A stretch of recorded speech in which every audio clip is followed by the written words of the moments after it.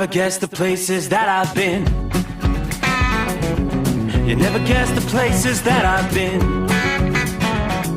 'Cause everything is like a dream, yeah, but only in that dream that I live in. I'm never gonna let the day begin. Never gonna let the day begin. 'Cause everything is like a dream, yeah, but only in that dream that I live in. Oh, don't wake me up before you go, and I'll just make this bed my home. Oh, darling, please just let me sleep. Give me my dreams.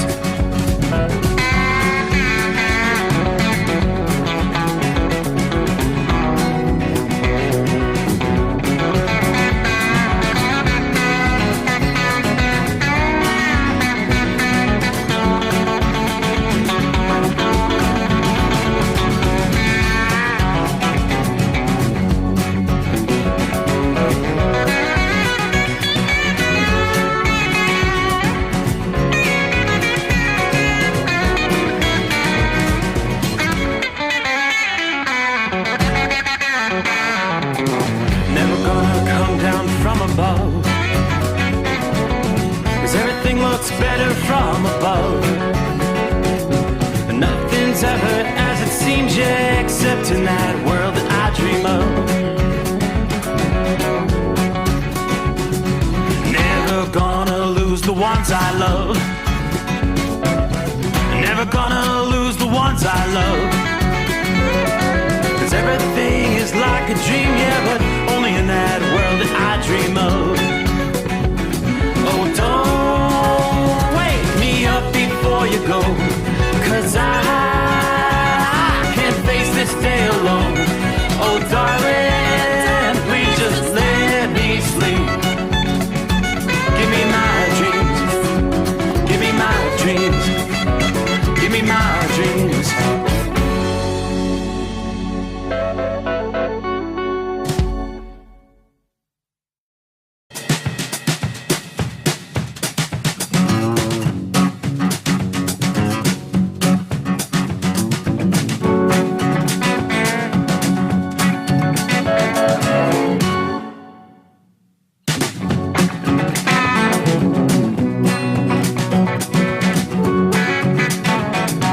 Then, all loaded up, ready to roll into a Tuesday.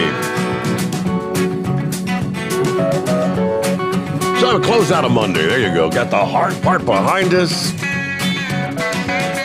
Looking at the 25th day of May. And yes, indeed, Memorial Day weekend coming on.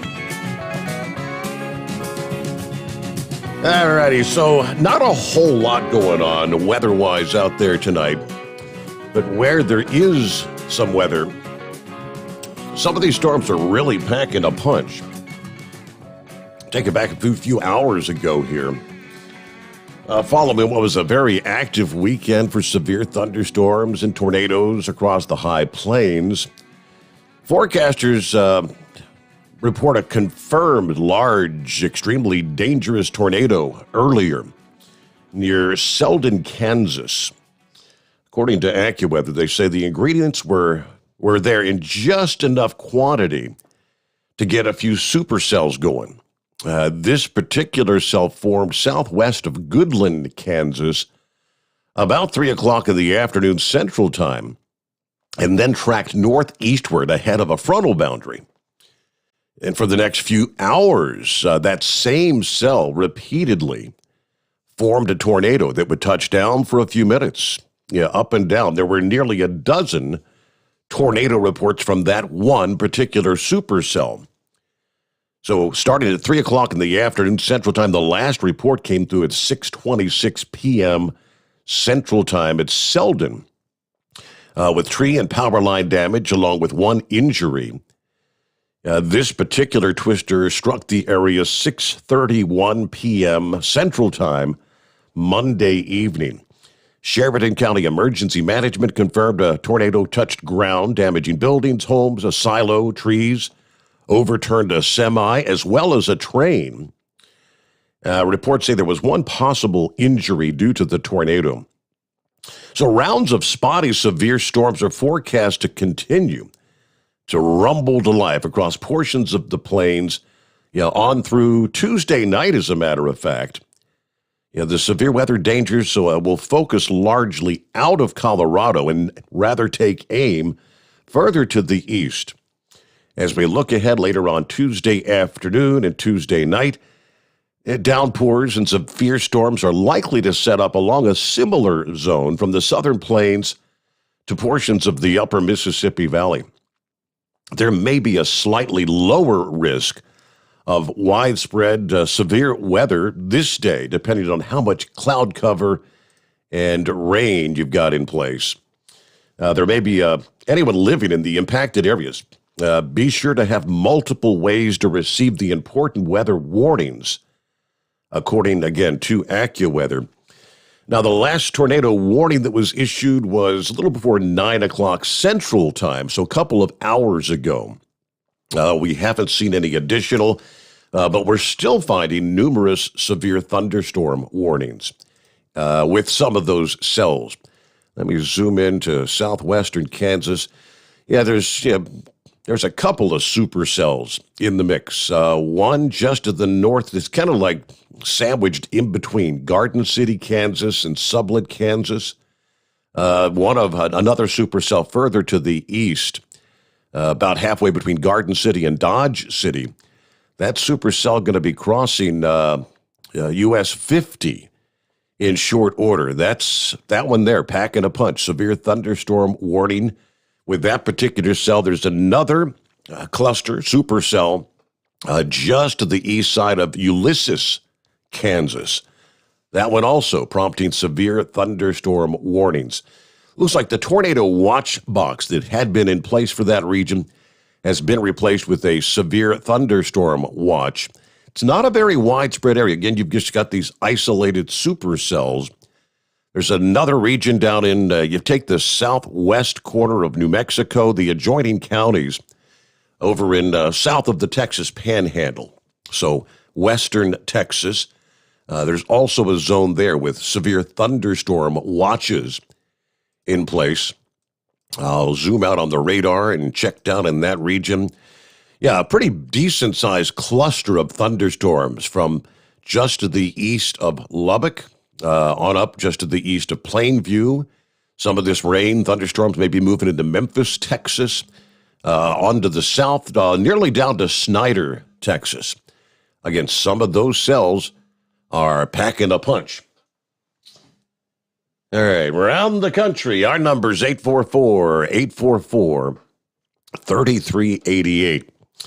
So in the wake of the active weekend for severe thunderstorms, as we were just talking there, the corridor from New Mexico to South Dakota, lit up by thunderstorms. We saw some large hail, damaging winds, even tornadoes Saturday and Sunday over the weekend.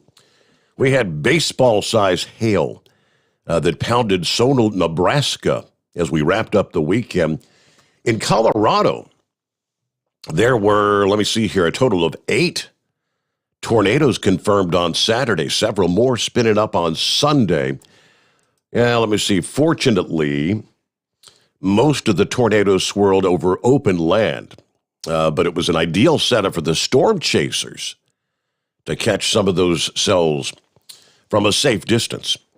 Tornadoes also reported in Perkins County, South Dakota, wrapping up the weekend. Forecasters say the storm systems ejecting out of the Rockies will continue to provide the energy needed to ramp up thunderstorm activity on a daily basis across the plains. Rounds of spotty storms are forecast to continue to rumble to life across portions of the plains, again, right on through Tuesday night. Let's see. We already touched on the confirmed tornado earlier this past evening. Later on, there may be a slightly lower risk of widespread severe weather later today, even though some of these storms are going to linger right on through the overnight hours tonight. You can't rule out the potential for some of these storms to produce hail, damaging wind gusts, and obviously torrential downpours. Now, portions of the Midwest could actually use a thorough soaking, with abnormally dry to severe drought conditions impacting some areas stretching from Iowa to Minnesota, Wisconsin, Illinois, and even parts of Michigan. Further to the south, however, any additional downpours could quickly lead to flooding problems because, as we well know, it's already soaked in the south central states. We had some record rainfalls last week. While most of the severe weather should stay west of the hardest hit areas of eastern Texas and western Louisiana, we could see a few heavy downpours stream in from the Gulf of Mexico, pestering those areas right on through the early portions of the week here. And it looks like, according to forecasters, the severe weather, the hits are going to keep on coming. Yet another round of violent thunderstorms are forecast across the plains coming up midweek this week. Very active pattern for that portion of the country at this point in time. Meanwhile, let's take a look at the Northeast, where you're going to be kind of, weather-wise, it's going to be a roller coaster ride. A little bit of everything for everybody. If you like the heat, or if you prefer the cooler conditions, a change in the pattern in time for the holiday weekend could also bring in some rainy weather. Now, after the weekend ushered in hot weather, it felt more like July than late May there in the Northeast. That continued for your back-to-work Monday. Another surge in heat and more 90-degree weather in store by the middle of this week. And this time, another factor is going to come into play, and it's going to make it feel even hotter. Rather than the heat looking to stick around for the long haul, there is another cool down anticipated. And as that cool air clashes with the sultry air that's going to be in place, yes, indeed, storms are going to unfold. Even ahead of the unofficial start of summer this weekend, the past weekend brought some of the first scorching weather this season so far. Some of our friends in the Northeast had your first 90-degree heat in months. Sunday's highs soared within a few degrees of 90 from Boston to New York City, Philadelphia, on down to Washington, D.C. D.C. actually hit 94 degrees Sunday. For the first time since July of last summer, Boston hit 90 for the first time since August of last year. Temperatures plummeted by as much as 15 to 30 degrees this past day. Temperatures were expected to rise only a few degrees from the morning lows in the 50s and 60s over much of the Northeast Monday afternoon. That cool air arrived Sunday night, and early in the day, it's going to be a brief cool down. You're going to trend upwards by about 10 degrees warmer today, then another 10 to 20 degrees warmer on Wednesday, which translates to highs being back well into the 80s to mid-90s Wednesday, from the central Appalachians to the mid-Atlantic and parts of New England once again. But one noticeable difference, in addition to the heat, is going to be much higher humidity levels Wednesday compared to over the past weekend. You combine the heat, the humidity, temperatures will feel 5 to as much as 15 degrees above the actual air temperature during the midday and afternoon hours. So this time around, it's going to be more of a sweltering kind of heat. It'll feel well above 100 degrees in many locations, especially Wednesday afternoon. But just as the early week cool down will be brief, so will the midweek warm up, much to the dismay of those who really like the summer weather, because a cold front's going to roll back in southeastward out of central Canada and the upper Midwest on Wednesday. That's going to trim your temperatures back once again. As that front slices into the heat, though, we'll probably be looking at thunderstorms, the potential for gusty winds, and isolated severe weather. Overall, coverage of these storms may not be widespread or long-lasting, but some of these could be a bit more robust and scattered across the region. The air's going to trend cooler and less humid in the wake of that front starting late Wednesday. How much so is going to depend on the amount of sunshine and the approaching storm's going to behave. Plenty of sunshine around New York City Thursday will allow temperatures there to bounce back into the 80s with some lower humidity. In contrast, the weather Friday is going to be much cooler, thanks to a lot of cloud and a chance of rain. Just 100 miles further to the northwest Thursday, over the central Appalachians, you may actually only peak high temperatures in the 60s, maybe close to 70, even with the sunshine. So looks like that roller coaster as far as temperatures will persist right into the Memorial Day weekend, bringing along more chances of precipitation. A little bit of holiday weekend trouble brewing, they tell us. At this point in time, areas most likely to have a cloudy, rainy day Friday will extend from the central Appalachians to the middle portions of the mid-Atlantic. Any northward or southward shift in the track of this storm could lead to rain extending further north or south, respectively. Look at temperatures. You may only be in the 50s in the central Appalachians, where the rain's expected to fall much of the day Friday. High temperatures Friday forecast to be in the 60s in New York City, maybe near 70 in Philadelphia, mid-70s there in Washington, D.C. It's not certain how quickly that storm's going to move along, so that's going to be a major weather condition. It'll have some implications as at least we start the holiday weekend.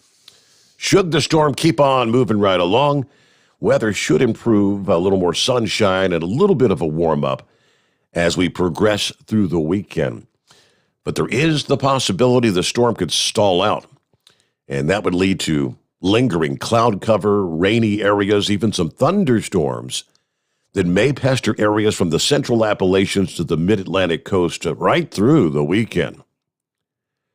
It's not out of the question that the storm could end up taking a northward turn on Memorial Day, which would spread rain across much of New England. Yeah, even if that part of the region were to avoid rain Saturday and Sunday. So it may spoil some of the outdoor plans coming up this weekend.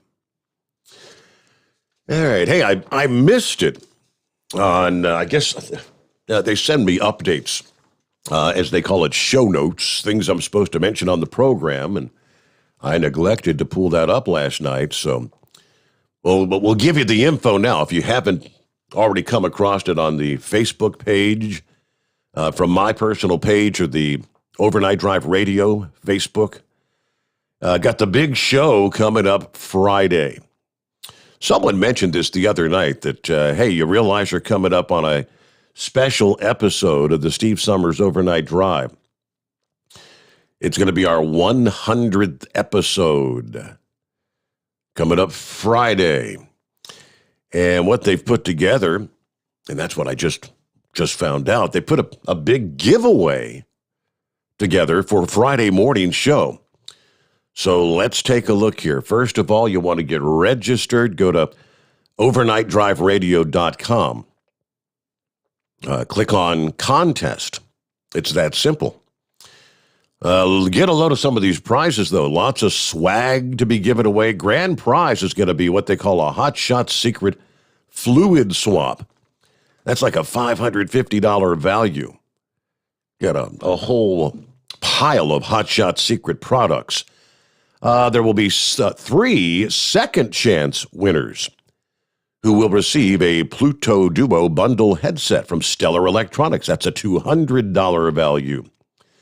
About third chance winners, there will be several. Yeah, you'll have your choice. I got one of the following. I don't know if you'll have a choice, but third chance winners will receive either a Fire Punk Diesel swag pack. You've got Diesel Army swag pack, a Steve Sommers Overnight Drive swag pack, and Exergy Performance swag packs to be given away. You know, swag packs, T-shirt, hat, different things. So several different bundles. You can check those out on the Facebook page. So you can register, by the way, each day. And, of course, you go to overnightdriveradio.com. Just enter your email address. That's all you got to do. And as the past giveaways, you'll have additional opportunities to get entries by sharing on social media. You'll be linking, following, subscribing to the Overnight Drive social media pages. But we'll be announcing our winners live on the Friday morning program. Hard to imagine, 100 episodes already. How about that? And another quick update here. We've got, of course, some racing action coming up here again this upcoming weekend. Kyle's been on a tear here and there. Big weekend they spent there in Indianapolis this past weekend. Looks like as we head into the Memorial Day weekend, you got the Party on the Mountain, No Prep, presented by Remax XLs. That'll be the 28th and the 29th. English Mountain Raceway in Newport, Tennessee. So no prep drag racing. Hot Shot Secret will be there. I'm guessing Kyle's going to be out on the road once again. They'll have the booth set up on site. You want more details, check out the Hot Shot Secret Facebook page. And also, on the 27th, 28th, and 29th, other events, the PDRA American Door Slammer Challenge. Coverage with Flow Racing. Hot Shot Secret sponsoring the stream on Flow Racing. This is a Summit Motorsports at Summit Motorsports Park in Norwalk, Ohio. And that will be Pro Mod Drag Racing. Racing action for your Memorial Day weekend coming up here. There you go. So get on over to overnightdriveradio.com. Get registered for the big giveaway. And, of course, you got to be here. Join us Friday morning. All right, who all's checking in this morning? Todd, good to have you with us. Copy in the mail, Chevy guy. Matthew, back in the Show Me State. Morning, he's back there for the second night. Good to have you with us, Matthew. Dale checking in, as he typically does, from Jacksonville, Florida. Beautiful, clear, 70 degrees. Going for another record-breaking heat day today. Looks like a big full moon out there. Everybody keep safe. Yeah, it's looking full. What are we into Tuesday? I think it's actually Wednesday night, where we'll have the full moon and the lunar eclipse Wednesday night into Thursday morning. Good morning to Looper checking in. All is well up here in Buffalo, Niagara Falls. Bill checking in from South Carolina. A big moose back with us tonight after a night off last evening. Do it like Pruitt used to do it. Okay. Let's see. Hello, Tank checking in. Happy Tuesday. Rolling west on I-40. Headed out to Fontana, California. 65 degrees here in Arizona tonight. Everybody truck safe. Have a great day. Michael checking in from Texas. He's headed east at this hour. Richard checking in from Central Florida, 70 degrees. Happy day to Steve and you. Good morning. Kyle's with us. Maybe Kyle can give us I look up at the screen. I was just going to say, Kyle, maybe he'll be able to check in with us and give us an update on the racing action in Indianapolis this past weekend, because it was a big weekend there. Hello, Kyle. How the heck are you? Hey, Steve, doing good. How are you, bud? Doing all right. Had kind of a hot weekend in Indy, didn't you? Man, we were burning up. Yep, and had a good breeze, so underneath the canopy wasn't too bad, but out on the track, man, it was screaming hot. So I was kind of questioning, Friday morning show. I'm not real familiar when it comes to the straight line racing. If you've got a real hot day, does the track get stickier or does it make it slicker? It's a little bit of both. Too hot just changes the compound on the tires that they need to hook. So really don't like the track that hot. And of course, the cooler air allows those turbos to make more power. So heat's not your friend when it comes to racing. That's for sure. Okay. Well, you had what was it called? The Ultimate Call-Out Challenge. Is that the name of it? And one of your Hot Shot Secret guys took the victory, did he not? Sure did. Justin Ziegler out of Ohio here took the title. We're really proud of this guy. This event is just such a cool event that everybody should attend if they ever get a chance. Happens once a year, and as we described, it's really invite only. I think there were 25 trucks that were invited to this, and it's a 3-day event where it's kind of like a triathlon of diesel motorsports, where the first day they get on the drag strip and try to go as fast as they can for points. And then the second day they get on a dyno and try to put up the most horsepower for points. And then the third and final day, they hook to a sled and try to pull as far as they can. And a lot of money on the line. I mean, I don't even know what it totaled out. I mean, over $100,000. You guys are winning $20,000, $30,000 per event.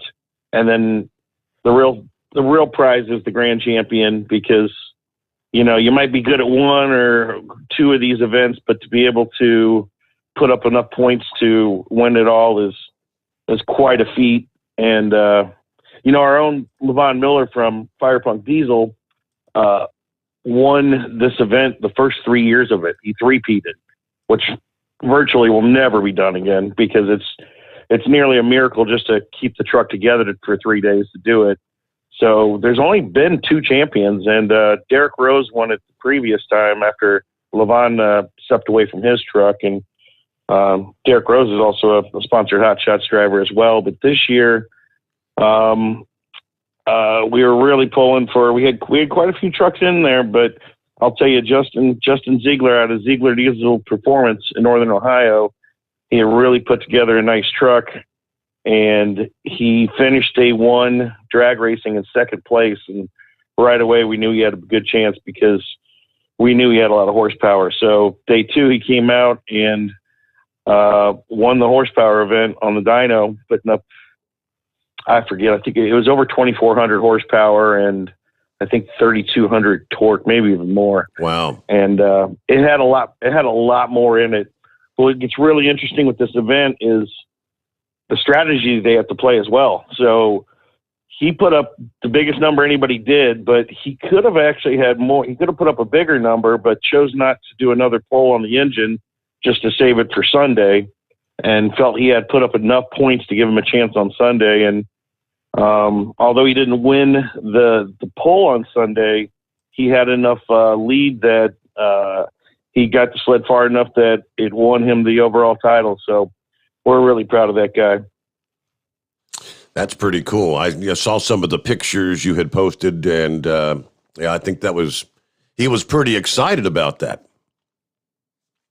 Oh, yeah. Yeah, and I was out there filming the whole time, and Matt Rice, our guy who does a lot of our videography and stuff, he was out there as well. We had our hands full.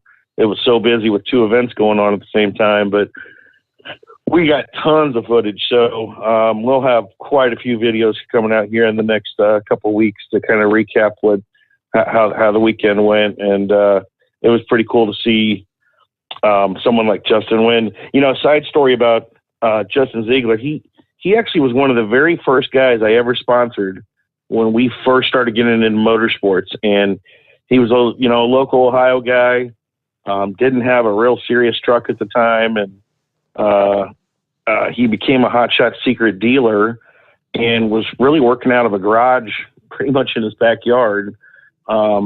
And he's just grown like you couldn't believe. I remember when he got his first shop, had like a 1-bay shop, and fast forward now, he's got multiple bays, a whole staff, a whole race team, a pit crew.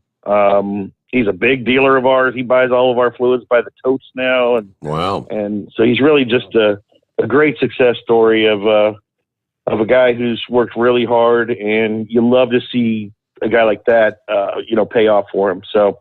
And it did this weekend. And, his life's going to change now. I mean, it really is. Like, I guarantee you, his phone's ringing all this week, and all these people that are in performance diesel are going to want to get their trucks built by him now. So it's not just winning this event, but this is like the one event that really becomes life-changing for these diesel shop owners.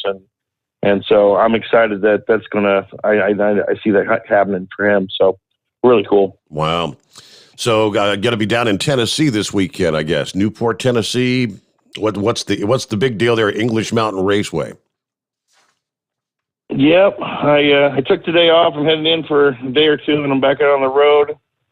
English Mountain is a really unique. We call these like outlaw tracks.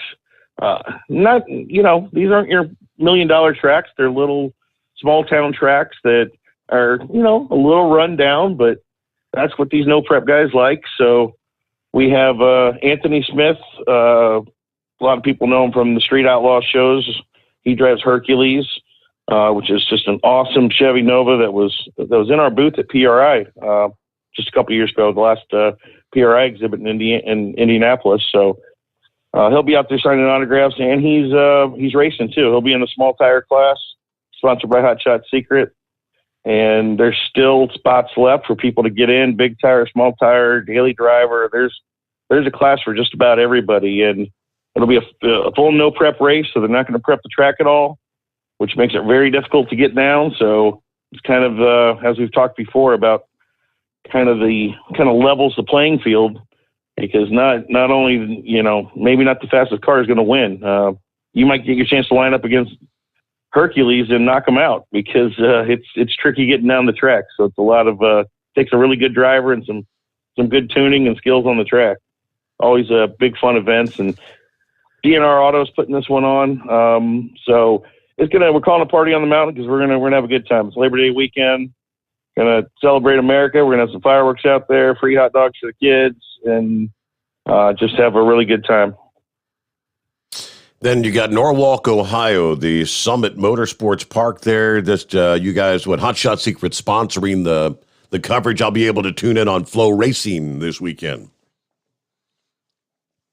Yeah. We were hoping to get up to that one, but I ended up having to go down to this Tennessee race.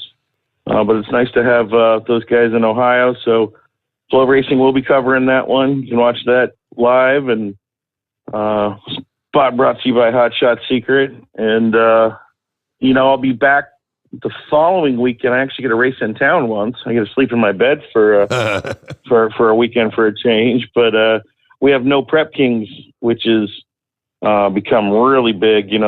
That's kind of a spawn off of the Street Outlaws guys, and so it's their first one of the year, and it's happening here in Ohio at National Trail Raceway.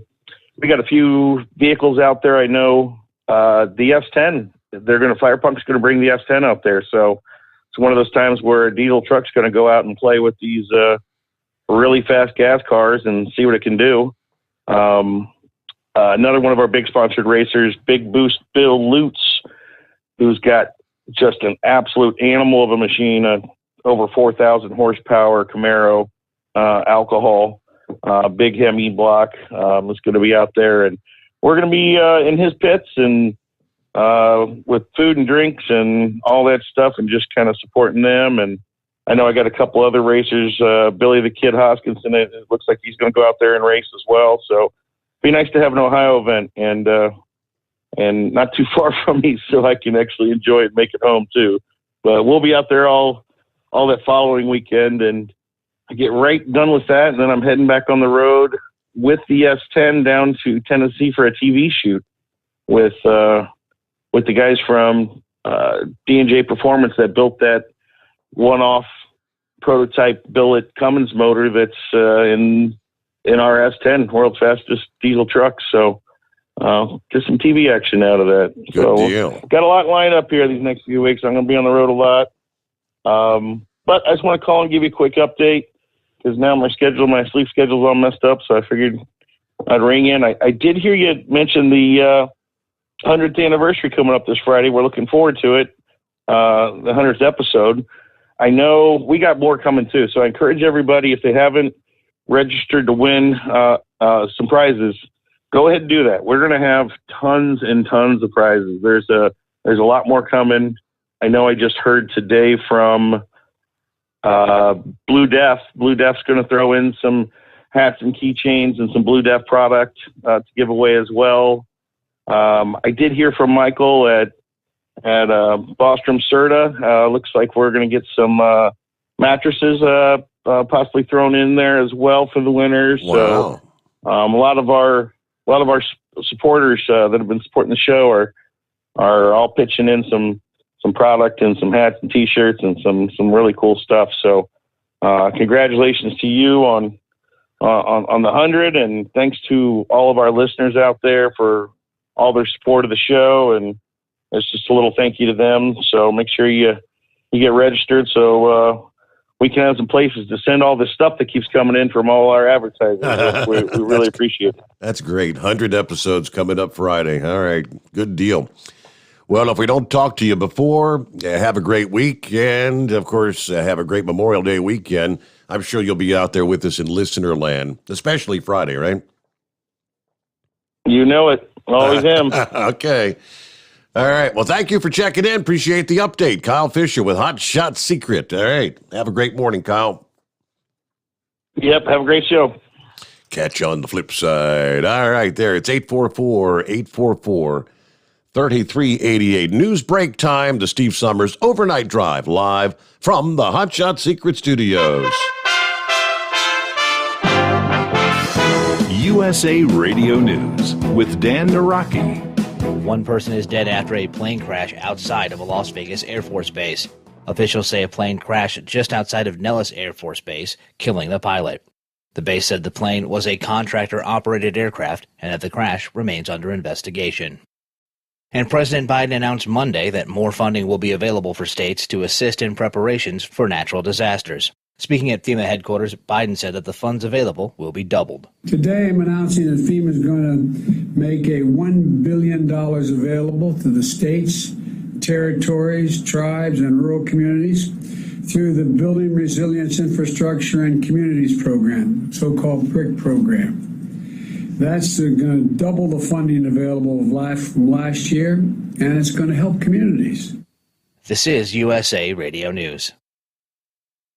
Do you have an idea for an invention or new product? Do you think companies would be interested in your idea? Do you want to try to get a patent? Then call InventHelp now. InventHelp keeps your idea confidential and explains every step of the invention process. We create professional materials representing your idea and submit it to companies who are looking for new ideas. We have more than 9,000 companies who have agreed to review ideas in confidence. If a company shows interest in manufacturing your invention, we can negotiate on your behalf. We have helped over 10,000 clients receive patents. We also offer services including 3D modeling and animation demonstrating your idea, prototyping services, and we use state-of-the-art technology to show InventHelp client ideas to additional companies. Join the thousands of people just like you who chose InventHelp to pursue their idea. We are experienced. We are working for you. We are InventHelp. Call us for free information at 1-800-460-1663. That's 1-800-460-1663. Again, 1-800-460-1663.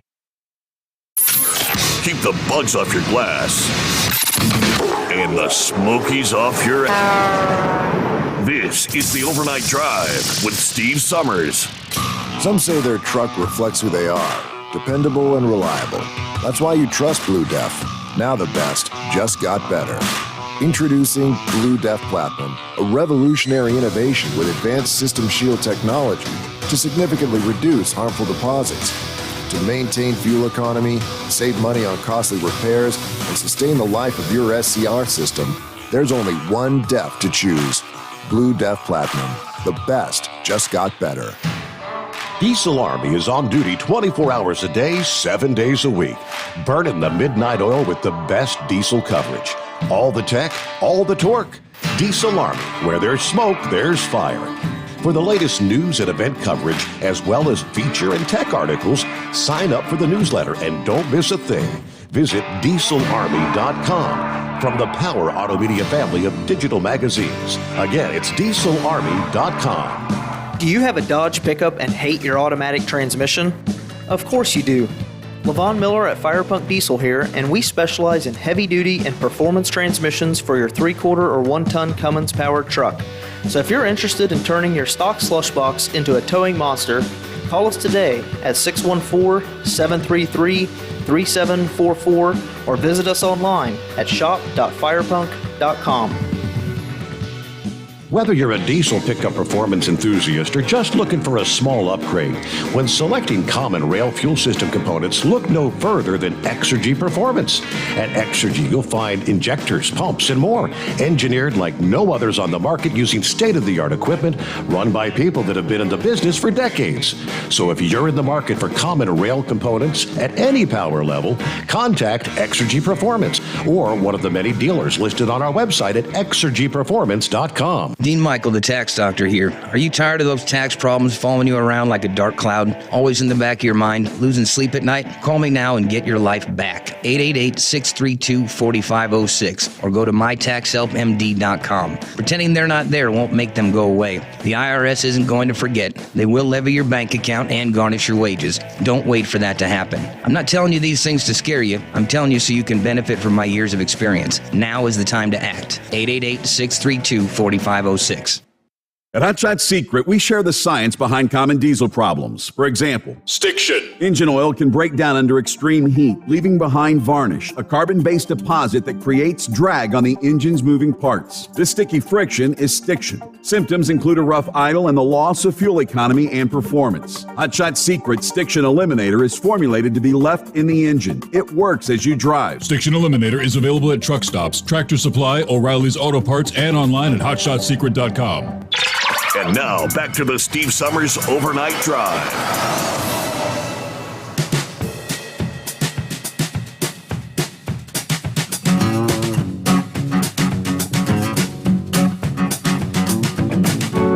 All right, you're back at it here on a Tuesday morning. I hope your week's off to a good start.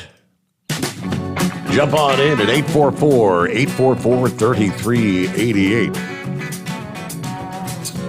Let's see. Who else checking in? There's old Captain Ron checking in, passing through Gainesville, Florida, where it's 76 degrees tonight. Buckeye Boy checking in from just west of Tucson, headed east. Little rough today as my AC decided to crap out on me, so I'm using the 275 method. 2 windows at 75 mile an hour. I got to try and tough it out till we get back to Georgia. I have my mechanic take a look at it. Delivery in Montgomery first. Get the AC fixed and take a little bit of time off. Have a great night, everybody. Be careful out there. Who else here? We got good morning, Steve Sommers, Overnight Drive. Everybody be safe out there. Kentucky Ken out there serving and protecting once again. Morning Gilligan, 72 degrees, dry in Christiansburg, Virginia. On my way to Whiteville, Virginia, as usual. All right, Bidu checks in this morning. Good morning, Steve, and all the Overnight Drive listeners out there.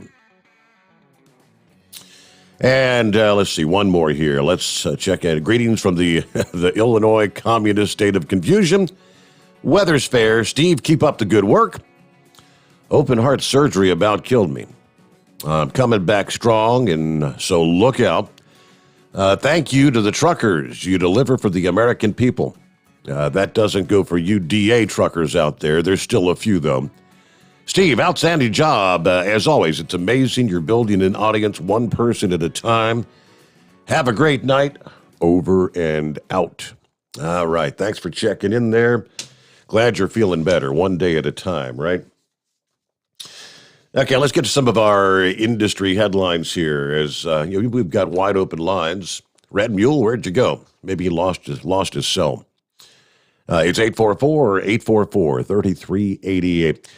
Got a call to action from OOIDA asking members to let Representative Jesus Chuy Garcia know that his bill to increase the minimum insurance requirement by 556% would be devastating to small business truckers.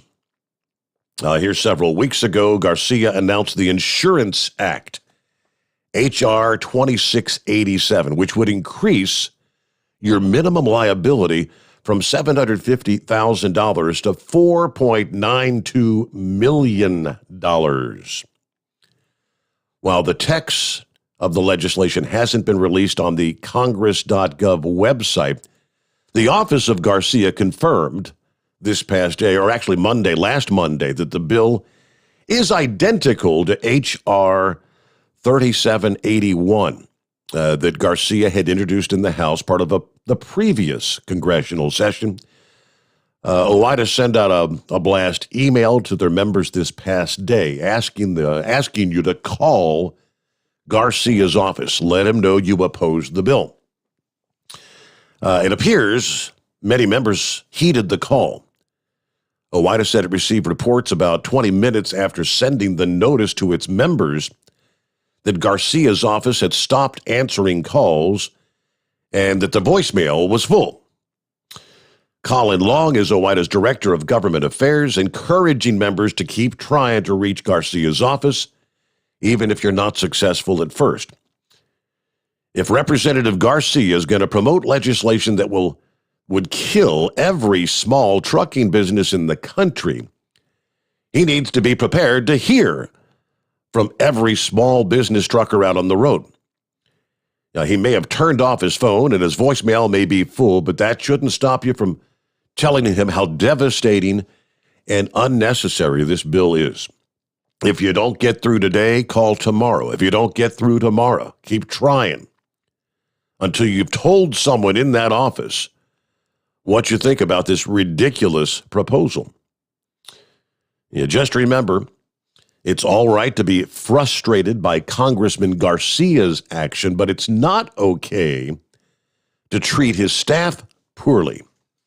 So, in other words, be respectful. If you do get an answer, just inform them how devastating that an increase of that magnitude would potentially be, especially for the small business operators out there. What would the cost of insurance at that level be? The word would be cost prohibitive to keep your business in operation. Or would it be possible to just pass those costs along? The rates would have to go up rather dramatically to pass that on, correct? All right, other industry headlines from CDL Life this morning. A semi-truck hauling at least 160 pigs overturned in Virginia this past morning, leaving residents frustrated about the prevalence of these sort of crashes in the area. This has happened along the crash-prone 4100 block of Godwin Boulevard in Suffolk, Virginia. According to CBS 19, the truck was the only vehicle involved, and the driver was cited for failure to maintain proper control. He did sustain minor injuries. The condition of the pigs, they did not comment on. Locals say that this isn't the first livestock crash to occur on this stretch of road. In fact, this is the 7th Smithfield Foods truck hauling pigs to crash since 2008. 2 of them happened last year. The November 2020 crash cut off a large portion of the road. It made it inaccessible to come in here, even for our spa owners that do come in the winter, according to the manager of one local store. The amount of time it takes up when it's shut down has a huge impact on everybody in this area. Several reporters, they say, reached out to Smithfield Foods, but have not received a response. And one other here, I believe a sleepy trucker losing control of his rig in Maine over the weekend, leaving a flaming big rig burning on the side of the interstate. Sunday, a little after 4 a.m. Again, according to Seacoast Online, 65-year-old Eric Morris was driving south along Interstate 95 near mile marker 1.5 when apparently he fell asleep, veered off the roadway, struck a guardrail, overturned in the center median, causing his rig to burst into flames. Morris was able to escape the rig on his own and was promptly transported to a nearby hospital with non-life-threatening injuries. But the rig looks like that was pretty much a total loss. There you go, some of our industry headlines on a Tuesday morning. What's on your mind? It's 844-844-3388. And we jumped up, and who we got on the line? Not showing a name.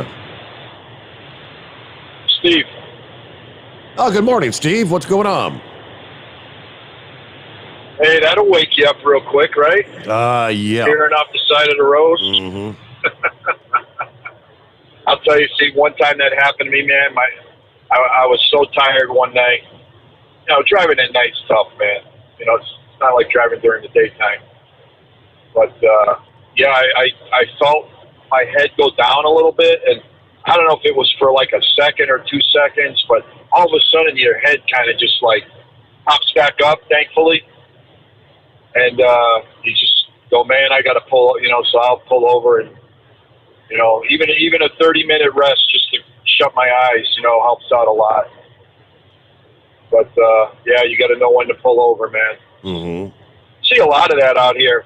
You know, anytime you see a truck in the ditch when, you know, on a dry night like tonight, you got to think, well, that guy must have fell asleep. And, it's a sad thing. Hey, is that guy's name Chewy Garcia? Yes. I think he's out of Chicago, isn't he?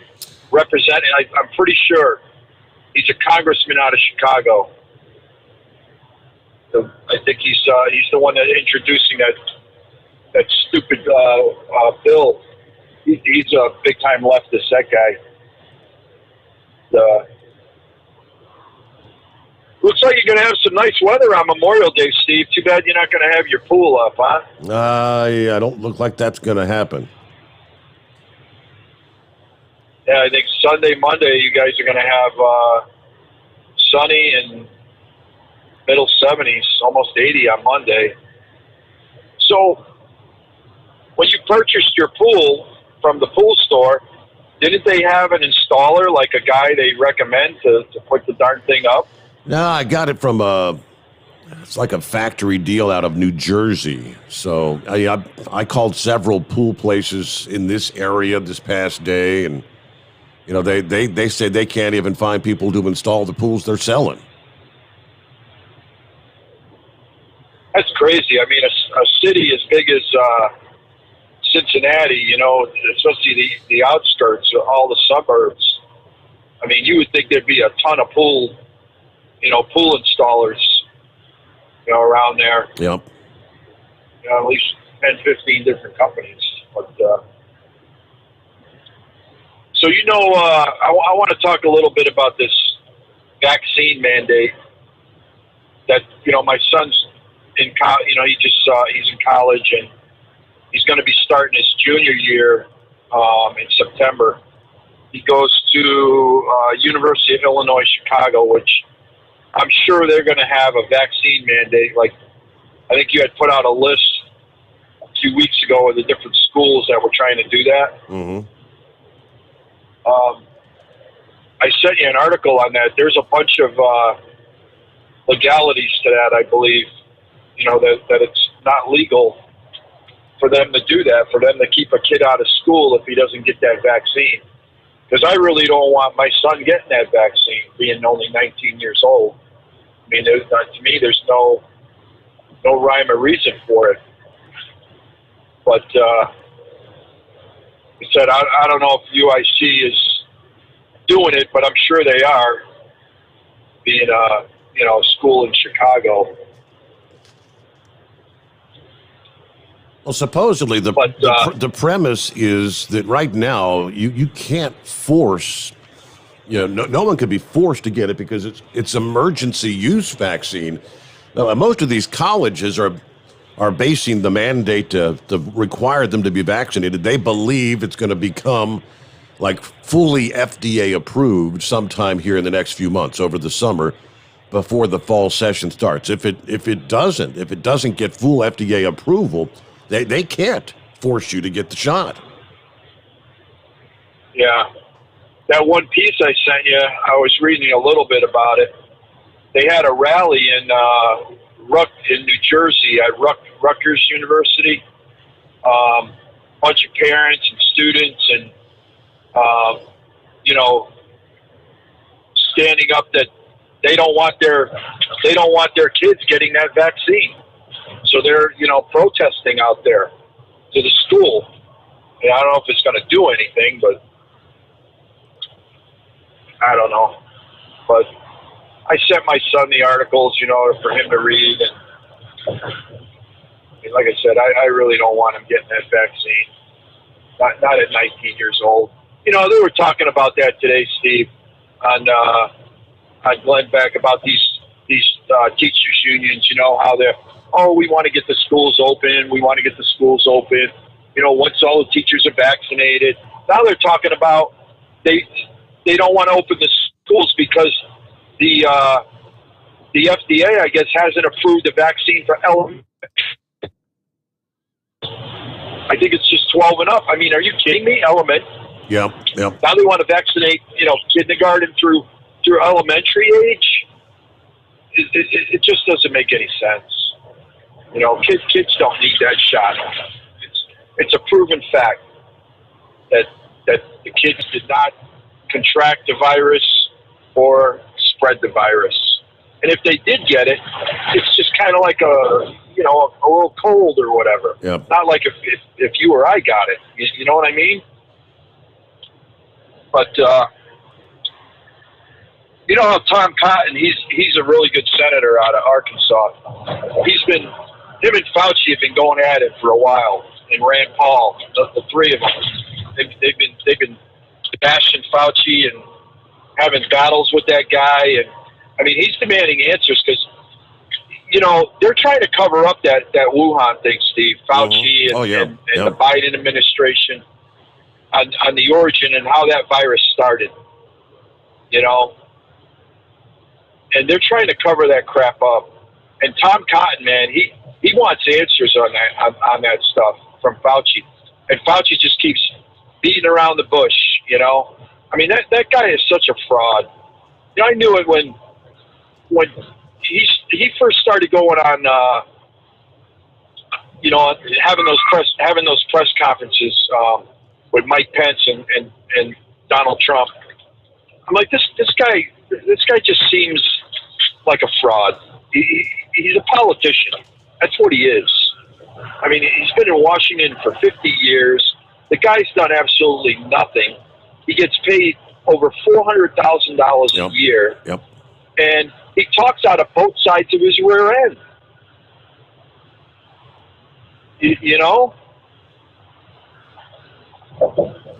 Anyway, I just, when that virus first came out, Steve, and it got to this country,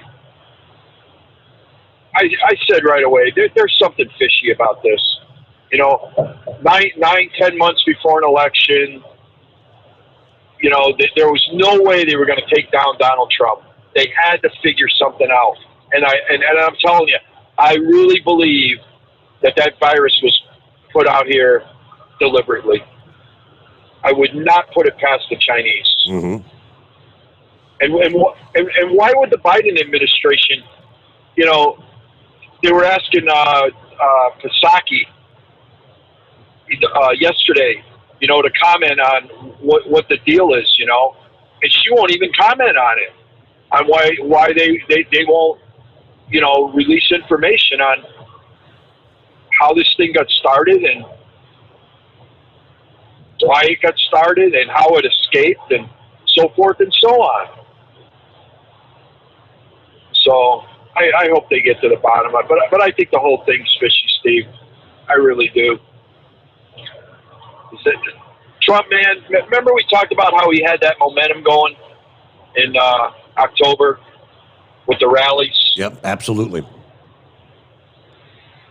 I mean, the crowds he was drawing and the momentum and the excitement and the enthusiasm of the people, you're like, there's no way this guy's going to lose. I mean, it's going to be a landslide. We talked about it. I mean, Biden never left the basement. Yeah, you had people in cities all around the country. Steve. People were gathering, having parades with the Trump flags in support. I mean, even when Trump wasn't in town, these people gathered by the thousands going around loops all over the country. The Cincinnati, they had a couple of them here. The I-275 loop, both directions, packed with people, and Trump wasn't even in town. I mean, the support was off the charts. Yep, and I remember that one. And like I said, I remember about, I think 2 weeks before the election, we were talking about it, about who we thought was going to win, and I said it was going to be a landslide. I mean, that, like I said, they knew all along, but that guy, they didn't want that guy out of the basement. I mean, we could see why, right? They don't even want him out of the White House right now.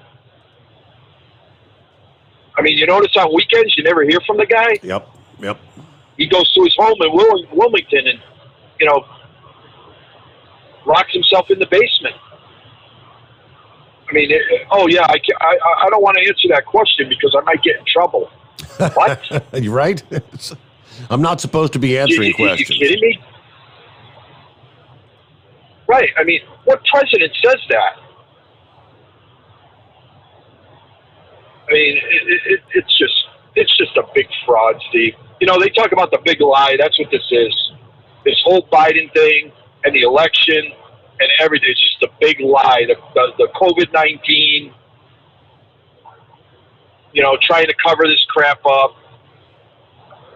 Do not put it past these Marxists to do whatever it took to take down Trump. Well, we know with 100% certainty that China did not want Donald Trump to be president once again. He was putting the screws to him, and they knew if they got Joe Biden, if Joe Biden were to be elected, he's pretty much in their back pocket. It's going to go back to the status quo as far as tariffs and quotas and all those sort of things with China. They didn't want Trump. Yeah. Well, like I said, Steve, our enemies love Joe Biden. They're just laughing it up. I mean, they're going to be able to do whatever they want. China's going to be doing whatever they want. It's just, I don't know. I just hope that we can turn it around. Just hope we can turn it around. No. But anyway, thanks for taking my call, Steve. You have a great morning. All right. Thank you for checking in. And, have a great night. As always, good to hear from you. All right. That clears the lines wide open here at 844-844-3388. As we roll on into the early hours of a Tuesday, the Steve Sommers Overnight Drive live from the Hot Shot Secret Studios. USA Radio News with Dan Naraki. One person is dead after a plane crash outside of a Las Vegas Air Force Base. Officials say a plane crashed just outside of Nellis Air Force Base, killing the pilot. The base said the plane was a contractor-operated aircraft and that the crash remains under investigation. And President Biden announced Monday that more funding will be available for states to assist in preparations for natural disasters. Speaking at FEMA headquarters, Biden said that the funds available will be doubled. Today, I'm announcing that FEMA is going to make a $1 billion available to the states, territories, tribes, and rural communities through the Building Resilience Infrastructure and Communities Program, so-called BRIC program. That's going to double the funding available from last year, and it's going to help communities. This is USA Radio News. Awesome and amazing day. Men, John Jubilee with Energize Health. And I want to just talk to you man to man for a moment. 1/3 of men 50 and over suffer with high blood pressure. That high blood pressure medication has a horrible side effect, worse than death. Erectile dysfunction. And it's brutal, but let's just talk about it medically. We have had thousands of people completely reverse diabetes, high blood pressure, irritable bowel syndrome, yes, and ED, raise their testosterone 500 points naturally through the breakthrough science of intercellular hydration. Men, if you're intelligent, you're skeptical. I want you to be skeptical. But go log on to our website, energizehealth.com. Click that red button, watch a masterclass, and then watch thousands of men just like you who reversed every single issue that I just mentioned. I don't make a claim. My clients make a claim. EnergizeHealth.com. The CDC is looking into a number of cases of heart inflammation in teens who received a COVID vaccine. The agency said it's received a few reports of teens and young adults developing myocarditis, or inflammation around the heart, following their vaccination. It says it's looking into the cases as a potential side effect of the vaccine. Dr. Ebony Jade Hilton says myocarditis is linked to COVID-19, and the professor of medicine at the University of Virginia tells CBS News that it's important to find the cause. We can't say it's a difference between causation and correlation, right? Does the vaccine necessarily cause this myocarditis, or what if they have developed this in general? Now, what we do know for sure, though, is that COVID-19 itself is linked to myocarditis, and we can look at the athletes out of University of Pennsylvania, the student athletes. What they show is that even those with mild to asymptomatic COVID-19, about 15% of them develop myocarditis, right? So we're going to see these cases, and what is our duty, our job, is to see what is the causation. You're listening to USA Radio News. Now you can fly anywhere in the world and pay discount prices on your airline tickets. Book a flight today to London, Paris, Madrid, or anywhere else you want to go. And pay a lot less guaranteed. Call the International Travel Department right now at Low Cost Airlines. 800-215-5141. 800-215-5141. That's 800-215-5141. The White House and Republican lawmakers appear to be drifting apart when it comes to a compromise on President Biden's infrastructure spending proposal. The administration recently reduced the price tag of the bill to $1.7 trillion, but Republicans say the cost is still too high. Representative Nancy Mace says she's doubtful a deal is possible. The South Carolina Republican tells Fox News that too many aspects of the president's bill have nothing to do with the vital infrastructure projects that need to be funded. President Biden, he's just playing footsie with Senate Republicans right now. He left all of the horrible Green New Deal spending that's in there, environmental justice and social justice, that has absolutely nothing to do with traditional infrastructure. And I drove my kids this morning to school and dropped them off, and I sat in traffic for quite some time this morning. I understand, like every other working American out there, everyone that has to take their kids to school, that those things have nothing to do with our roads and bridges. And they've got to trim down the bill. At $1.7 trillion, you're still going to have one of the largest tax hikes in American history to pay for it.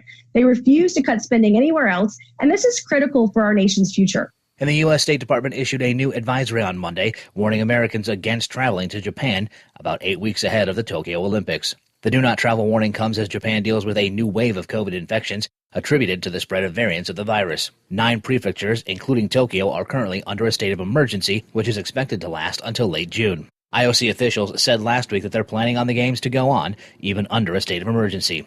The Summer Olympics are set to open on July 23rd. For USA Radio News, I'm Dan Naraki.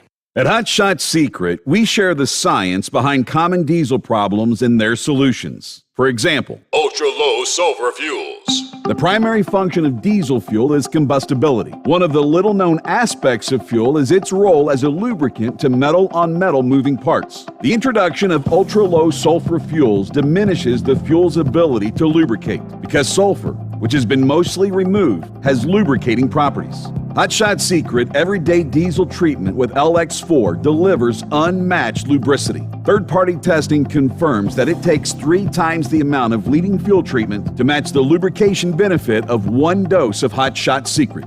Everyday Diesel Treatment is a fully formulated 6-in-1 premium fuel treatment for every fill-up, every time. Everyday Diesel Treatment is available at truck stops, Tractor Supply, O'Reilly's Auto Parts, and online at HotShotSecret.com. Hot Shot Secret, powered by science. Keep the bugs off your glass and the smokies off your ass. This is the Overnight Drive with Steve Sommers.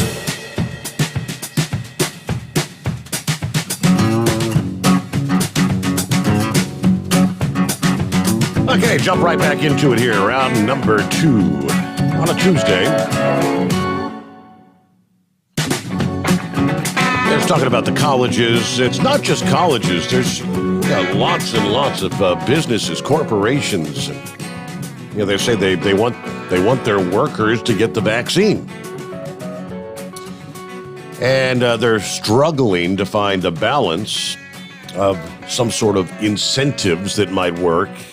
And what's the law? Employers using everything from paid time off to cash as rewards. I said, while most of the incentives used by companies like Walmart, Target, Dollar General, Petco amount to $100 or less. There's no guidance as to how big the reward can be before it would violate federal laws. According to the report, the Equal Opportunity Commission previously had set a limit of up to 30% of an employee's health insurance premium as like a maximum. That rule, though, was invalidated by a federal court. The Biden administration and other entities pushing the public to get one of the 3 vaccines. Yeah, they're still hoping for the whole herd immunity once 75% of the nation's vaccinated. But numerous businesses and trade organizations are pushing for guidelines on what can we offer. In a letter to the EEOC signed by several businesses and trade organizations, they're asking them to clearly state what can be done to incentivize employees. We're asking you to quickly release guidance, clarifying the extent to which employers may offer employees incentives to vaccinate without running afoul of the law of the Americans with Disabilities Act and other laws enforced by the EEOC. Okay, what do we see here? According to the CDC, 286,890,000 and some change doses have been distributed nationwide.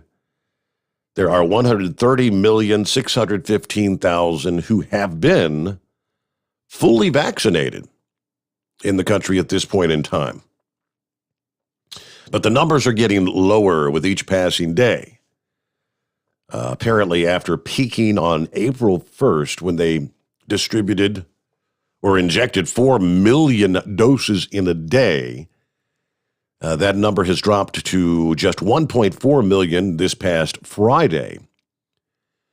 They're now saying the hopes of 160 million fully vaccinated by the 4th of July may not be attainable now. That was the new goal set by the Biden administration.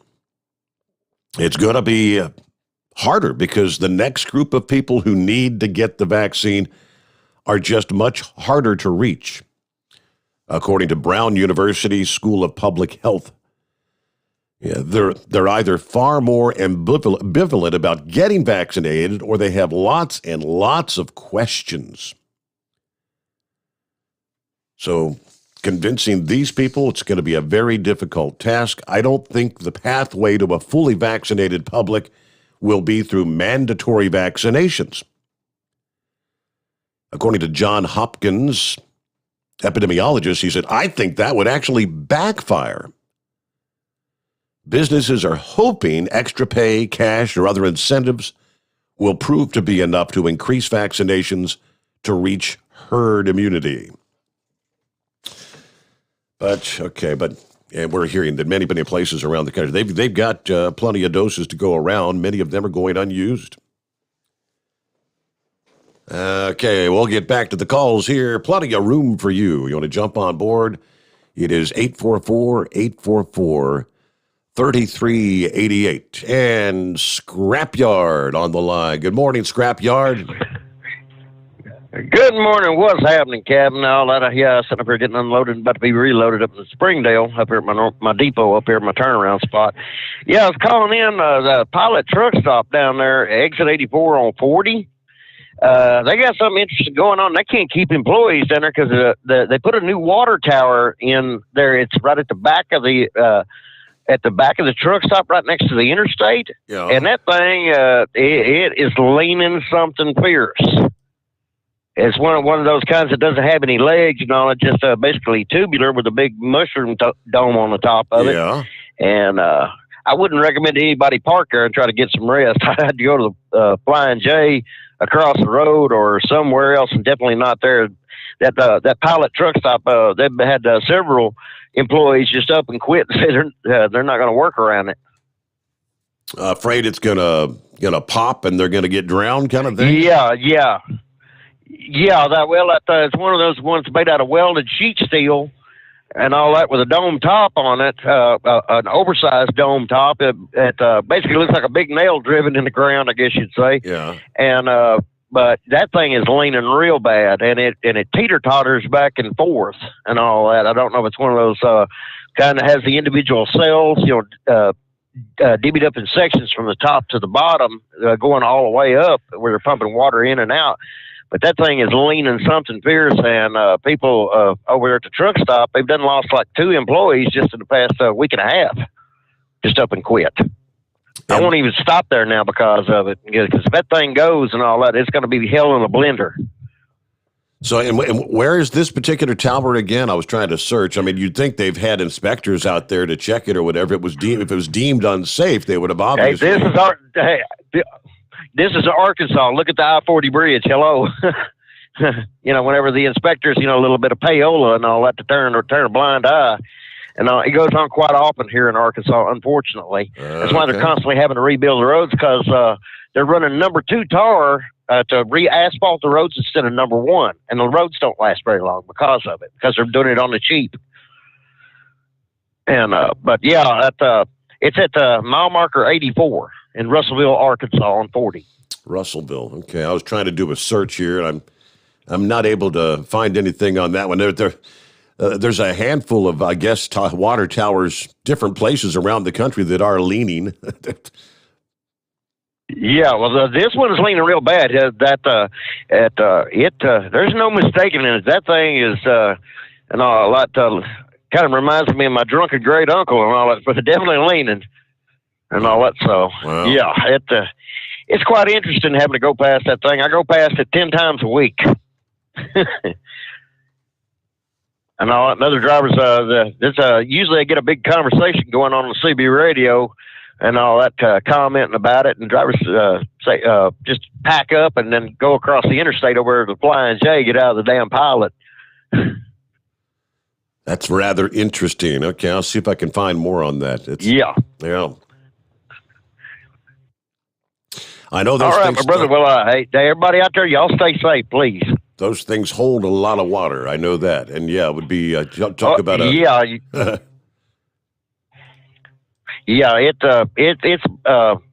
I don't know. Like I said, I go past that thing 10 times a night, and every time I pass it, I take a look at it, and it's like, that make your hind end pucker up a little bit. Just hoping to God that it doesn't come down when you're around it, and hope nobody else is around it if and when it comes down. But like I said, it may last 10 minutes, it may last 10 years or more. You never know. But, exactly. Yep. But leaning that damn bad, that's a lot of weight to hold up in there. Very interesting. Hey, well, Scrapyard, thanks for checking in. Have a safe night out there. Let me see here. Looking at some of the folks commenting this morning. Who we got? Ron said I tried to sign up for the Friday giveaway, but it says it's expired, ?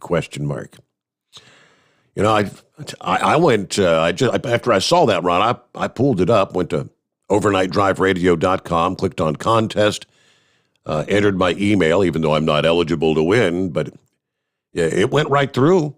Not sure what the issue would be. Maybe try it on another computer or something.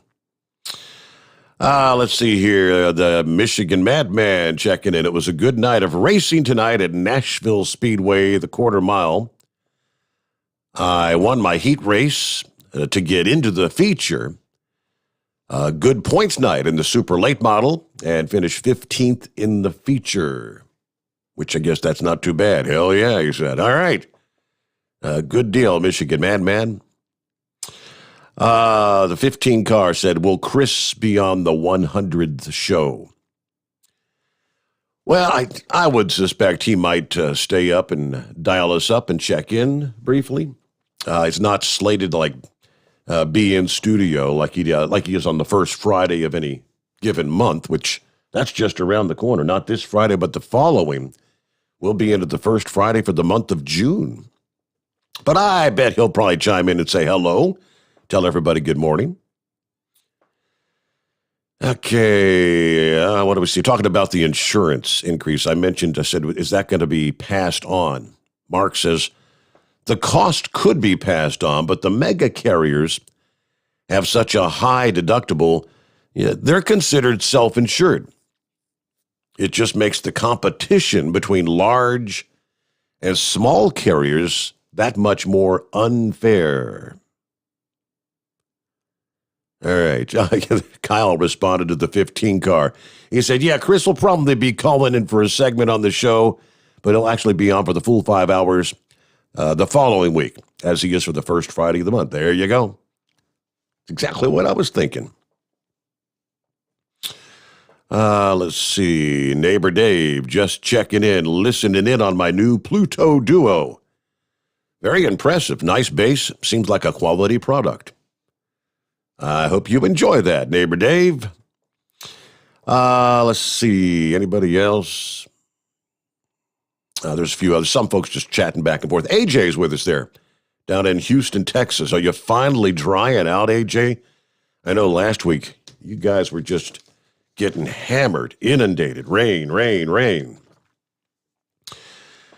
All right, what do we see here? It's 844-844-3388. Speaking of trying to cover up what's going on in China, the whole cover-up since the whole pandemic started, according to the former Secretary of State Mike Pompeo, this past day, he said the Chinese are still conducting disease research in their laboratories like they did before the pandemic. So we have a responsibility to demand that the Chinese Communist Party disclose what they know about the deadly virus and its beginnings. They know what happened here and where it started. This is dangerous. We could end up with something much like this again being unleashed on the world. Those comments after a previously undisclosed U.S. intelligence report revealed over the weekend that there were actually 3 researchers from the Wuhan Institute of Virology that were seeking hospital care in November of 2019, months before China actually disclosed the outbreak.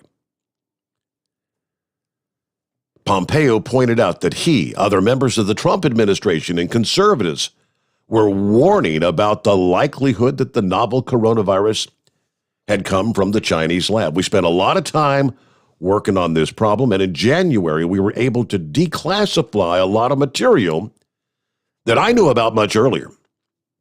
It was outrageous to see scientists, even government, U.S. government scientists, denying this was when they have surely seen some of the same information I saw. That includes Dr. Fauci as well. We need to know what happened here. Eventually, he said, there will be a straight answer about how it started, but it won't come soon enough. Somebody's going to will have worked in that laboratory and decide they can sneak out of China and tell the truth. I'm convinced. Sadly, though, I don't think it's going to happen in a timely fashion. Meanwhile, he slammed the Biden administration's moves to rejoin the World Health Organization. This is like rewarding China. A reversal of former President Trump's policy. They colluded to keep the information out of the hands of the world. There's so many things that the United States government could do to impose real cost on the Chinese Communist Party until they come clean. We know they covered this up. I'm confident we will find evidence consistent with the lab leak, and that's what we're going to see. If I'm wrong, I hope the Chinese Communist Party will come forward and make a fool out of me. He recalled that in early January of 2020, the then administration was working so hard to get information when we were trying to figure out what was about to hit the world. But China had gone completely dark. They would not take phone calls. They would not answer questions. We sent inquiries. We could not get a straight answer. Our ambassador could not get a straight answer. The Chinese knew they had the problem. They didn't want the world to know it. They still have a problem. They still don't want us to know it.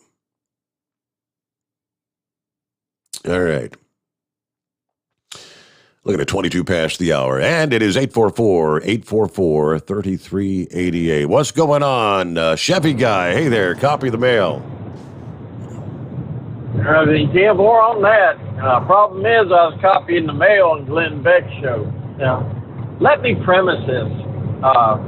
Remember, China up until 72 was closed. I mean, it's a huge nation, had its own problems. They had starvation. They had great poverty. People, just lived in what we would consider filth. They were just people of the earth.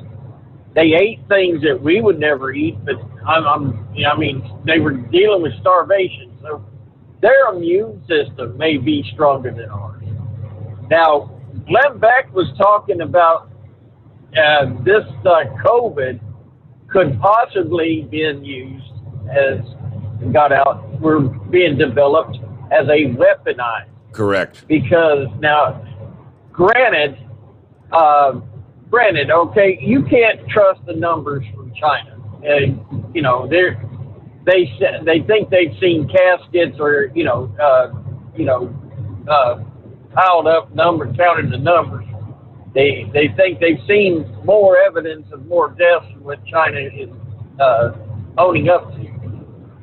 But Glenn Beck was saying something like this, and that really freaks you out. That the Chinese government, the communist government. Now remember, they were suffering under Trump's regime, doing what they needed to do to make America great, but it was hurting China.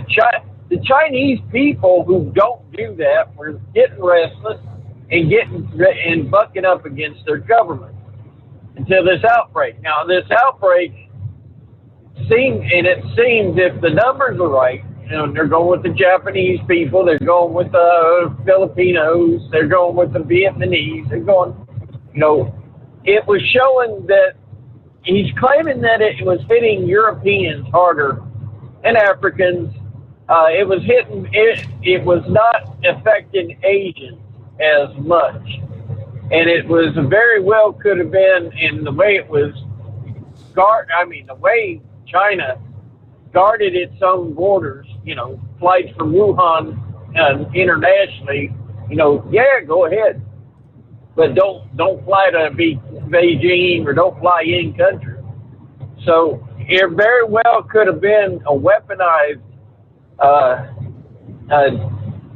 it was let me say this in my own words, all right? It could have been a weaponized virus to help keep control of the communists, to keep control of their government. Because as soon as the virus broke out, they were able to overtake their own people. They were able to weld people in their own apartments. They get control of their own people out of fear. You've seen what the PPE, they brought it back to themselves. They were supposedly shipping it to the States. And it's just the outbreak. Frankly, all I got to say is I was ready to call. I called up a heat wave. I wanted to hear about the rest of the match. I'm telling you what. There's just too much. That made sense. I'm sorry, it made sense. And but I did appreciate the fact that he's saying that we have labs here in this country, and they're doing the same doggone thing. All right, I've got dyslexia. All right, I barely made it out of high school. Thank God I did, and that gave me the ability to join the Navy. But these college-educated, highly educated people, you're playing with stuff like that can wipe out the planet. You got some rich guy that wants to throw aluminum sheeting in the atmosphere to change our weather. And people say, well, how do you know it's not going to cause another ice age? These smart people to me are scaring me to death. But I just wanted to share that with you. I heard that. I didn't hear the whole story because I was just getting out of range out of Charleston. Glenn Beck game, come on. So it just, keep an eye open for any kind of news that pops up about that. They were talking about scientists that got out of China and are just more or less spilling the beans. But obviously our news media is not wanting to hear it because obviously our regular news media is already bought by China. And that's how come, like the World Trade Organization, you got the people that are ahead of that, or the World Health Organization. China is heavily invested in those countries for those people that are in the UN. So obviously, they're not worried about protecting Italy, who got hit hard, France got hit hard, Germany not worried about that. They're going to get it passed through. They're going to protect China, and too many pieces out there, just like this election stuff. I don't want to be a conspiracy. Hey, it's what time in the morning? Bible scary stories this time of night. You know what I'm saying? But other than that, I'm just going to sit back and copy the mail. I mean, I'm running out of fingernails to chew on. How about it? Gotcha. Well, India's the one right now. India's getting, I think they just crossed the 300,000 dead threshold there in India. Let me see here. Spaceman checking in via email, talking about the incentives.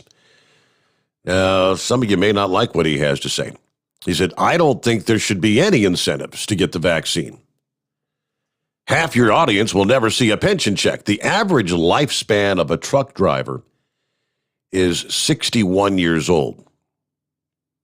Most of your audience, smoker, overweight, diabetic, or has heart issues, all secondary health issues that leads to death from COVID. The chance of death from COVID far exceeds the chance of an issue with the vaccine.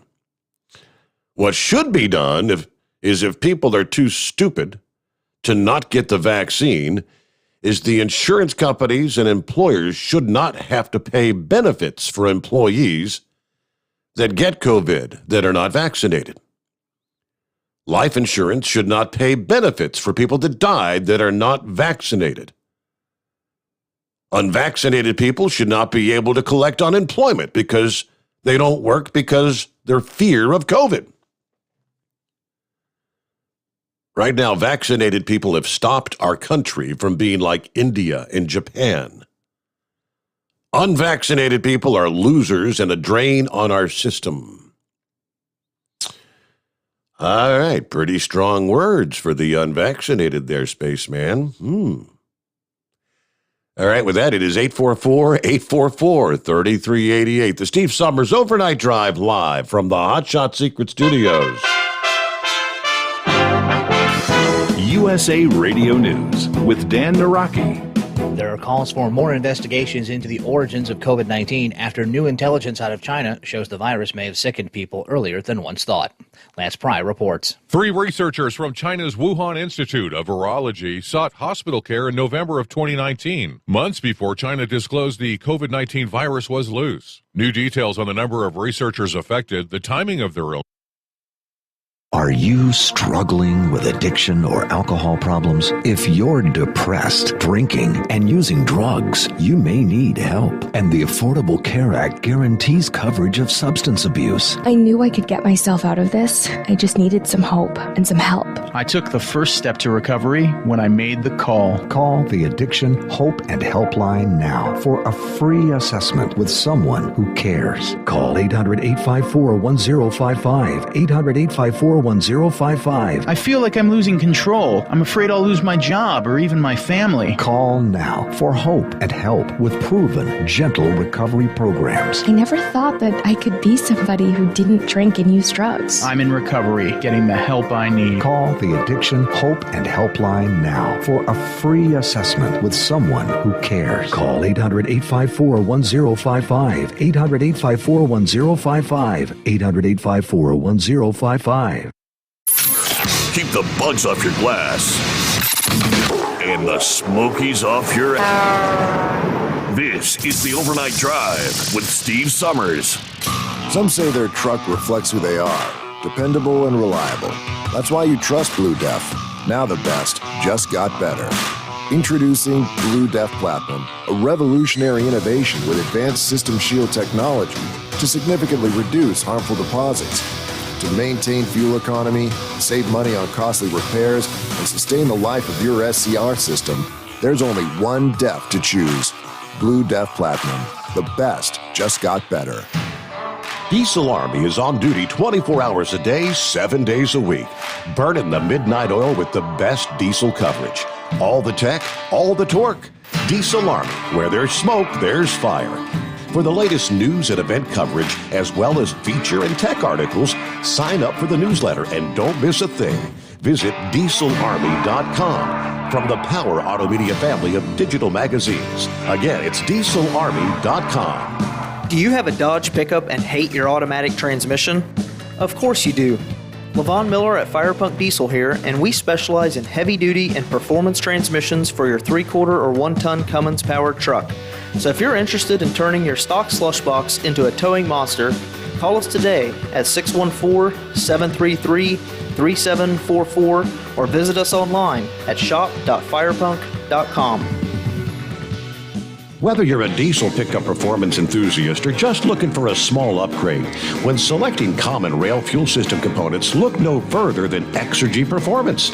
At Exergy, you'll find injectors, pumps, and more, engineered like no others on the market using state-of-the-art equipment run by people that have been in the business for decades.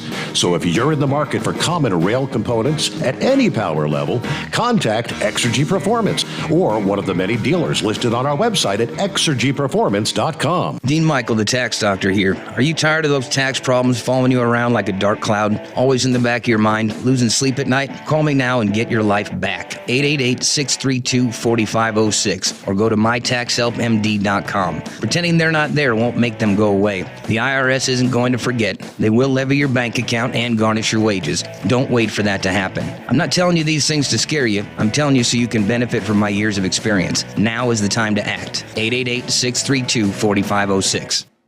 At Hot Shot Secret, we share the science behind common diesel problems. For example, stiction. Engine oil can break down under extreme heat, leaving behind varnish, a carbon-based deposit that creates drag on the engine's moving parts. This sticky friction is stiction. Symptoms include a rough idle and the loss of fuel economy and performance. Hot Shot Secret Stiction Eliminator is formulated to be left in the engine. It works as you drive. Stiction Eliminator is available at truck stops, Tractor Supply, O'Reilly's Auto Parts, and online at hotshotsecret.com. And now, back to the Steve Sommers Overnight Drive.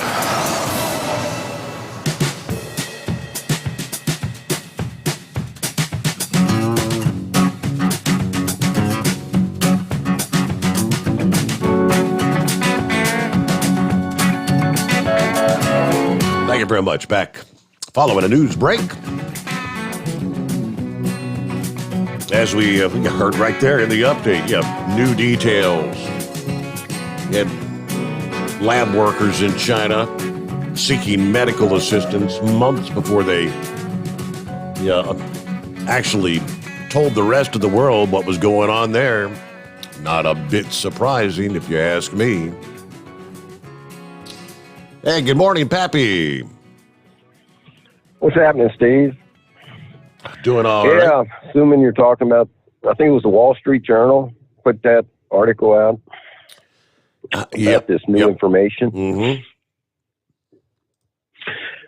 Steve, you know what? I'll tell you what. It was about 20 years ago. I was taking Zantac. It was an FDA-approved medication. It was like coat your stomach for ulcers and that kind of thing. Took it for about 5 years, right? Yep. And I'm sitting here watching TV. It's been going on for a commercial for a couple months now. You know how you see this all the time. Hey, if you took Zantac and if you've been diagnosed with stomach cancer, call this number. You follow me? You may be entitled to substantial compensation. Zynga, they pulled Zantac off the market a couple of years ago. Yep. You know, and that was an FDA-approved medication. We see this crap all the time where, you know, all these medications, you know, these prescriptions out there, and several years later, you know, down the road, we find out it could be a problem with that. And I think that's why everybody's hesitant about this daggone shot, these vaccinations. Yep. You know, well, what are we going to see in 5 years? Is there going to be ads on TV running, hey, if you took the vaccine, call this number. You could be experiencing cancer problems or something. You know, Hey, for all the people that are taking it right now, Pappy, I mean, it's authorized for emergency use, and there is no repercussions to Pfizer or Moderna if people do start coming down with issues in the future because it's not fully FDA approved. You're kind of waiving your right to anything to go after them if something happens to you. Yeah, isn't that strange? You get immunity for anything like that. It could develop in the future. Steve, there was a female scientist doctor that worked, Chinese lady, that worked in that lab that escaped out of China and came to the United States. I seen an interview with her on a show about a month ago. I should have looked up her name before I called you, but you could probably find it real quick. She was on Tucker Carlson, show, I believe last night or the night before. And she's spilling the beans. Mm-hmm. And she even offered, you know, to go up on the Hill and testify. And the mainstream media is keeping this lady quiet. They don't want no part of her. Wasn't it amazing, you know, when this first hit, how the media, mainstream media, you weren't allowed to even mention, you know, the Wuhan lab. It's all a conspiracy theory, calling us all nuts. And now it's coming to light. Mm-hmm. Amazing how the media is in. You know what? I'm not so sure that these leftists have the media in their back pockets. It might be the media have these whacked out liberals in their back pocket. But yeah, I told you a couple weeks ago, like Chevy guy just said, China was dismal country, Steve, back in the 50s and 60s. And if it wouldn't have been for us, you know, when Nixon went over there and established communications with them, and we go over there and build them up.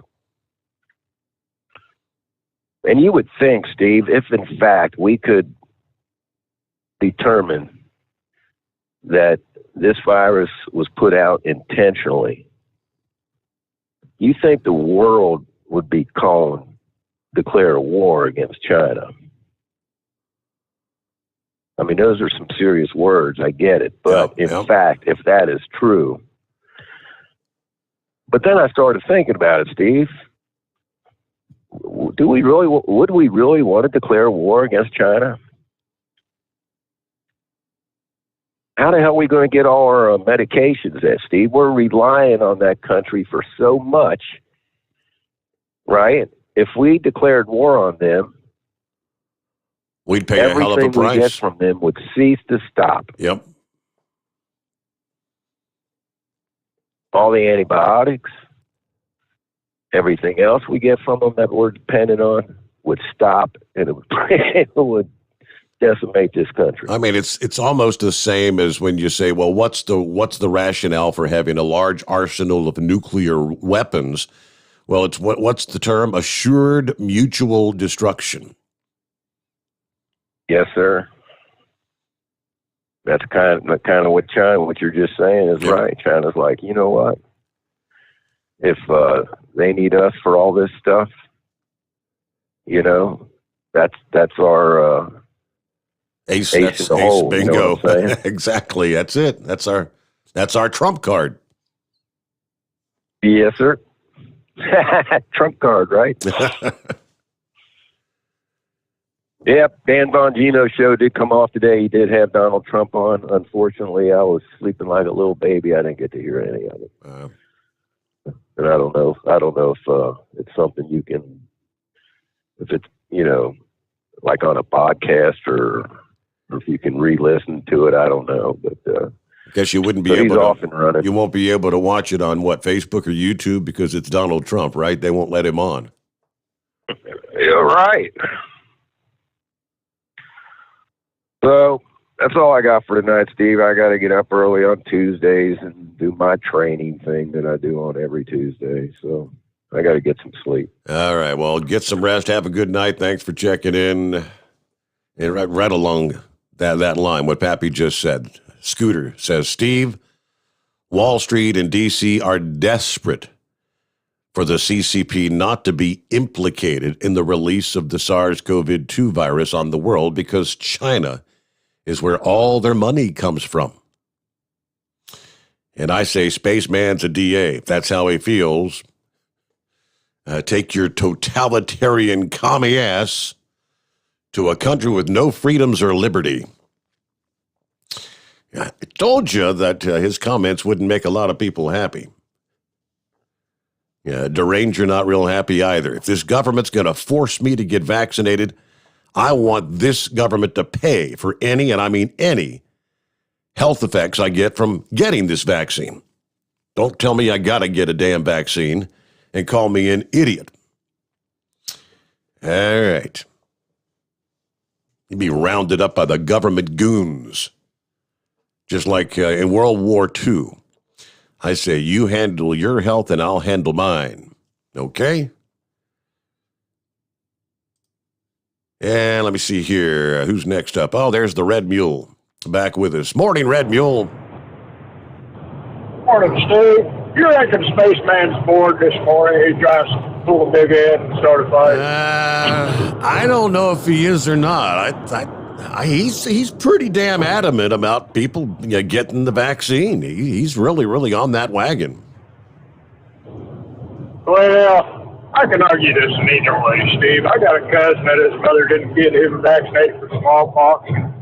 And, you know, he had them scars all his life. So, you know, you can argue that either way. I was trying to coin, and most of your listeners are going to be too young to know about this, but along with what Pappy was talking about, back could be almost 70 years ago, they were giving pregnant women, what was it, bromide, whatever it was, for morning sickness, and a bunch of babies were born without any forearms. I worked with one of those guys. You know what I'm talking about there, Steve? Yep.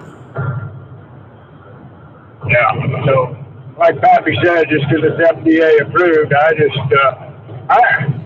Steve, was it Patrick Henry that said I make judgments based on the lamp of my previous experience? Well, my previous experience with flu vaccine, I've mentioned before, is that my family gets the vaccine every year, and they're the ones that ends up getting the flu, and I never get the vaccine. I had it once, got sick, and ever since then, I've never had the vaccine, and I don't get the flu. So, I don't know. Like I say, you can argue that either way. Did you get that email I sent you?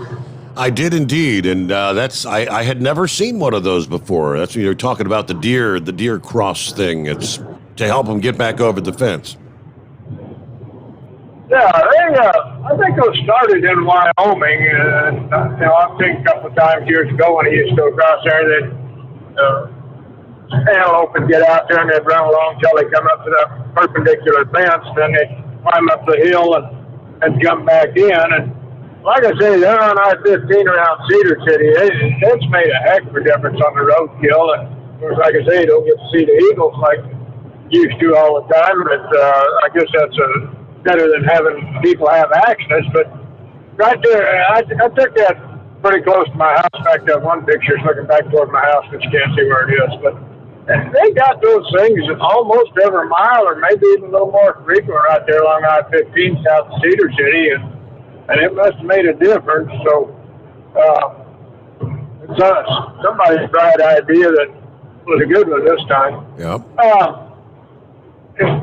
Steve, if some of them people back east like to send us out some of that warm, wet weather, we definitely suffered a drought there in southern Utah. It froze there at my house Saturday morning. A neighbor had ice on his third bath, and it got some of my squash, some of my watermelons. I'd like to have some of that warm, wet weather that them people get back south.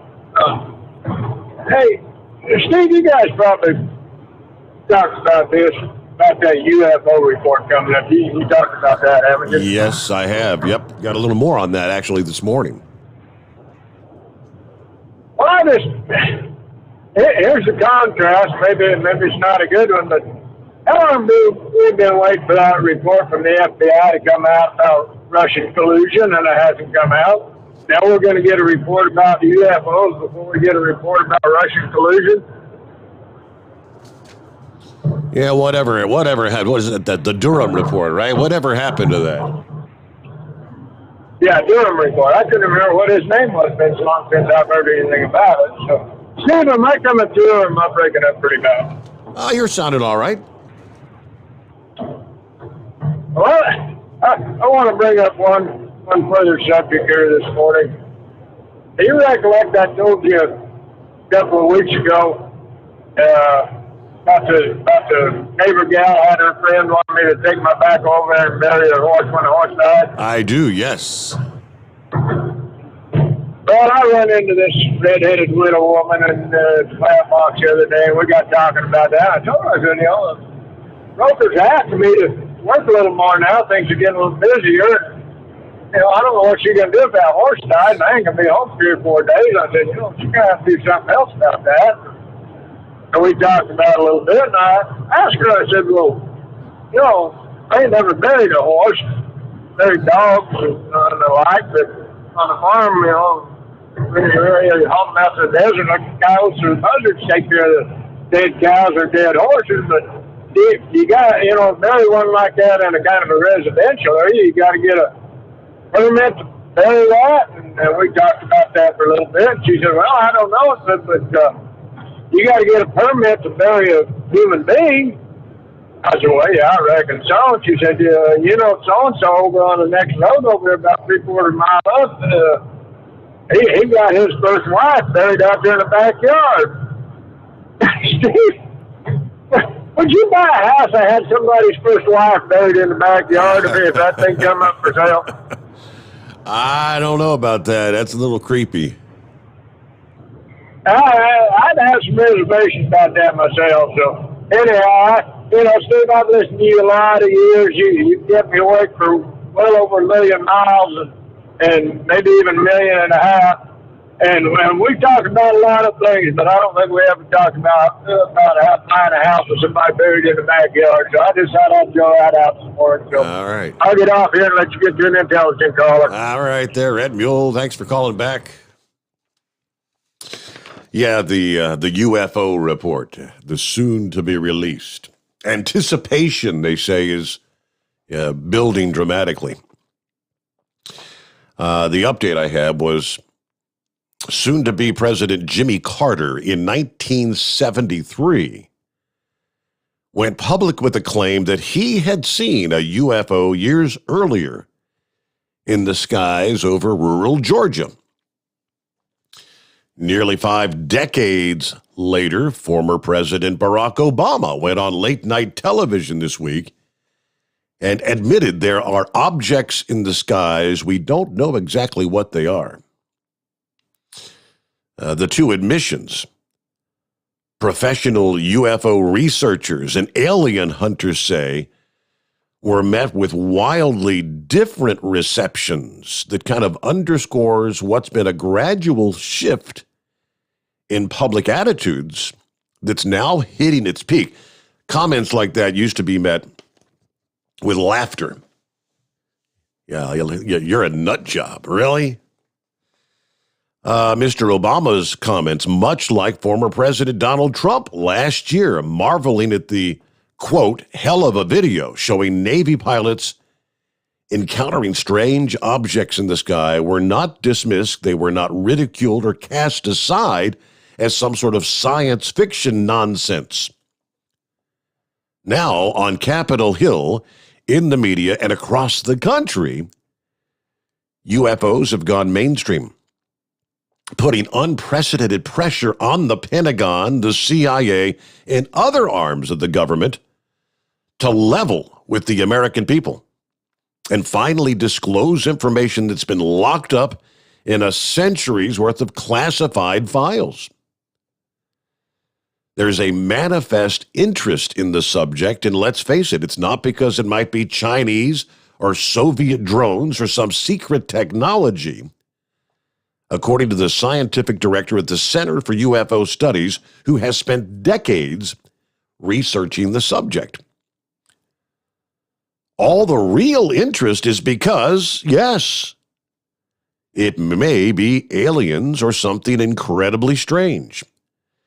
We've reached a tipping point in the phenomenon.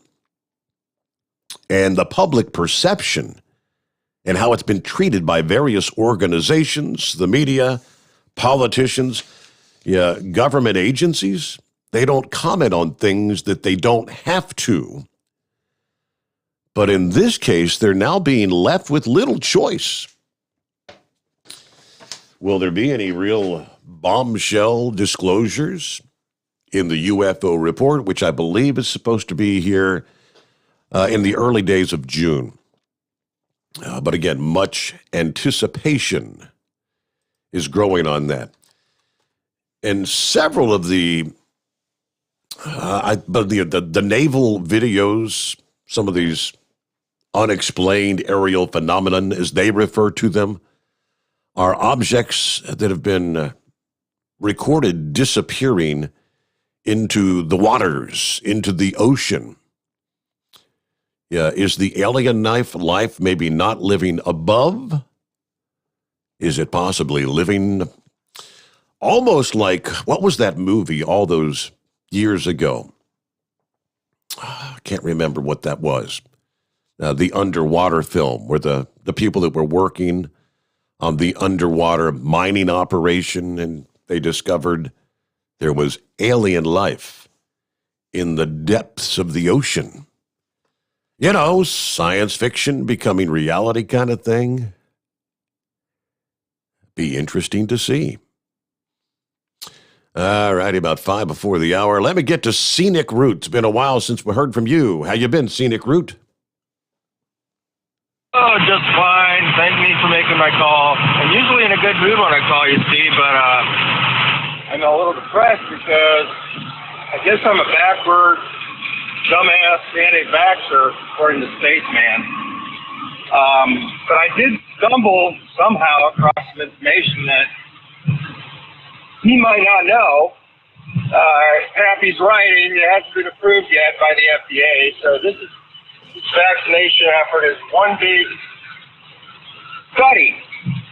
Everybody that's taken is part of a study of an unproven vaccine. And I say vaccine advisedly because it's not really a vaccine. I've got this information. I could be just, confused about the whole thing, but vaccine is gene therapy. And the history of gene therapy isn't very good. But they don't use any of the COVID virus in these quote-unquote vaccines. What they do, they inject people with genetically modified RNA messenger, whatever you want to call it, and it actually goes into your cells and tells your cells to create this protein that fights the virus.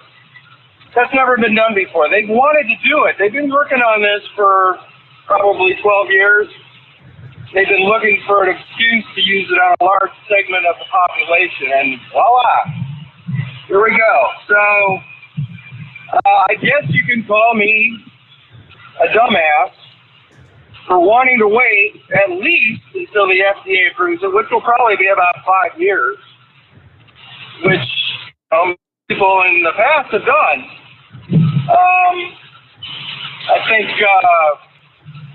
Spaceman needs to probably focus on the flu vaccine. Those are actual vaccines that are FDA approved. So I guess his next crusade should be against people who decide not to take the flu vaccine, that their employers should fire them. They shouldn't get unemployment, et cetera, and so forth. So he's get on that track and wait until the FDA actually approves these gene therapies. And at that point, maybe he can come back at us there. But yeah, as far as I know, employers right now, it's not legal for them to sanction employees that don't get this don't get this vaccine because it's not FDA approved. Right there, Steve, I might be confused. No, about that is 100% correct. And you also mentioned, and it is also correct, true, that none of these vaccines, quote, vaccines prevent you from getting COVID-19.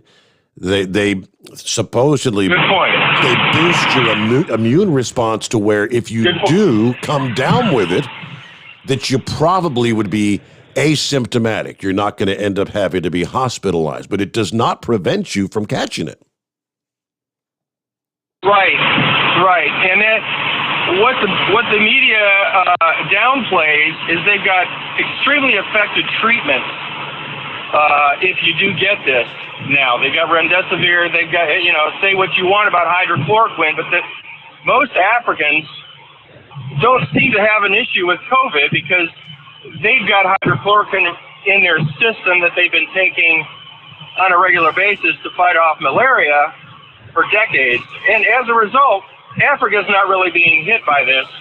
I would rather take my chances with either getting COVID and being treated and probably not even be hospitalized. I don't have any comorbidities. And dealing with it that way and letting my system develop immunity rather than going with an unproven gene therapy and taking my chances with that. Spaceman, I like I said, I might be ignorant about this, but I'll take this route and wait and see what's going on with all of you guinea pigs until the FDA approves it. So, I mean, it's stupid, but that's the way I choose to approach it. Yeah. That's all I have, Steve. Hey, there's, and you are right in line with, there's millions of people that have, that's the whole thing about the free choice, right? That's, with that, we'll get a news update here. Lines available at 844-3388. The Steve Sommers Overnight Drive, live from the Hot Shot Secret Studios. USA Radio News with Dan Naraki. President Biden announced Monday that more funding will be available for states to assist in preparations for natural disasters. Speaking at FEMA headquarters, Biden said that the available funding will be doubled. Today, I'm announcing that FEMA is going to make $1 billion available to the states, territories, tribes, and rural communities through the Building Resilience Infrastructure and Communities Program, so-called BRIC program. That's going to double the funding available from last year, and it's going to help communities. And the FBI and Capitol Police are investigating a suspicious package sent to Kentucky Senator Rand Paul that contained a white powder. The envelope was sent to Paul's Kentucky home. Fox News reports the package also contained a threat of violence. You're listening to USA Radio News. Friends, Mike Lindell is a great supporter of conservative radio, but most of all, he's a man who has invented a great USA product that will help you get a great night's sleep. For over 3 years, I've told you how the MyPillow Premium Pillow has changed my life. I get the best sleep of my life. But more importantly, the pillows don't go flat. You can wash them and dry them as many times as you want. They maintain their shape, and they are made in the USA. Here's the best deal you'll ever get on a MyPillow Premium Pillow. $29.98 for a standard or queen size pillow. King size only $5 more. You're saving $40. Go to mypillow.com, click on the radio listener square, use my promo code USA, or call 1-800-951-8175. You can save up to 60% on any MyPillow product when you use my promo code USA, or call 1-800-951-8175 and ask for the MyPillow Premium Pillow Special. A newly disclosed intelligence report shows that 3 researchers at the Wuhan Institute of Virology sought hospital treatment in November 2019, reigniting a debate over the origins of COVID-19.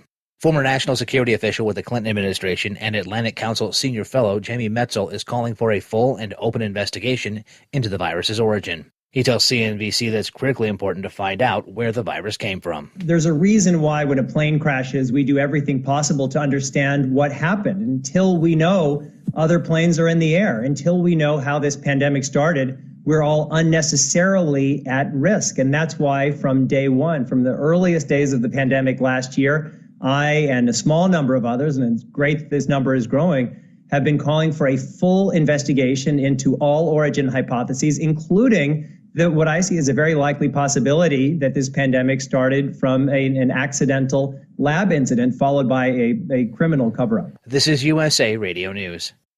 You've heard me talking about MyPillow for 3 years, folks. It's the truth. I get the best sleep of my life with a MyPillow. You can do it too. 60-day money-back guarantee, 10-year warranty, made in the USA. You'll sleep well or you'll get your money back. Go to mypillow.com. Click on the radio listener special, use my promo code USA, get 2 MyPillow premium pillows for the price of one, or call 1-800-951-8175. Get the best sleep of your life and do it now.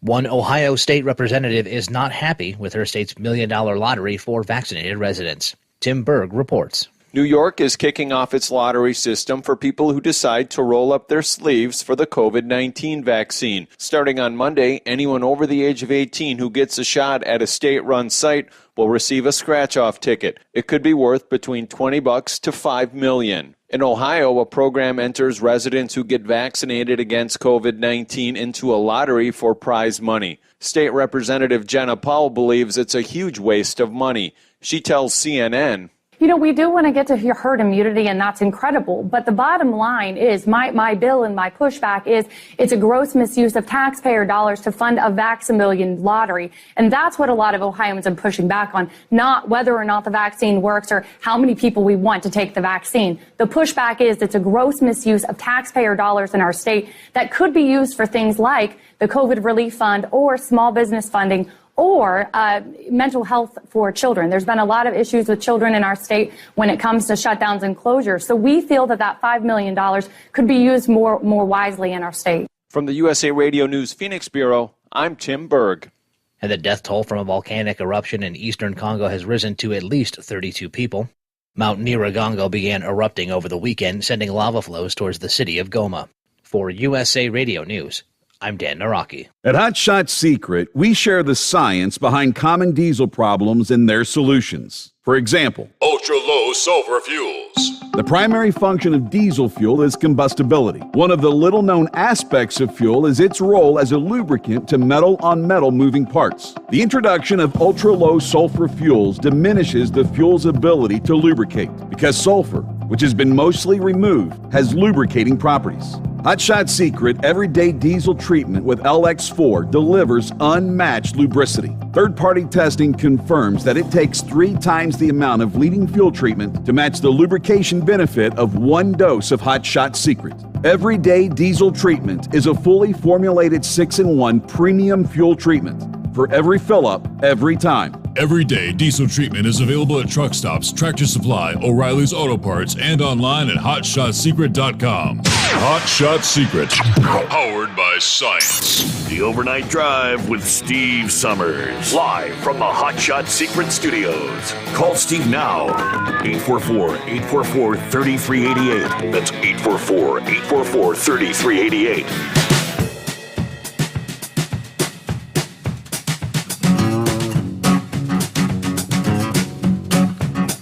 A little bit more from, again, the anticipation builds for the Pentagon report. Underwater phenomenon, as they're describing it. The U.S. Navy has picked up sonar data showing mysterious, fast-moving objects underwater. Cannot be explained by experts or current technology. U.S. Navy has the data to prove the bizarre encounters. Some of these could be included in the government task force, which is preparing to brief Congress in June. All this as a flurry of footage showing bizarre encounters between U.S. pilots and Navy officers and unexplained objects. Just last week, a newly emerged video showing a dark spherical object moving across the sky near a U.S. Navy stealth ship before suddenly veering into the water and disappearing. The Pentagon confirmed the video, believed to be from 2019, was taken by U.S. Navy personnel. No wreckage was recovered from the sighting. The craft remains unidentified. Speaking to Tucker Carlson about the new footage, Mr. Rogan said, quote, relevant to this video, an area we will learn more about is the interaction between U.S. Navy submarines, nuclear ballistic submarines, and attack submarines, picking up sonar contact of things moving at hundreds of knots under the water. There's an undersea dimension to this on top of what the pilots are seeing above water. Carlson said, wait a minute, hundreds of knots underwater? I don't think people can even digest that. He's right. Mr. Rogan added, that's what I have from very good sources, and the U.S. Navy has the data. Last month, Mr. Corbell shared a video of another mysterious triangle craft flying near another U.S. Navy ship. He said whether this being is worldly or otherworldly, we don't know. It's just part of a much larger series of events we're going to be learning about. Okay. Also on a CBS 60 Minutes program, a former Navy pilot said he had seen unidentified aerial phenomena every day for at least a couple of years. Imagine a technology that could do 600 to 700 G-forces, that can fly at 13,000 miles an hour, that can evade radar and can fly through air and water, possibly space. And oh, by the way, has no obvious signs of propulsion, no wings, no control surfaces, and yet can still defy the natural effects of the Earth's gravity. That is precisely what we're seeing. Cue the Twilight Zone. Yep. All right, get back to your calls here at 844-844-3388. Okay, who's next up here? Is it Michael wanting to talk about the whole Navy thing, the UFOs? Who we got on the line? Yeah, it's Michael. What's happening, dog? Hey there.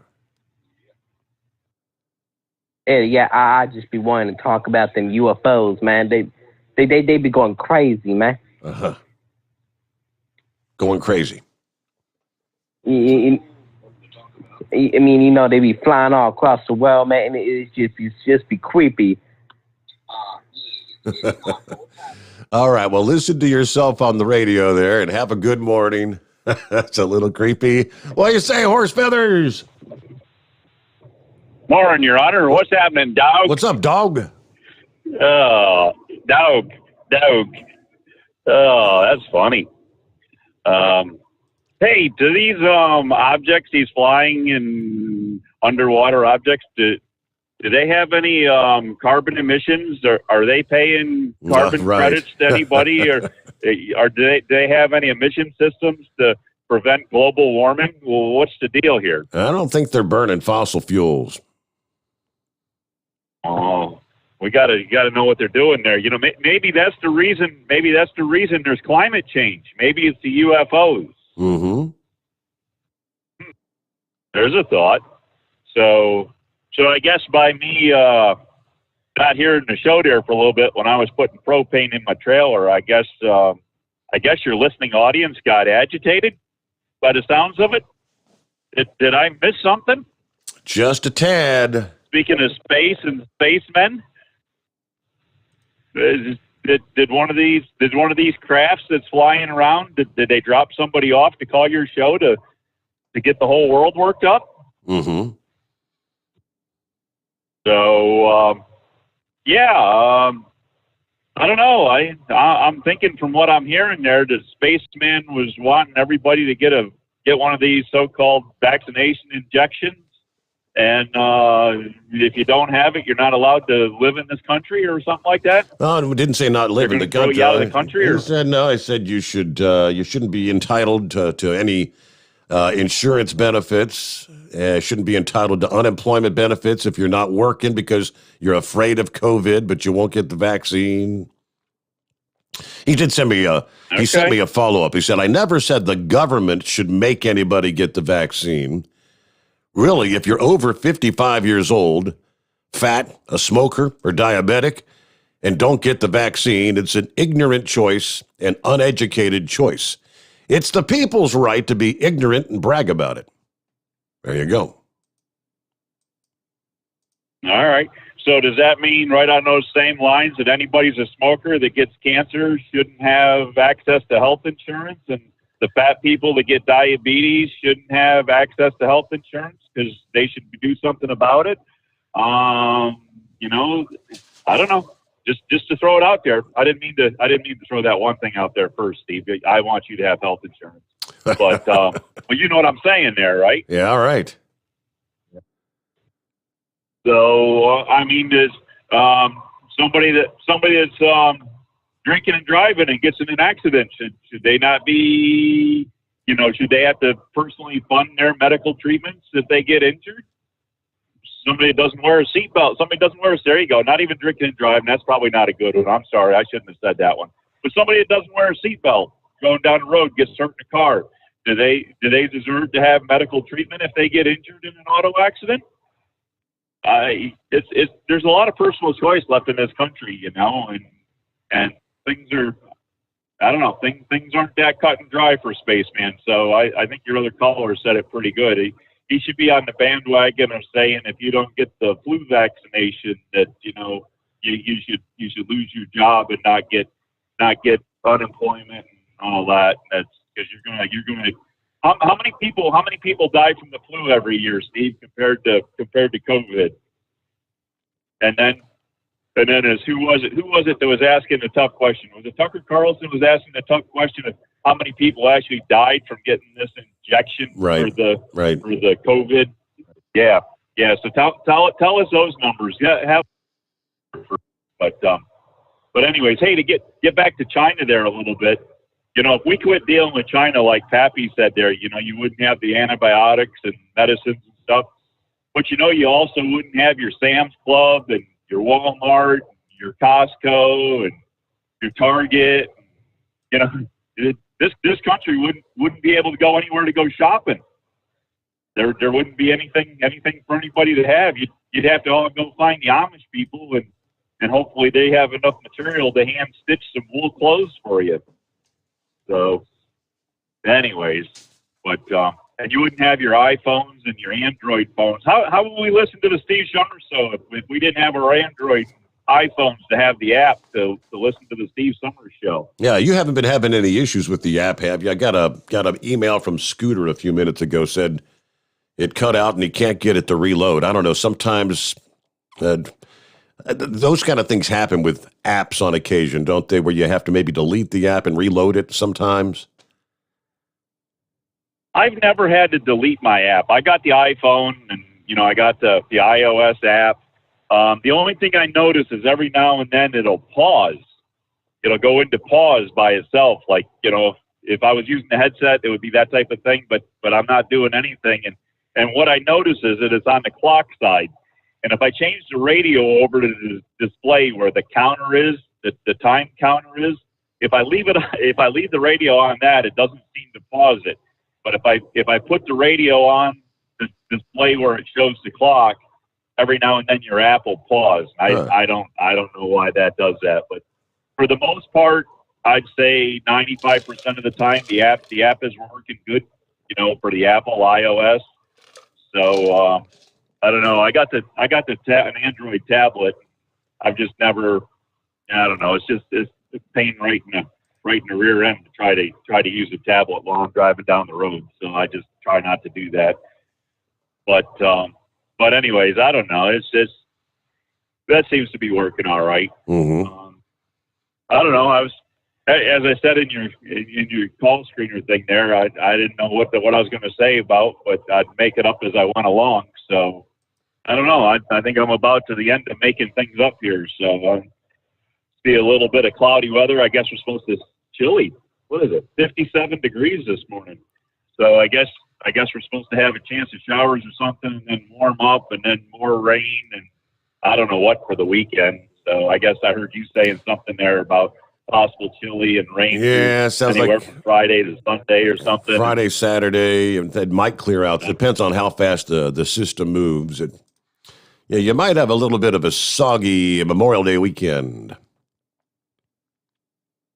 All right. Well, with that, we'll look forward to you. I hope you find a carpenter there to put that cement pond of yours up there pretty quick, or the Princess might have you go out there and say, take that piece of flat aluminum and roll it around the yard, kind of make it into a circle, and put this little track on the bottom like a train track, and try to stick that aluminum in, and then put your vinyl in, and put your top rail on, and cut some holes in it, and throw some water in it. I know I could, I'd see what it comes out like. I actually assembled an above ground myself. The only thing I didn't know how to do is I've never really run a Bobcat or whatever, that sort of thing. That's the part that I'd probably really need help with. Once it's all set and leveled out, and with the sand and all that, I could essentially. I know how you put the bottom rail in. Of course, when you're trying to put the wall up, pool installers have this thing that kind of goes like right out in the middle,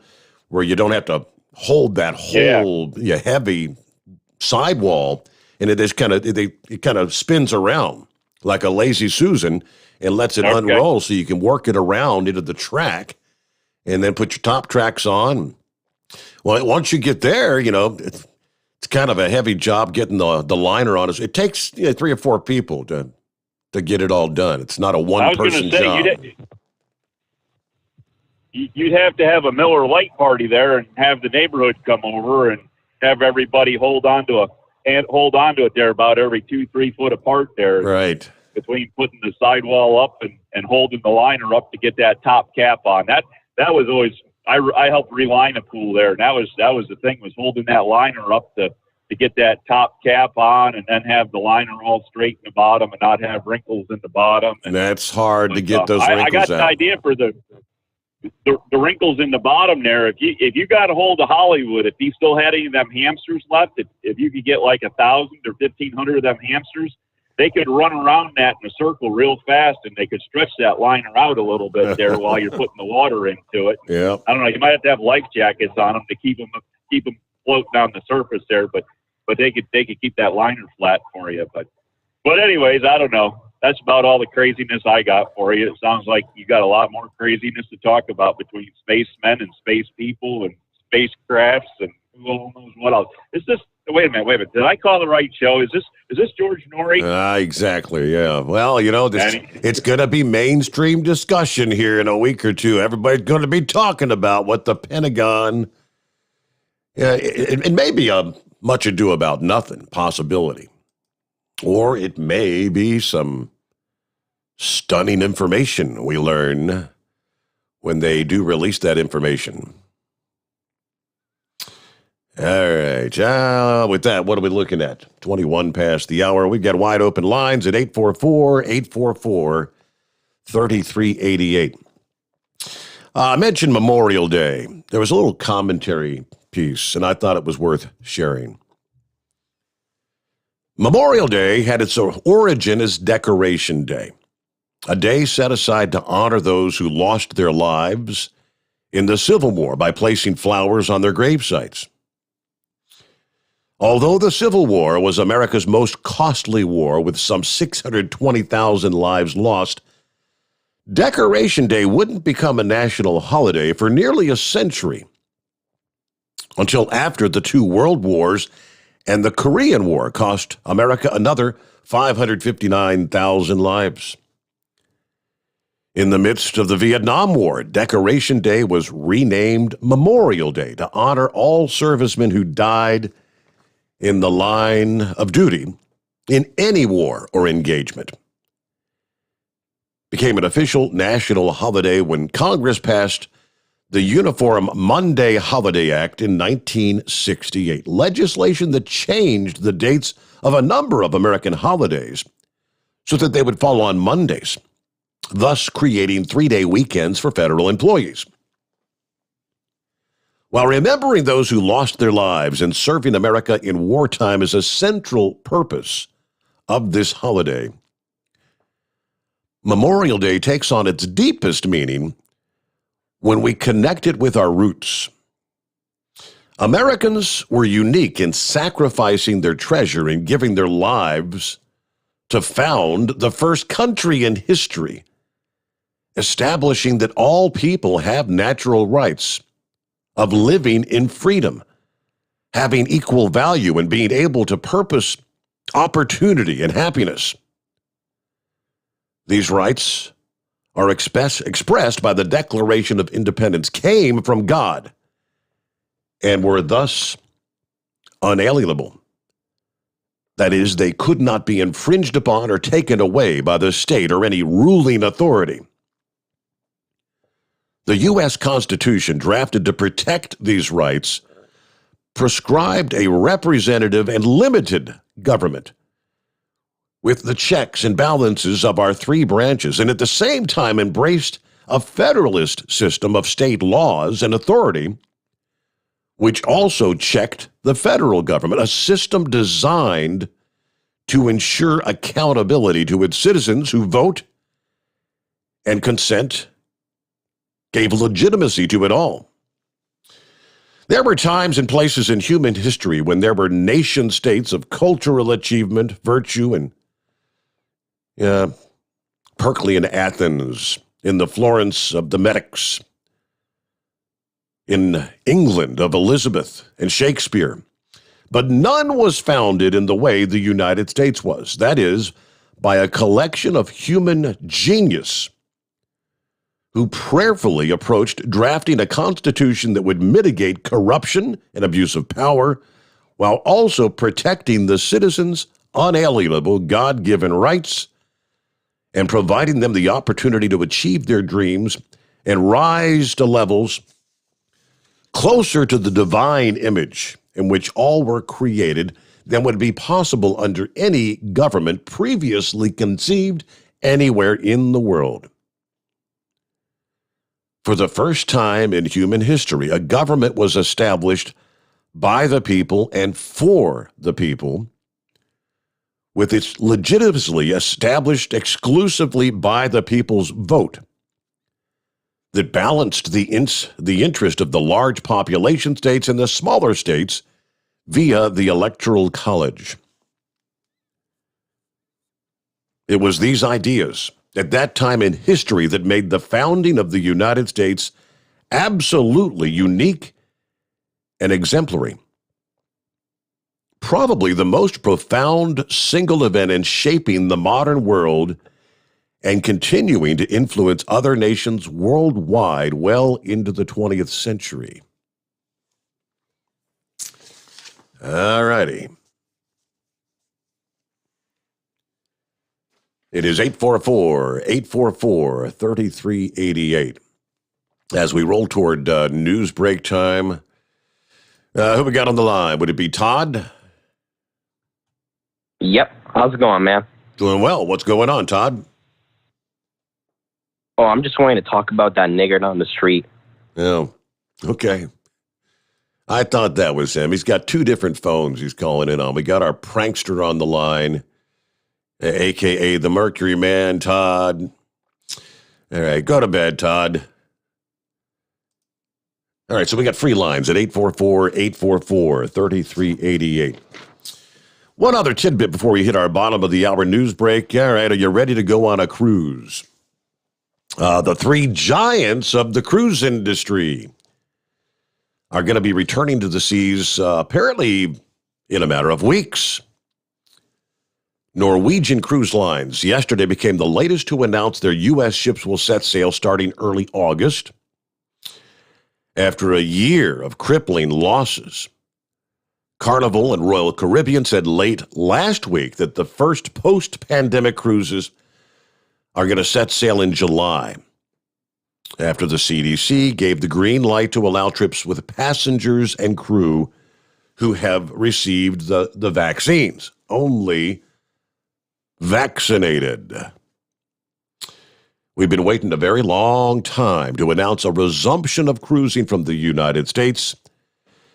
We're so proud to be sailing for the first time in over a year from our special home port of Seattle to the breathtaking state of Alaska, according to the chief of Norwegian Cruise Lines. All right, some cruises have resumed operations in Europe and elsewhere last year, but of course the ban has been maintained here in the United States. All three companies are going to offer trips from Seattle to Alaska, apparently as their inaugural cruises. Norwegian said all crew and passengers must be fully vaccinated to embark. Carnival said their trips will be available to guests who've received their final dose of at least 2 weeks prior, pretty much the same for Royal Caribbean. They will require vaccinations of all passengers over the age of 16. And after August 1st, they're going to require you to be vaccinated for everyone over the age of 12. So for families looking to take a cruise, if you've got children between the ages of 12 and 16 and you're kind of hesitant, you notice in the news they are with some of these younger people being vaccinated. I think they had that in the news update there at the 1 o'clock hour. Seeing some heart abnormalities developing following the vaccination. Again, Norwegian will offer week-long voyages starting August 6th. Royal Caribbean will leave port first with a similar trip July 19th. And Carnival's Holland America line will be departing July the 24th. Disney Cruise Lines several weeks ago announced that all their trips are canceled through the end of July. They declined yesterday to give any more details on when their sailings are going to resume, again, for Disney Cruise Lines. Gradually, one step at a time, trying to get back to life as normal. All right, clear lines. Jump on board. It's 844-844-3388. The Steve Sommers Overnight Drive live from the Hot Shot Secret Studios. USA Radio News with Dan Naraki. The European Union will impose sanctions on Belarus after a passenger jet was forced to divert to the Belarusian capital on Sunday to allow the arrest of an opposition journalist. EU leaders have banned its airlines from flying over Belarus and called for the immediate release of Roman Protasevich, the 27-year-old journalist and activist who is one of the leading critics of longtime Belarusian President Alexander Lukashenko. Protasevich was pulled off a Ryanair flight from Athens that was heading to Lithuania. He is known as a vocal critic of Lukashenko and is the founder of a Telegram channel, which was seen as vital in last year's protests against the regime. And the State Department says it's not safe to travel to Japan about 2 months before the start of the Summer Olympics. The do not travel warning comes as Japan deals with a surge in new COVID cases, fueled by the spread of variants of the virus. 9 prefectures, including Tokyo, are under a state of emergency, which is expected to last until late June. This is USA Radio News. Attention seniors on Medicare and Medicaid or receiving extra help for your prescription drugs. We have great news. You can change or enroll into a Medicare plan every 3 months if you qualify, all from the comfort and safety of your own home, over the phone. No one even needs to come to your home. And in minutes, we'll tell you all about some additional new Medicare benefits for you, like dental, vision, hearing, transportation, and more.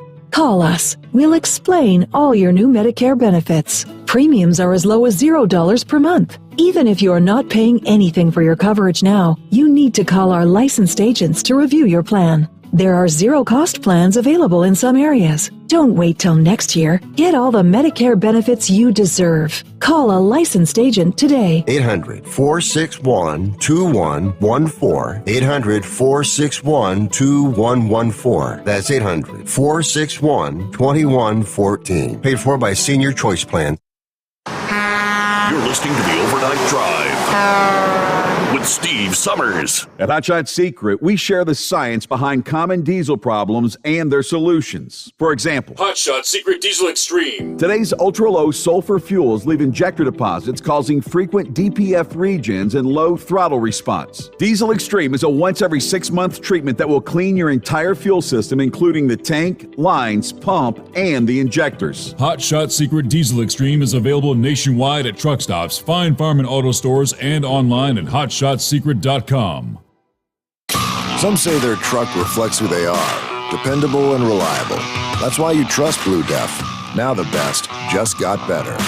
Introducing Blue Def Platinum, a revolutionary innovation with advanced system shield technology to significantly reduce harmful deposits, to maintain fuel economy, save money on costly repairs, and sustain the life of your SCR system.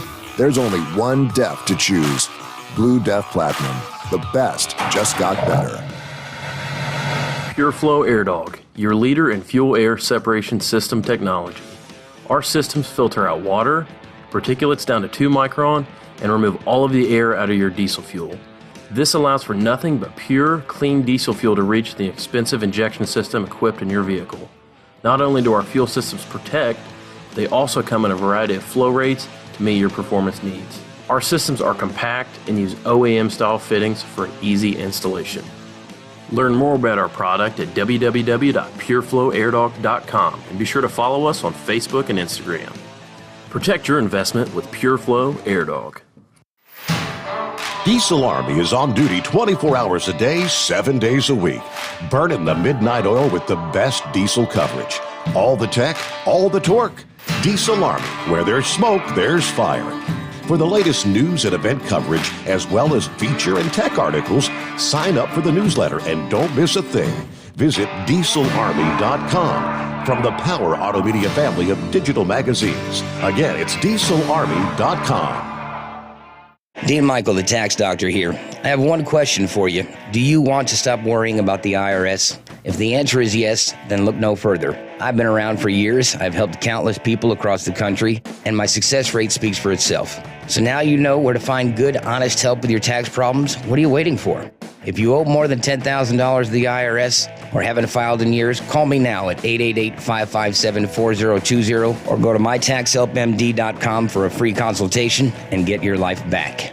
For anything diesel, take it to Scheid Diesel. They provide a wide variety of services and diagnostics to determine what the problem is with the latest technology. From simple oil changes and preventative maintenance to fuel system diagnostics and repairs, engine rebuilds and cylinder head repairs, and rebuilds with our in-house machine shop. They also have on-site DPF cleaning for exhaust issues and DOT inspections. If your diesel is asking for some attention, Scheid Diesel has the specialist you need for anything diesel. Located in Terre Haute and Lafayette, Indiana, and Effingham, Illinois, Scheid Diesel has you covered. Drivers, you demand that your equipment's reliable and dependable, and that also applies to your headset for communication. Well, our friends at Stellar Electronic have you covered. The Pluto Duo headset bundle is the best communication headset you can find in the industry. No matter the challenging environment you're driving in, the Pluto headset will make you sound crystal clear all the time thanks to their 99% noise cancellation. And the Duo's not only a stereo converter for the headset, but also a power bank so you can charge as you go. Learn more at StellarElectronic.com or visit them on Facebook. At Hot Shot Secret, we share the science behind common diesel problems and their solutions. For example, Diesel particulate filter regeneration. the DPF catches particulates left over from combustion. The DPF regeneration cycle cleans the filter with temperatures exceeding 1,000 degrees Fahrenheit. A computer sensor triggers the DPF regen, which is often accompanied by a loss of power and fuel economy. The frequency of DPF regens are in correlation to the cleanliness of the fuel burn. Under heavy operation with the dirty burn, DPF regens can occur multiple times per day. Hot Shot Secret Diesel Extreme Fuel Additive promotes a more complete combustion, creating fewer emissions and therefore fewer DPF regens. Vehicles using Diesel Extreme experience 83% less DPF regens. Hot Shot Secret Diesel Extreme is available nationwide at truck stops, fine farm and auto stores, and online at hotshotsecret.com. Hot Shot Secret, powered by science. Because Channel 19's a little congested. Call Steve now at 844-844-3388. The Overnight Drive.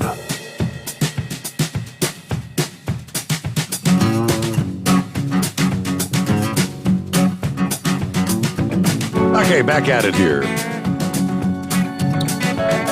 What else on the list? You got another bad guy off the streets, finally. It's been a week-long manhunt. Suspect wanted in the killings of 4 people that ended without another shot being fired Monday morning. Hundreds of officers surrounded him in South Carolina, according to authorities there.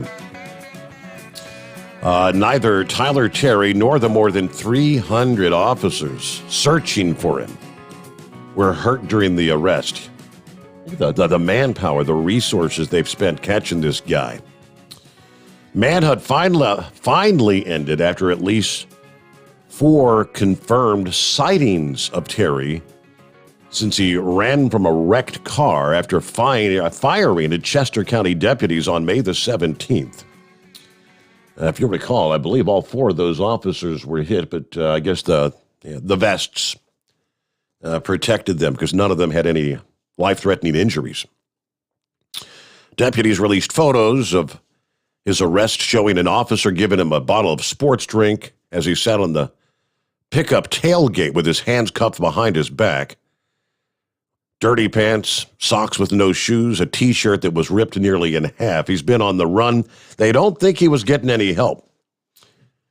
He was breaking into vehicles, maybe barns and sheds, kind of lived off the land. He did manage to steal a gun, water, a shirt, and shoes from an unlocked work truck last week.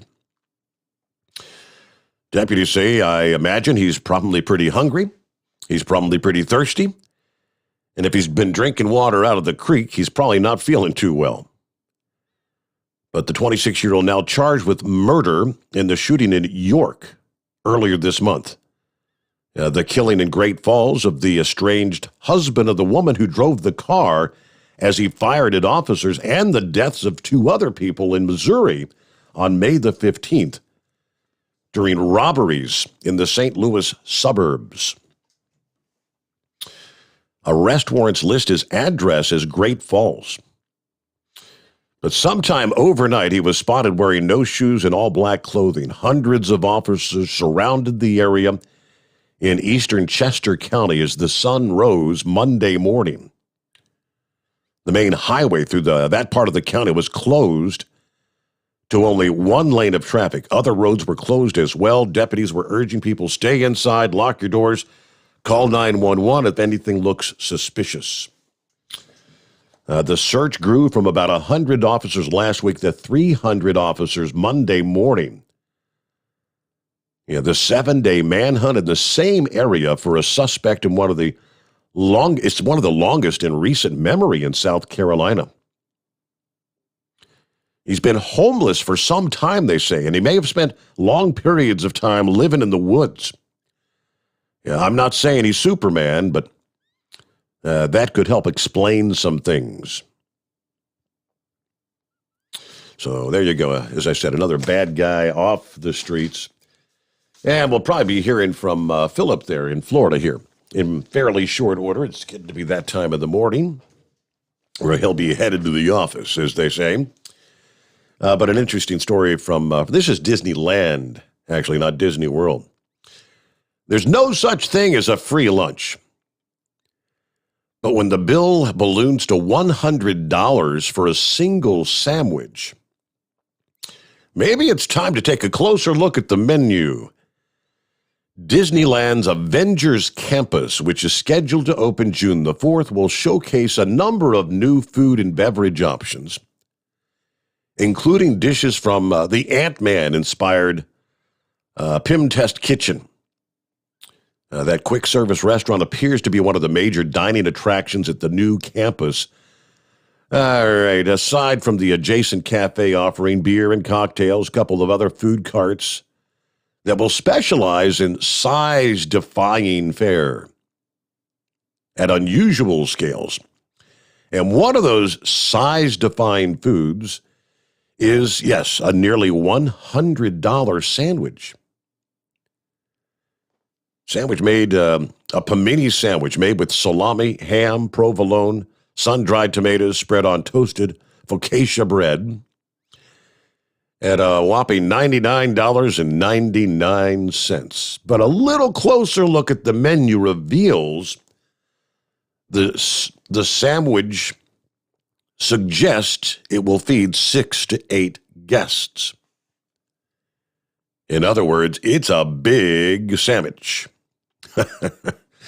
They offer a single-serving panini sandwich for $14.49 if you don't want to share. All right, I'm not seeing the photograph of this one, but they do have another, like a chicken sandwich. It's insane. It's almost like when you go to a restaurant, you get the, what do you call it, the chicken fried steak, the big, giant, pressed-out, batter-fried patty. They put one of those on a regular-size bun. So they call it a sandwich. It's a monster. But interesting, you feeling hungry now? All right, we'll get back to your calls here. A little quiet on the phones this morning. It's 844-844-3388. And let me jump over to the Big Moose is back with us tonight. So I see you got out and had a little bit of fun this weekend as well in your, what was that, a 77 Impala?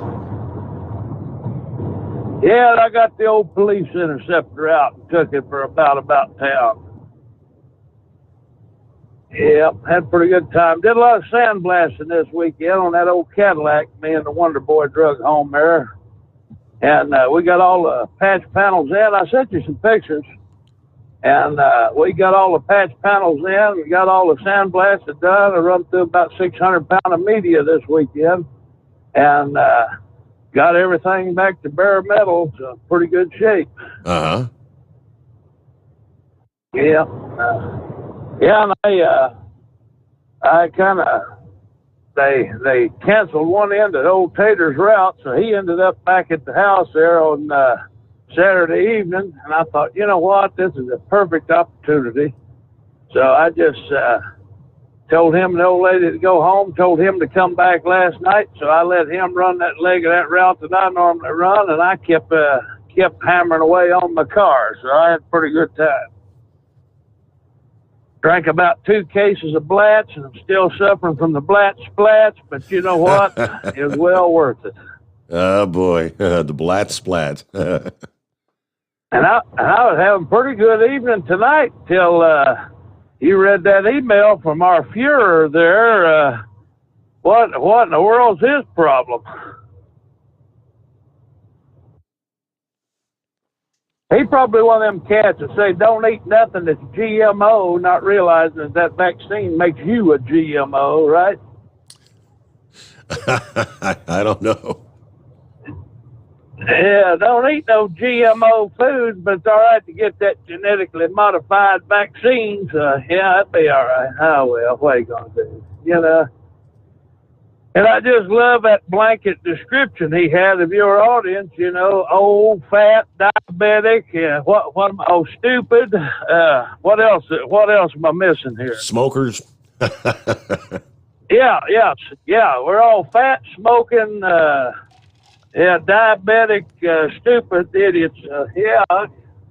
I'd like to see his credentials, you know. I guarantee you, under university, it probably says Polytechnikov with that kind of attitude, you know. Oh, well, what are you going to do? Got one in every bunch, I guess. Yeah. But I don't appreciate the assumations, you know. I don't believe anybody ought to be forced to do anything they want. Especially when you start getting to that, you know, when your peers start forcing you to do something you don't want to do, they call that bullying. When the government starts forcing you to do something you don't want to do, they call that communism. So, you know, what? Here's my thing. If your vaccine works and you took it, why are you worried about me? If your mask works and I'm not wearing mine, why are you worried about me? If yours works, you don't have to worry about me, right? Yeah, I know he's just one of those that's, you know, in previous conversations, he's pretty adamant about, and I don't disagree with the fact that we know the COVID-19 is a real deal. It can make people very sick. It's killed a lot of people. But, you know, personally, I still feel like, you know, the scenic route mentioned earlier, that this whole vaccine thing is one big trial. It's you know, we're essentially all being guinea pigs right now because we do not know what the future is going to hold for people taking it. He sent me a follow-up. That's it. He said Horsefeather's made an intelligent decision for his age and health. He got the vaccine. The point he's missing, and maybe because he didn't hear the discussion, was about should jobs offer incentives. I'm saying there should be no incentives or lotteries to get people to take it. There should just be not be job benefits for getting preventable COVID, that being the workplace incentive. Incentive should be the protection you get from the vaccine. That should be incentive enough, in other words. Well, I'm against these lotteries because I don't want them using my taxpayer money for that crap. Yeah. I'll say that. Yeah, $5 million here in Ohio. Not when we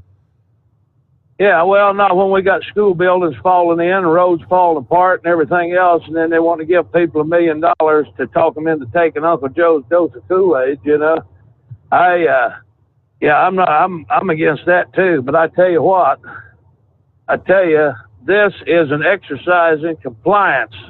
This has nothing to do with public safety.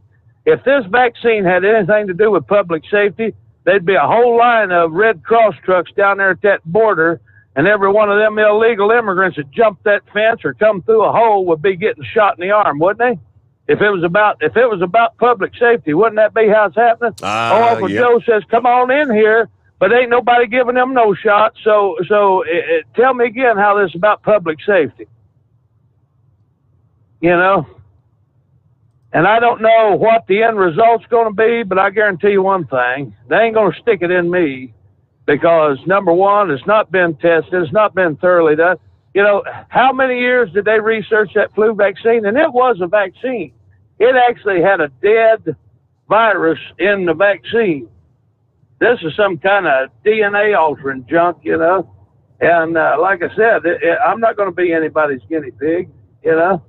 And if that means Spaceman thinks that I'm just some old, bald, fat, diabetic, stupid, smoking, truck-driving idiot, that's fine. He's got his right to think that about me, and I've got a right to think that the best part of him ended up as a brown stain on the mattress. So I guess we can just call it square. But, ain't going to happen. And like I said, if it was about public safety, old Pedo Joe and Miss Kamala Numbnuts would be down there stabbing every one of them illegals in the arm that come across that border that they invited in. So, but that's neither here nor there. Some people are like owls. The more light you shine on them, the less they see, you know? So, but keep it twixt or spotted in the solid sunny side up, greasy side down. We'll be 10-10 till we do it again, and looking forward to the 100th episode. Okay, coming up Friday morning. Yep, and if you missed it earlier, thanks for reminding me, Big Moose. If you weren't with us in the first hour there. 100th episode of the Steve Sommers Overnight Drive, live from the Hot Shot Secret Studios, is coming up this Friday morning. And we got a laundry list of goodies that we're going to be giving away on the program. We'll be announcing the winners. Just go to overnightdriveradio.com, click on contests, you enter your email address, and when I entered mine, they actually, it sends an email to you, and when you open that, it says, confirm your entry. And when you click on your email, confirm your entry, then it takes you back to the page, success. Your email has been confirmed, and then you get the opportunity to get a whole bunch of additional entries by sharing on Facebook, on Messenger, on Twitter. You can click every day for more entries. You get entries for subscribing to the YouTube channel. Yeah, if you like us on Facebook, you like us on the Hot Shot Secret Facebook, and on down the line, you can get a whole bunch of entries between now and Friday. Some of the prizes, and Kyle had called in mentioning that he's got some other prizes that they'll be getting together. It's going to be a whole bunch of stuff. Maybe some from our friends at Bostrom and National Seating, Bostrom teamed up with the CERTA, and they've got the mattresses for your truck that you've been hearing them advertise since we first started the program. Let me see here. I know we've got the grand prize is going to be what they call a Hot Shot Secret Fluid Swap, $550 value. There'll be 3 second chance winners, and you'll receive a Pluto Duo bundle headset from Stellar Electronic, a $200 value. Third chance winners going to receive we got a bunch of swag packs. Firepunk Diesel swag pack, Diesel Army swag pack, Steve Sommers Overnight Drive swag pack. Swag pack, that's going to be like the Overnight Drive t-shirt. They've got one of the mugs. Let's see, Overnight Drive radio hat. And what else? There's an Exergy Performance swag pack as well, and more to be added. So go to overnightdriveradio.com and get registered as soon as you have the opportunity. And register often, all right?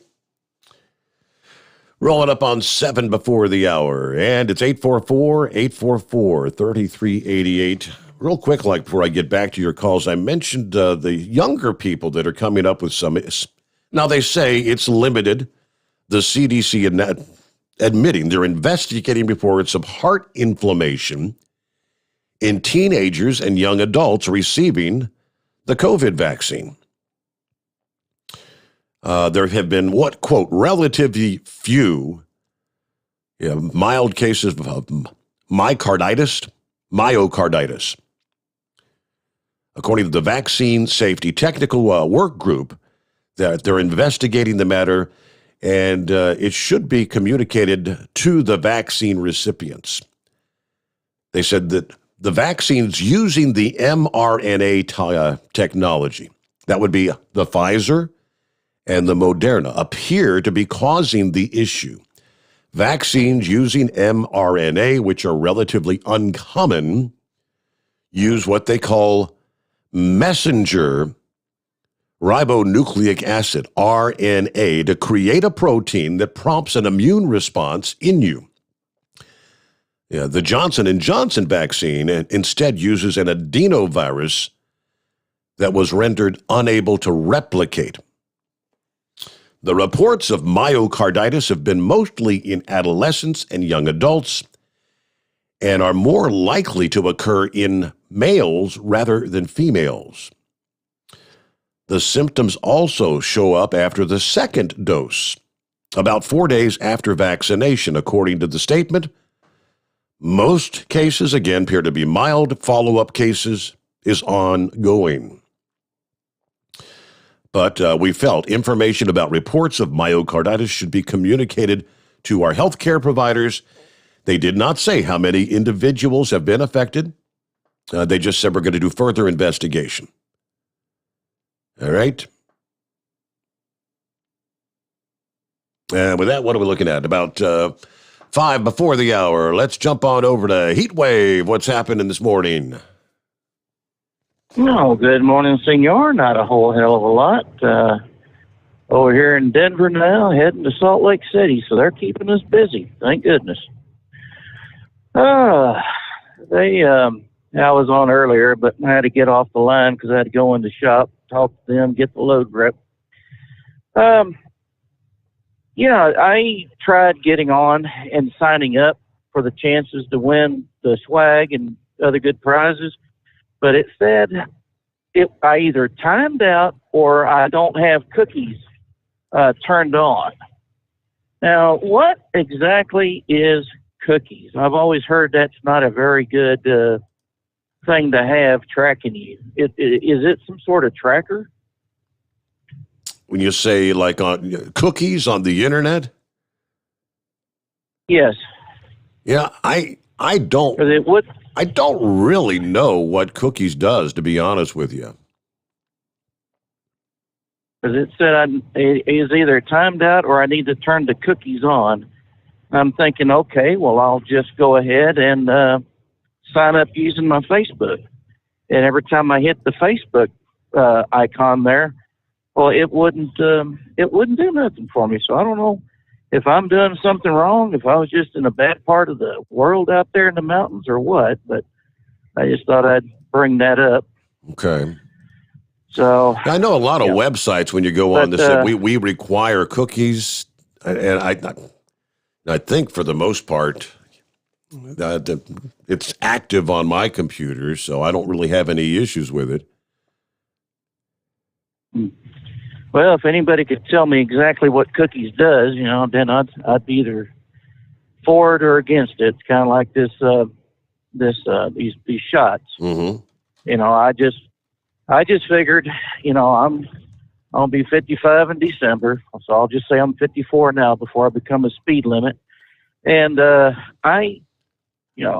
it was given to me by the VA, and of course the VA, we all know, has the best veterinarians money can buy. So, they run us through like cattle, and so I figured, well, they shouldn't be considered doctors. They'll be considered veterinarians, but I've got a pretty good doctor, so I shouldn't talk too bad about them. My understanding was they had a small, limited number of people that they tested these vaccines on, like a group of 3,000. And out of that group, if it had a certain pass-fail rate, then they went ahead and told the FDA, well, here it is, can we get emergency approval to use it? And the FDA decided yay or nay on it. But as like I said before, if Trump didn't do anything, he was going to get hammered for it. And since he did and told these people, let's get the ball rolling, let's get this vaccine out, he's getting hammered again. Of course, if anything is successful that Trump has started, the Democrats either kill it or claim it as their own personal victory. So, for a spaceman, he is up around Amish country, I'm assuming. Is that correct? In Pennsylvania? I think he's yes, like in that vicinity, I believe. I don't know much about the Amish as far as how I know the government basically says, we're not going to worry about y'all because your religion prohibits you from doing certain things. Now, my question is, are they subject to the vaccinations, or is their religion preventing them from getting any kind of vaccinations? And if so, what is the rate of their well, if I could think, I'd be dangerous. what is their rate of people getting sick from the COVID, and what is their survival rate, and what's their death rate compared to the rest of the country? I do know that in the Amish communities, they have been impacted by the COVID. I don't know if their death rate is higher or lower than what the general populace was. I mean, there were some fictitious reports that why are the Amish people not getting sick from the COVID, and some of them were being trying to be funny and say, well, because they don't have a television or whatever, But yeah, I do know that the Amish community had dealt with it, and there had been, some deaths, and I'm not sure about taking the vaccine. I have a sneaky suspicion they probably opt out of that. So, hey, I'm noticing it's getting to the top of the hour. Could you hold me over for next hour? Absolutely. All right, I was just we'll just put you back in queue, as we say here. All right, let's see. Spaceman chiming back in. Yesterday was the lowest COVID death rate in the United States since last April. I wonder what the reason for that is. I wonder if the people that died yesterday wish they would have taken the COVID shot when a nurse was sticking a ventilator through their trachea. Some thought they would never wear a mask for COVID when they were putting the rubber ventilator mask over their face to help them breathe. Independent guys that ain't going to listen to the man. Tough guys. Dead guys. Like I said, very adamant about getting the vaccine. Tough guy. I don't think I'm a tough guy. I just try to be an informed guy. And I see way too many scientists offering up, reasonable concerns about the safety and the future for taking the vaccine. Especially the Pfizer or the Moderna, the mRNA vaccines. But I'll leave it at that. Okay, again, it's 844-844-3388. The Steve Sommers Overnight Drive, live from the Hot Shot Secret Studios. USA Radio News with Dan Naraki. The European Union will impose sanctions on Belarus after a passenger jet was forced to divert to the Belarusian capital on Sunday to allow the arrest of an opposition journalist. EU leaders have banned its airlines from flying over Belarus and called for the immediate release of Roman Protasevich, the 27-year-old journalist and activist who is one of the leading critics of longtime Belarusian President Alexander Lukashenko. Protasevich was pulled off a Ryanair flight from Athens that was heading to Lithuania. He is known as a vocal critic of Lukashenko and is the founder of a Telegram channel, which was seen as vital in last year's protests against the regime. And the State Department says it's not safe to travel to Japan about 2 months before the start of the Summer Olympics. The do not travel warning comes as Japan deals with a surge in new COVID cases, fueled by the spread of variants of the virus. 9 prefectures, including Tokyo, are under a state of emergency, which is expected to last until late June. This is USA Radio News. At the American Veterinary Medical Association Annual Convention in Washington, D.C., I spoke with Dr. John Howe, AVMA president, about One Health. One Health is really a collaboration between physicians and veterinarians or public health officials. For example, in Minnesota, our state public health veterinarian deals with zoonotic diseases, rabies, for example. Animals are sentinels for humans, and humans are sentinels for some infections in animals. There's more valuable information at avma.org. Now you can fly anywhere in the world and pay discount prices on your airline tickets. Book a flight today to London, Paris, Madrid, or anywhere else you want to go, and pay a lot less guaranteed. Call the International Travel Department right now at Low Cost Airlines. 800-215-5141. 800-215-5141. That's 800-215-5141. Florida's governor has signed a bill into law aimed at protecting his state from big tech censorship. Tim Berg has more. Florida Republican Governor Ron DeSantis is putting pen to paper on a bill focused on big tech. Legislation signed on Monday by the governor will fine big tech companies that silence political speech by deplatforming candidates. Under the new law, the Florida Election Commission can levy fines of up to $250,000 per day on social media companies that deplatform candidates for statewide office. From the USA Radio News Phoenix Bureau, I'm Tim Berg. And India has reached a grim milestone in its battle against COVID-19, with more than 300,000 deaths from the virus now recorded.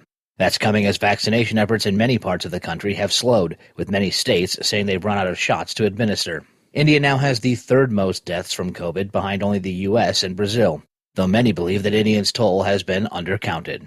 This is USA Radio News. Hi, this is Wyatt Cox. Each and every day, the USA Radio Network produces 3 hours of the greatest radio programs of all time. Comedies, drama, suspense, it's all there. Classic radio theater. Now, if your radio station doesn't carry the program, you can find them anywhere podcasts are served, including iHeartRadio, Spotify, Spreaker.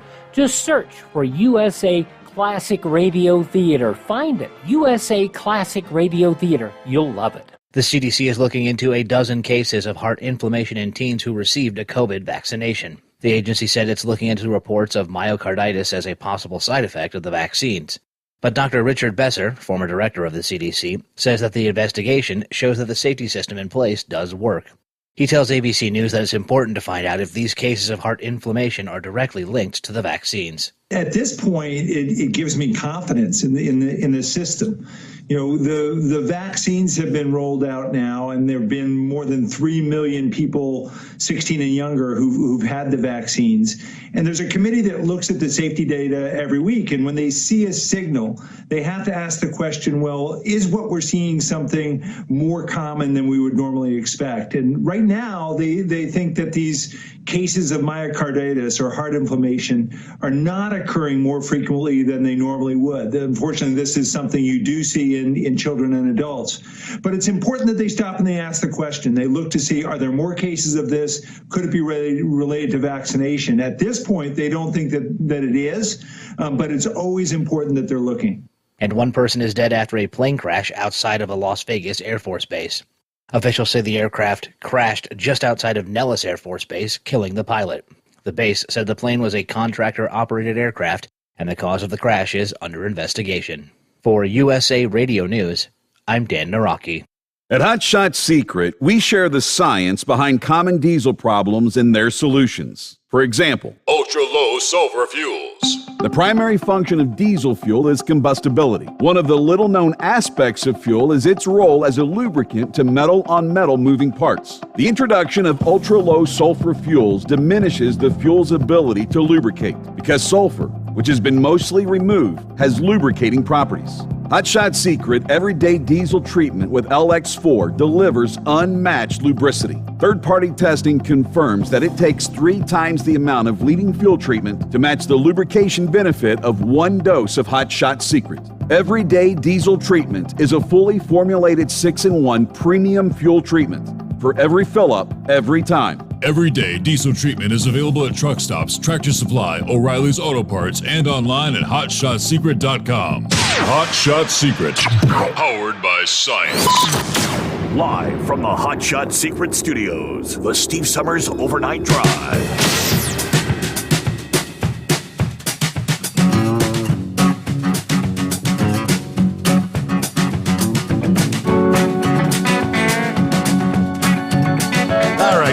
To be clear, I am not, by any means, an anti-vaccination kind of guy. I've had pretty much all my vaccines. Had to get a DPT booster here, about 3 or 4 months ago. Diphtheria, pertussis, and tetanus, DPT. The 3-in-1 kind of deal. Reason I got that is, of course, because little Aubrey, the new baby in the family, who's now 1 year old, but realizing that infants are much more susceptible to serious consequences if you pass on, the whooping cough, pertussis. Whooping cough. That's what that covers. I'm pretty much up to speed on all my vaccinations. I don't get the typical annual flu shot, just a personal choice. I don't know that I've actually ever had the full-fledged flu. I don't think I have. I've had some pretty nasty colds. Yeah, maybe it was the flu. I mean, just like anything else, different people have different reactions. Some people get deathly sick, come down with pneumonia, just like the COVID does. I go through a whole lot of information. I try to share the pros and the cons, even from the CDC, where, the latest from the CDC this past day was, you need to get 2 shots if you're going to take the Pfizer or the Moderna, because some people are like, they're getting their first shot and saying, all right, I'll be good. According to the CDC, you won't have the protection. Keep in mind, as I mentioned earlier, even after receiving the 2 doses, it doesn't say you won't get it. It just says if you do get it, you're a whole lot less likely to have a severe infection or an infection that's going to put you in the hospital. I'll share with you some of the numbers. Let's see. The study conducted by the Public Health England between April and today found that the Pfizer vaccine was 88% effective against, quote, symptomatic disease from the India mutation of the virus, which is now also spread globally. Same vaccine, 93% effective against the British mutation. 2 doses of the AstraZeneca shot proved to be 60% effective against the Indian variant, 66% protective from symptomatic disease against the UK mutation. One of the key findings was that 1 shot of either of the drugs was only 33% effective against the Indian variant 3 weeks after the first dose, 50% effective against the UK mutation. So if you get 1 shot, I mean, still pretty high odds that you're going to come down with the COVID and show symptoms. Previous studies have shown that the 2 doses of the mRNA Moderna vaccine can also provide against the variants. According to the Business Insider, the British mutation was first detected in the UK. It is now in the US. It's been evaluated by several university and hospital teams and found to be anywhere from 30 and 70% more lethal than the original coronavirus. Some early research discovered that the variant doubles every 10 days. It is also 35 to 45% more transmissible than the other strains that are currently circulated in the U.S. The BBC says the transmission rate of the variant from India is roughly 50% higher than the UK version. It sounds like the mutation that India is dealing with right now, that's why that they're being so decimated. It's a much more easily transmissible strain, apparently. Thus the death toll crossing the 300,000 threshold this past day. Let's see. The World Health Organization recently said that the new COVID strain is definitely a variant of concern. Experts have repeatedly warned that both doses are crucial to staving off serious disease from COVID-19. So if you get like 1 shot of the Pfizer, it's only 52% effective against the spread of the virus. The first shot of Moderna is about 80% protection. There's no clinical studies to show how long partial protection is actually even going to last. That while both vaccines do provide some protection against a person becoming infected by the virus after the first dose, the second dose increases the number of antibodies like tenfold, taking you up to like 95% efficacy. Do we even want to bother to say what Dr. Fauci has to say? No, because, whatever he said yesterday, he'll probably change tomorrow. And, did you notice even Dr. Fauci is now kind of alluding to the fact that, I'm not really convinced that this originated in a meat market. He's coming to the conclusion, especially in light of the new information, that it came from the damn lab there in Wuhan. See, but the thing about it is, he was actually complicit in the research that was going on in that lab. I think he's the last one that wants the world to know that it came from that lab, and he played an active role in allowing funds to go to that lab to study bat viruses. Okay, how about the flip side of the coin? You like to get both sides of the story? Dr. Dolores Cahill, professor of molecular genetics, School of Medicine, University College of Dublin, says, it's just a partial transcript. I'm not going to go through the whole thing. She's into her synopsis, and we'll start here. Then the real adverse events will happen against whatever is the real mRNA in the vaccines. And when the person vaccinated comes across this coronavirus sometime later, what happened in the animal studies was 20% or 50% or 100% of the animals died. Among people over the age of 80, maybe about 2.5% will experience severe side effects, adverse events, where people cannot work or live life normally.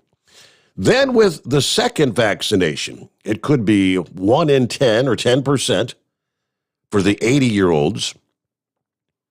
I think 80% of them would have life-limiting reactions or die when they come across the messenger RNA again.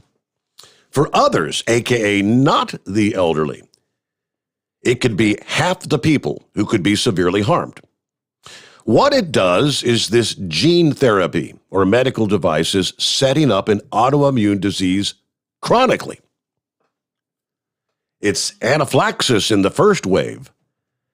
It's anaphylaxis plus allergic reaction in the second wave. But the third reaction occurs when you come across whatever the messenger RNA is against the virus.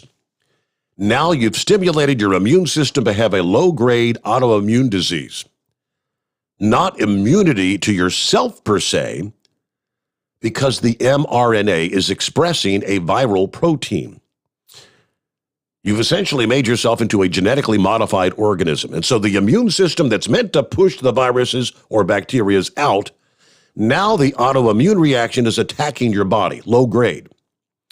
Now, months later, when you come across the virus that stimulates that immune system to get rid of the virus, and when the immune system sees that you have viral proteins in your own cells and organs, then about a week later, the adaptive immune system kicks in, the mechanism that makes specific long-term memory antibodies against a pathogen, and you go into organ failure. Because your immune system is killing your own organs, those patients will present as sepsis initially, then later you die of organ failure. If you have one or two comorbidities, the energy the immune system requires will make the older person very tired and exhausted. They don't have the capacity to survive if you have the underlying conditions. Normally, because the mRNA is in every cell of their body, it's almost unstoppable. It destroys the heart or the spleen or the lungs or the liver because the mRNA is expressing the protein in every cell. As a solution, what we urgently need is essentially a repository. Every 1 in 100 or 1 in 200 vaccine vials that are being injected into people needs to be set aside, especially into the elderly in the care homes. They need to be stored in a biorepository randomly. So when people start to die, we can actually see what's in this vaccine. We should be doing this now. I'm concerned there may be multiple mRNAs in this vaccine. Yeah, not just something for coronavirus. We need quality control to randomly require doctors to give 1 in 100 vials to a repository, and someone like me could forensically analyze what's in these vaccines. So when the elderly start dying, we'll know. We should be knowing what's in them. It's absolutely a dangerous gene therapy. She says it shouldn't be given to the elderly, but that's, kind of blah, blah, blah, right? Everybody shut up, make up your own mind. That's the idea. Make your own decisions, and that's...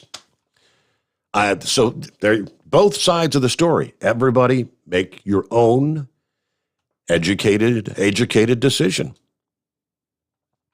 It's the best I can tell you. All right, Heat Wave, thanks for hanging in there. Yes, sir. Thank you for holding me on there, senor. When all this nonsense was coming out at the end of 19 and the beginning of 20, the Chinese sent a general to that Wuhan lab. Correct. And you never heard anything else about it. All you hear is a Democrat saying, "Don't call it the China flu because that's racist." Well, where in the hell do you think that virus come from? Wuhan, China. China. And if it is from the laboratory that everyone had concerns about, I think if wherever it originated from, I think you ought to give it credit. So it's the China virus. My understanding, too, was that I think a university here in the States, in South Carolina, maybe, was working with that before they said, get it out of the country. And I guess Fauci was one of the researchers on it as well.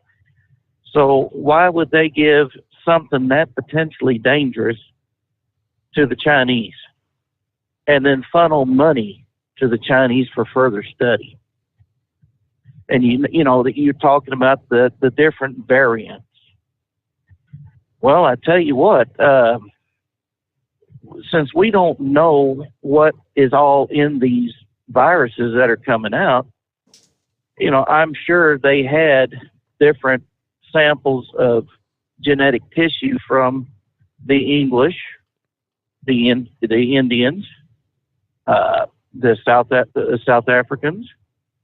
There has got to be a different strain or something that is particular to those particular races. And, you can always, it's like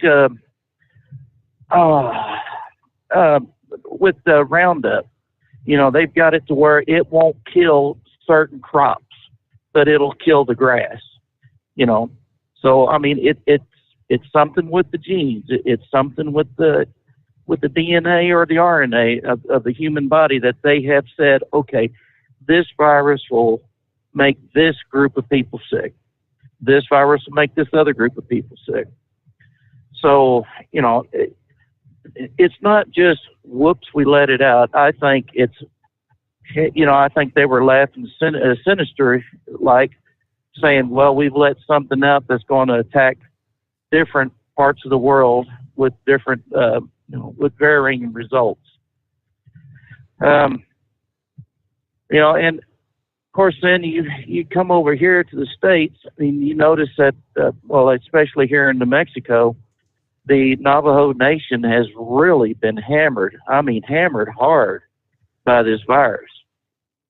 And now it's going to be a little bit of a stretch, but I'm going to go with this one. Many years ago, probably 10,000 years ago, the Bering Straits was actually a land bridge that connected the other side of the world to North America via Alaska.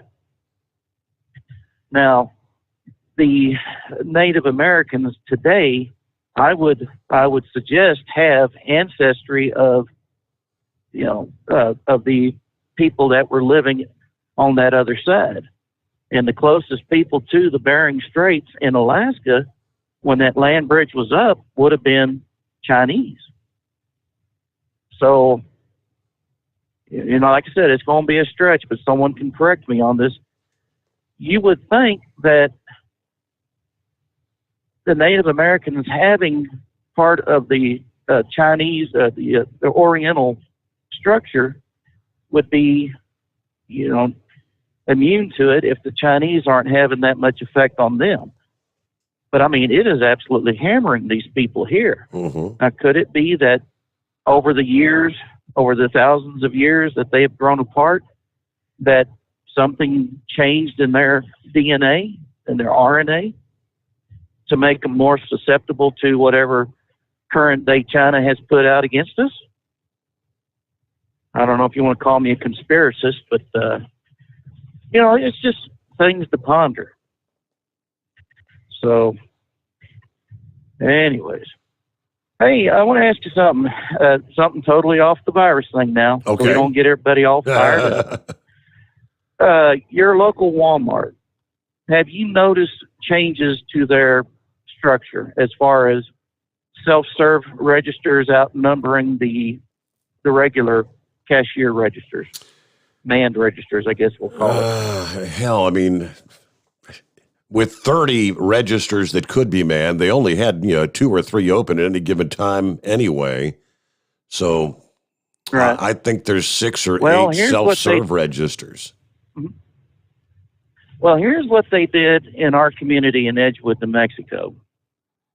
They had 2 orange pillars that was supposed to be part of this grab and go. You'd order, and they would have people parking on the outside, and the Walmart employees would go in and get their order and bring it back out, or you could walk in to these orange pillars. I mean, just huge. They cost about $380,000 each, is what one of the employees was telling me. Well, after about 6 months, they scrapped that program and sold those things for scrap for $600 each. I said, okay, well, that's a waste of time and money. Well, what they've done is they've taken out the 20 registers that they had, and they got 4 of them in the middle of the store itself, as you're heading out. On either side of those registers, you have self-service registers. And, where you scan it, you go ahead and you bag it, and they've got more room there. So if you have a larger cart, you just bag it yourself. And of course you pay with the card or you pay with cash, and they've got attendants there to help you with your problems. Well, last Saturday I went to the Walmart to do some shopping for getting on the road. None of the manned registers were manned. I was like, well, what the hell? I got a bunch of stuff here. I really don't want to do this. But, I did. And I talked to one of the people that were there, and she was kind of just rather nonchalant, like, well, I can help you. No, you can't, because it was a corporate decision, and you're going to be agreeing with the corporate.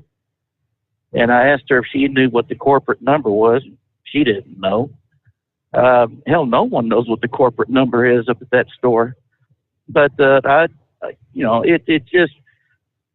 like the stores the way they were. I'm tired of going into a Walmart store and having to take an SAT test or reasoning or, to figure out, well, if product A is over here, what's related to it? Should it be here as well? I liked going in. I liked dealing with the people. I knew where the stuff was, so I could make, a 15-minute trip in and out, no problem. Mm-hmm. Now it takes you 40 minutes or better to find the items that you normally would get, and then you have to go and check yourself out. So, it's taking more time, I think. And I called the corporate office when I finally got their number, and I told them, your billionaire owners and management have forgotten what has made Walmart what it is. Is the one-on-one at the registers. It's leaving the product where it was so people could go in, get the stuff, and get the hell out. You know, I told them it used to be fun going to a Walmart. You used to have the products we needed, or you offered products that we wanted. And I said, now you're not even doing that. I said, I have to go to Albuquerque to get my dry goods, you know, the mercantile goods, you know, like blue jeans, shoes, shirts, whatever, that are in my size. And I said, I'm not going to lose 2 inches in the waist anytime soon, and I damn sure I'm not going to gain 2 inches just so I could fit in a pair of jeans that's, you know, that you have in abundance of. And I said, as far as groceries go, I said, we have a Smith's grocery store across the interstate from the Walmart. I said, I'll go there, and I may pay extra, but at least I know that I have the option of either going through the self-checkout or going to the register. I said, and I know where the products are in that store because they do not move their product. I said, the only thing I agree with what they're doing at the Walmart there in Edgewood is they've expanded their liquor aisle. So that's the only thing I agree with. But I told them, you know what, if I have to go into Albuquerque to find stuff at a different store, I said, I'll go to a Target. I'll go to JCPenney's. I'll go to wherever they sell clothes. I'll go to a shoe store. I said, I will pay the extra money because I'll know that they have what I want. Yes, it may be time consuming, but I know I'll be dealing with people instead of computers. Call me old-fashioned. I don't know. I just rather deal with people, and as you can tell, I am a social butterfly. So, well, maybe Walmart's got the same problem as all the other fast food joints and retail outlets where they can't find anybody willing to stand at the register and check people out. They'd rather sit at home and get a check, right? All right, we got to get our news break in here. I got, Scooter. I'm assuming you're listening there. You are correct in your assumption. I thought you were the other guy. He said, hey, Steve, this is Scooter from Yazoo City, the Mercury Man. I think you made a mistake on my phone number. That wasn't me that called in and made that racist remark. I was actually right behind him in the phone queue. And I was trying to call back, and I see my number will not connect. Promise you, that was not me that made that comment. I've talked to you several times, and I would never say something like that. So I was wanting to talk about one of the drugs that I take that is a gene-altering drug. But again, that wasn't me that made the comment. I've listened for 23 years. And like I said, I'd never say something like that. Could you please reinstate my number? All right. If I see you up there, Scooter, when we get a line of it, feel free to dial us back up. But yeah, I thought, see, that dude had called like 3-4 times in a row. And he actually had called in on 2 different phone numbers, and I thought one of those was yours, Scooter, so I apologize. All right, I'm talking about the guy who said, what's up, bro? All right, 25 before the hour. It is 844-3388, the Steve Sommers Overnight Drive live from the Hot Shot Secret Studio. USA Radio News with Dan Naraki. One person is dead after a plane crash outside of a Las Vegas Air Force base. Officials say a plane crashed just outside of Nellis Air Force Base, killing the pilot. The base said the plane was a contractor-operated aircraft and that the crash remains under investigation. And President Biden announced Monday that more funding will be available for states to assist in preparations for natural disasters. Speaking at FEMA headquarters, Biden said that the funds available will be doubled. Today, I'm announcing that FEMA is going to make $1 billion available to the states, territories, tribes, and rural communities through the Building Resilience Infrastructure and Communities Program, so-called BRIC program. That's going to double the funding available from last year, and it's going to help communities. This is USA Radio News. Come on. You watch the news. Be prepared to pay more taxes. Then if you owe back taxes or haven't filed in a few years, get ready. The IRS, the largest collection agency in the world, will be coming after you with the power to collect taxes by any means they want to. Hey, they can freeze your bank account, your passport, even padlock your business. Good times. Look, if the IRS claims you owe them $5,000 or more in back taxes and they're coming after you, don't panic. Call my friends at Get a Tax Lawyer first. Their job is to negotiate with the IRS and save you money. They're experts at it. That's all they do, and you can trust them. In some cases, they have reduced a $50,000 tax bill to less than $1,000. If you owe the IRS $5,000 or more in back taxes, call now for a free consultation. Call 800-783-0798. 800-783-0798. 800-783-0798. That's 800-783-0798. The Overnight Drive with Steve Summers. Live from the Hot Shot Secret Studios. Call Steve now. 844-844-3388. That's 844-844-3388.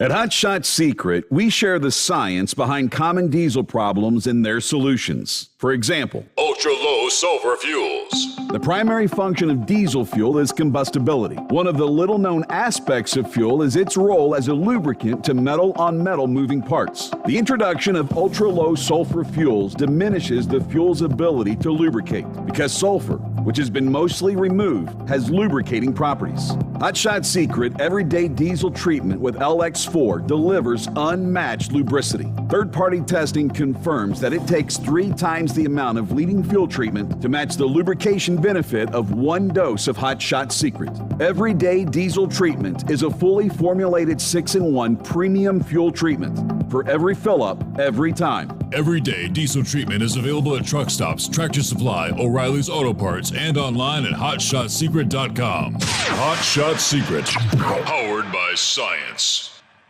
Dean Michael, the tax doctor here. Are you one of those truck drivers that came home after a long haul and found the only thing waiting for you was a stack of IRS letters? Your significant other was gone, but your newfound IRS problem is still there. I've heard this story many times over the years. While I can't help you with your broken heart, I can fix your tax problems. If you owe more than $10,000 to the IRS or haven't filed for many years, call me for a free consultation at 888-557-4020 or go to mytaxhelpmd.com. Like I always say, you keep your eyes on the road, I'll keep mine on the IRS. Whether you're a diesel pickup performance enthusiast or just looking for a small upgrade, when selecting common rail fuel system components, look no further than Exergy Performance.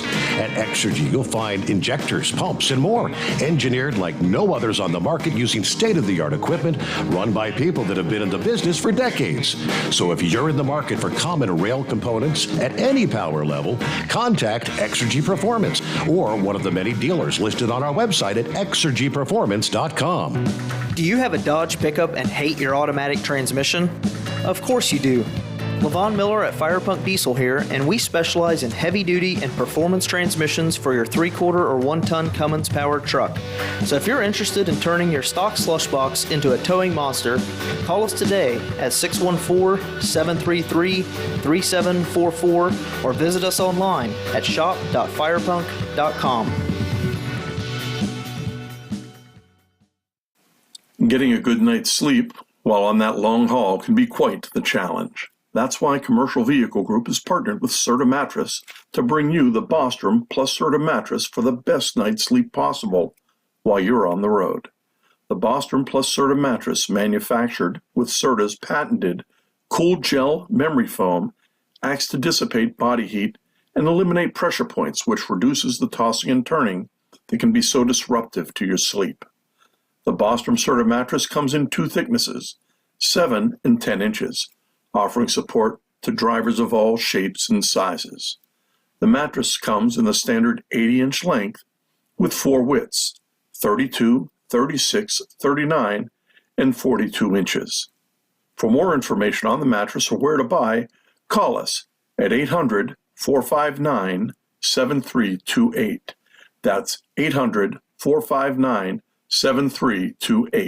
At Hot Shot Secret, we share the science behind common diesel problems and their solutions. For example, Hot Shot Secret Stiction Eliminator. Stiction, that sticky friction, undermines the performance of diesel engines and is difficult to remove from the oil system. Hot Shot Secret Stiction Eliminator is a powerful synthetic cleaner that targets stiction, contains no harmful solvents, and is formulated to be left in the engine to safely dissolve stiction for thousands of miles. It works as you drive. Our proprietary carbon nano lubricant is blended with Stiction Eliminator, filling in microscopic irregularities inside your engine, providing a smoother surface for enhanced lubricity, reducing friction and wear. Third-party ASTM testing verifies that Stiction Eliminator removes 2 times as much stiction than any alternative on the retail shelf. Use Stiction Eliminator to solve an existing problem or as a preventative maintenance. Hot Shot Secret Stiction Eliminator, available at truck stops, Tractor Supply, O'Reilly's Auto Parts, and online at hotshotsecret.com. Hot Shot Secret, powered by science. And now, back to the Steve Summers Overnight Drive. All right, and away we go.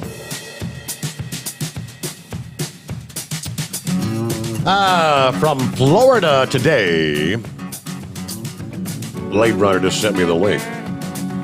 Weather conditions around the Cape, according to forecasters, should be favorable for the launch of a Falcon 9 this week, according to forecasters yesterday. If the outlook holds, the 230-foot rocket will take flight into 90% go conditions during an instantaneous launch window at 2:59 p.m. Wednesday. Launch Complex 40 will host this attempt. Additional weather criteria like upper-level winds and conditions in the Atlantic Ocean that would impact drone ship recovery were listed as low risk this past day. So it looks like Wednesday afternoon is go time for another, I guess this is another Starlink launch, I believe it is. Morning, Philip. Morning, Steve. How you doing, bud? Doing well, thank you. Yesterday was a major milestone for SpaceX, bud.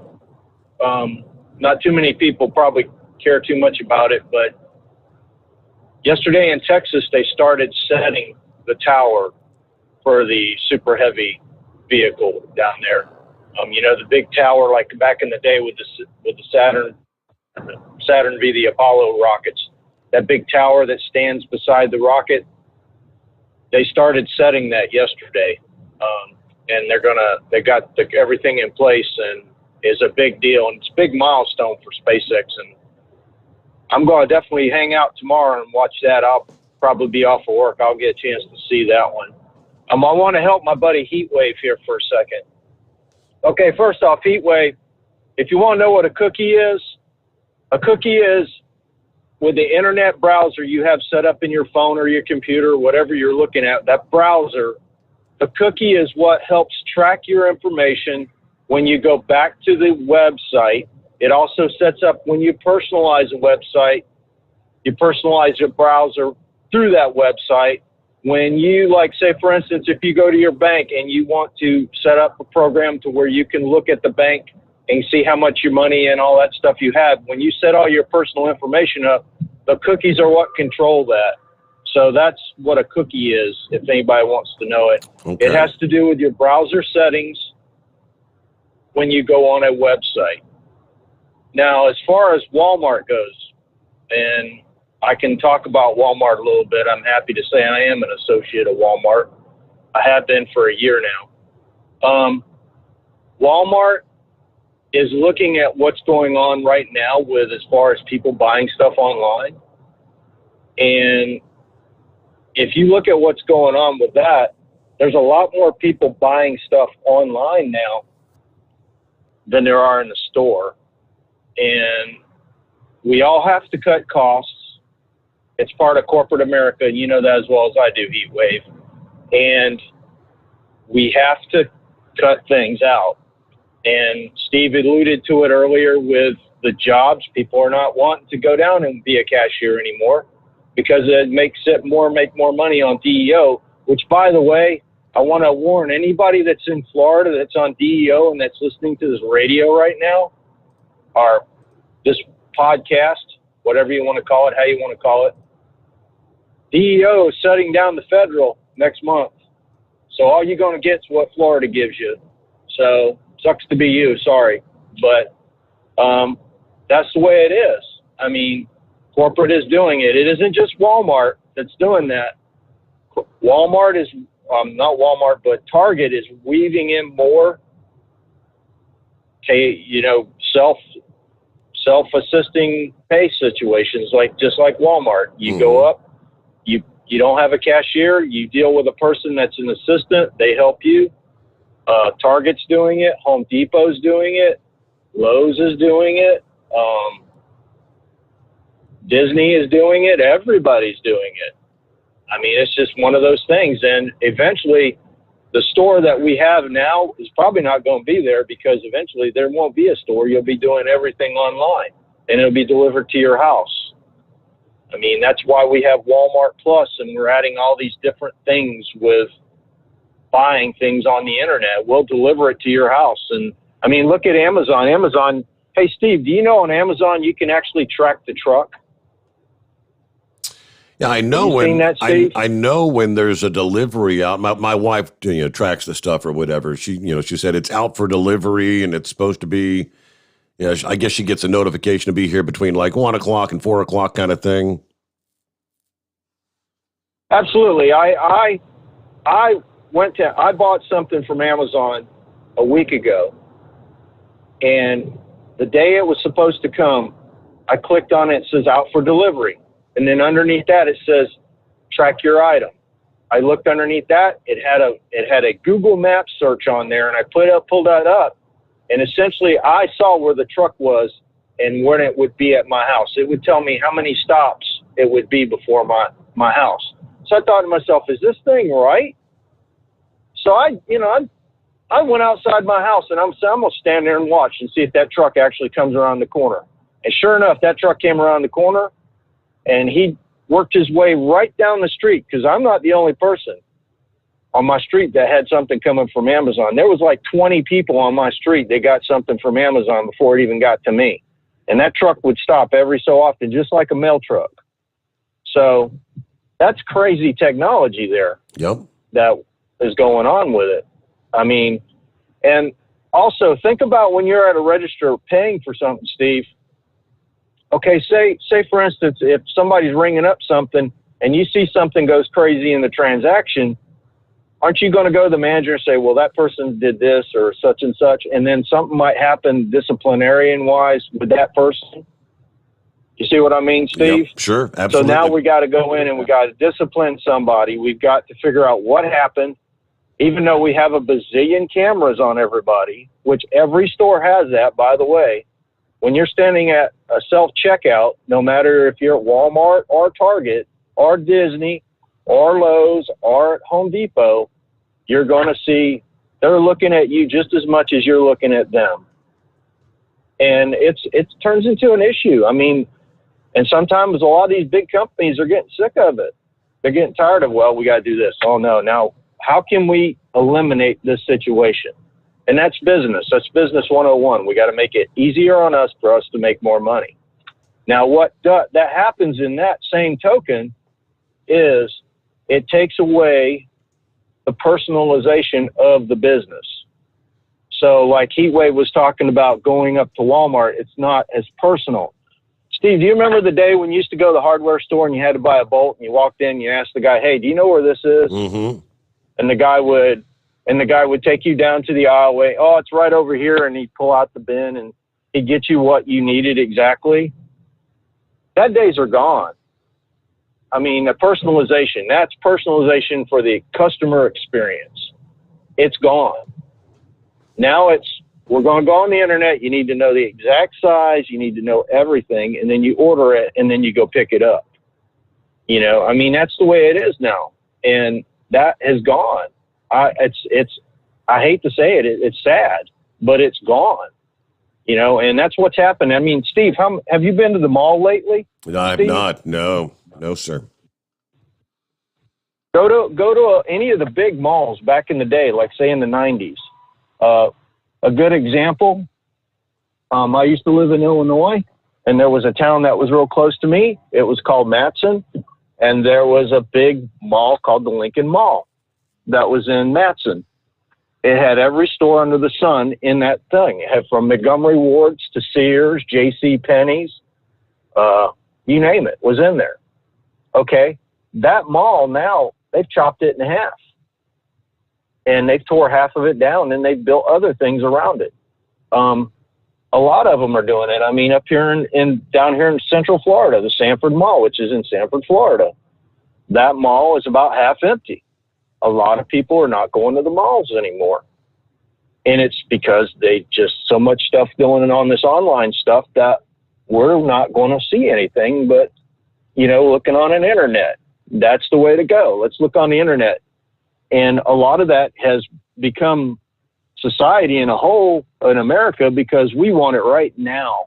We want everything right now.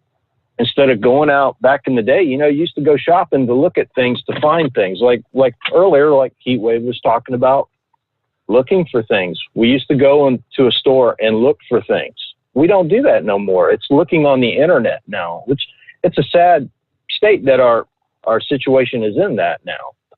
But I don't know. That's just my personal opinion with that, Steve. What do you feel about it? I think you're correct. I say what the day's going to come when the internet ain't working and there's a generation that ain't even going to know how to go to the store and find what they need. Yeah, everybody's point and click now. Point and click, copy and paste. That's the new thing now. So when was the day back when you used to sit at home, like say when you were a kid and you had to write an essay for school, and you sat at home and you spent hours looking in books, trying to figure out this, trying to figure out that, and now you can go on the internet. You can find any book you want, anything you want, any information you want. I mean, even if you want to look up what cookies are on your browser, you can find it on the internet.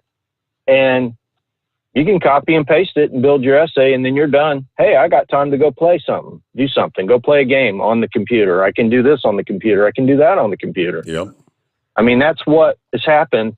And Steve, just to point this out, that's what's happened to our generation now, where you're not seeing as many truck drivers out there. You're not seeing as many electricians out there. You're not seeing as many skilled tradesmen, carpenters, block layers. You're not seeing a lot of that. And the reason being is because too many kids are so much into the technology. Hey, why do I need to go and drive a truck and spend all my time away from home when I can sit at home and I can build websites, I can do programming, and I can do this, I can do that, and make a ton more money? That's what's happening. That's what today's society has turned our children into. And that's what's happening with everything now. There's not a lot of kids that want to go out when they're 18 years old and they can't decide what they want to do and say, I think I'll go to work for UPS and I'll deliver packages at 18. How many kids want to come out of high school and do that? Right. Not too many. Nope. No, a lot of them in school, they're pushing, hey, let's go. We're going to go to college. I'm going to go to college. I'm going to learn how to do this computer science thing, and I'm going to make $1 million and I'm going to be retired when I'm 40. That is the mentality that we have bred into our generation now. And a lot of people are like, well, they're lazy. Well, you know what? When you sit around and you look at a computer all day long, you're not walking. You're not running. And so if you notice a lot of the younger generation, what are they doing, Jim? Or Steve, they're going to a gym to go work out. How many people today do you see in our generation that go and they buy these Pella machines, they go and do all this stuff because they know they've got to exercise and they have no way to do it because they're stuck in an office working all day. Yeah. So that's just my point on the deal. And I appreciate your time, Steve, and thank you very much, bud. I didn't mean to take up so much. You're good, Philip. Thank you very much. And you know what? He wrapped up right at the time we would have lost connection anyway. Because got to do a phone reset. Son of a gun.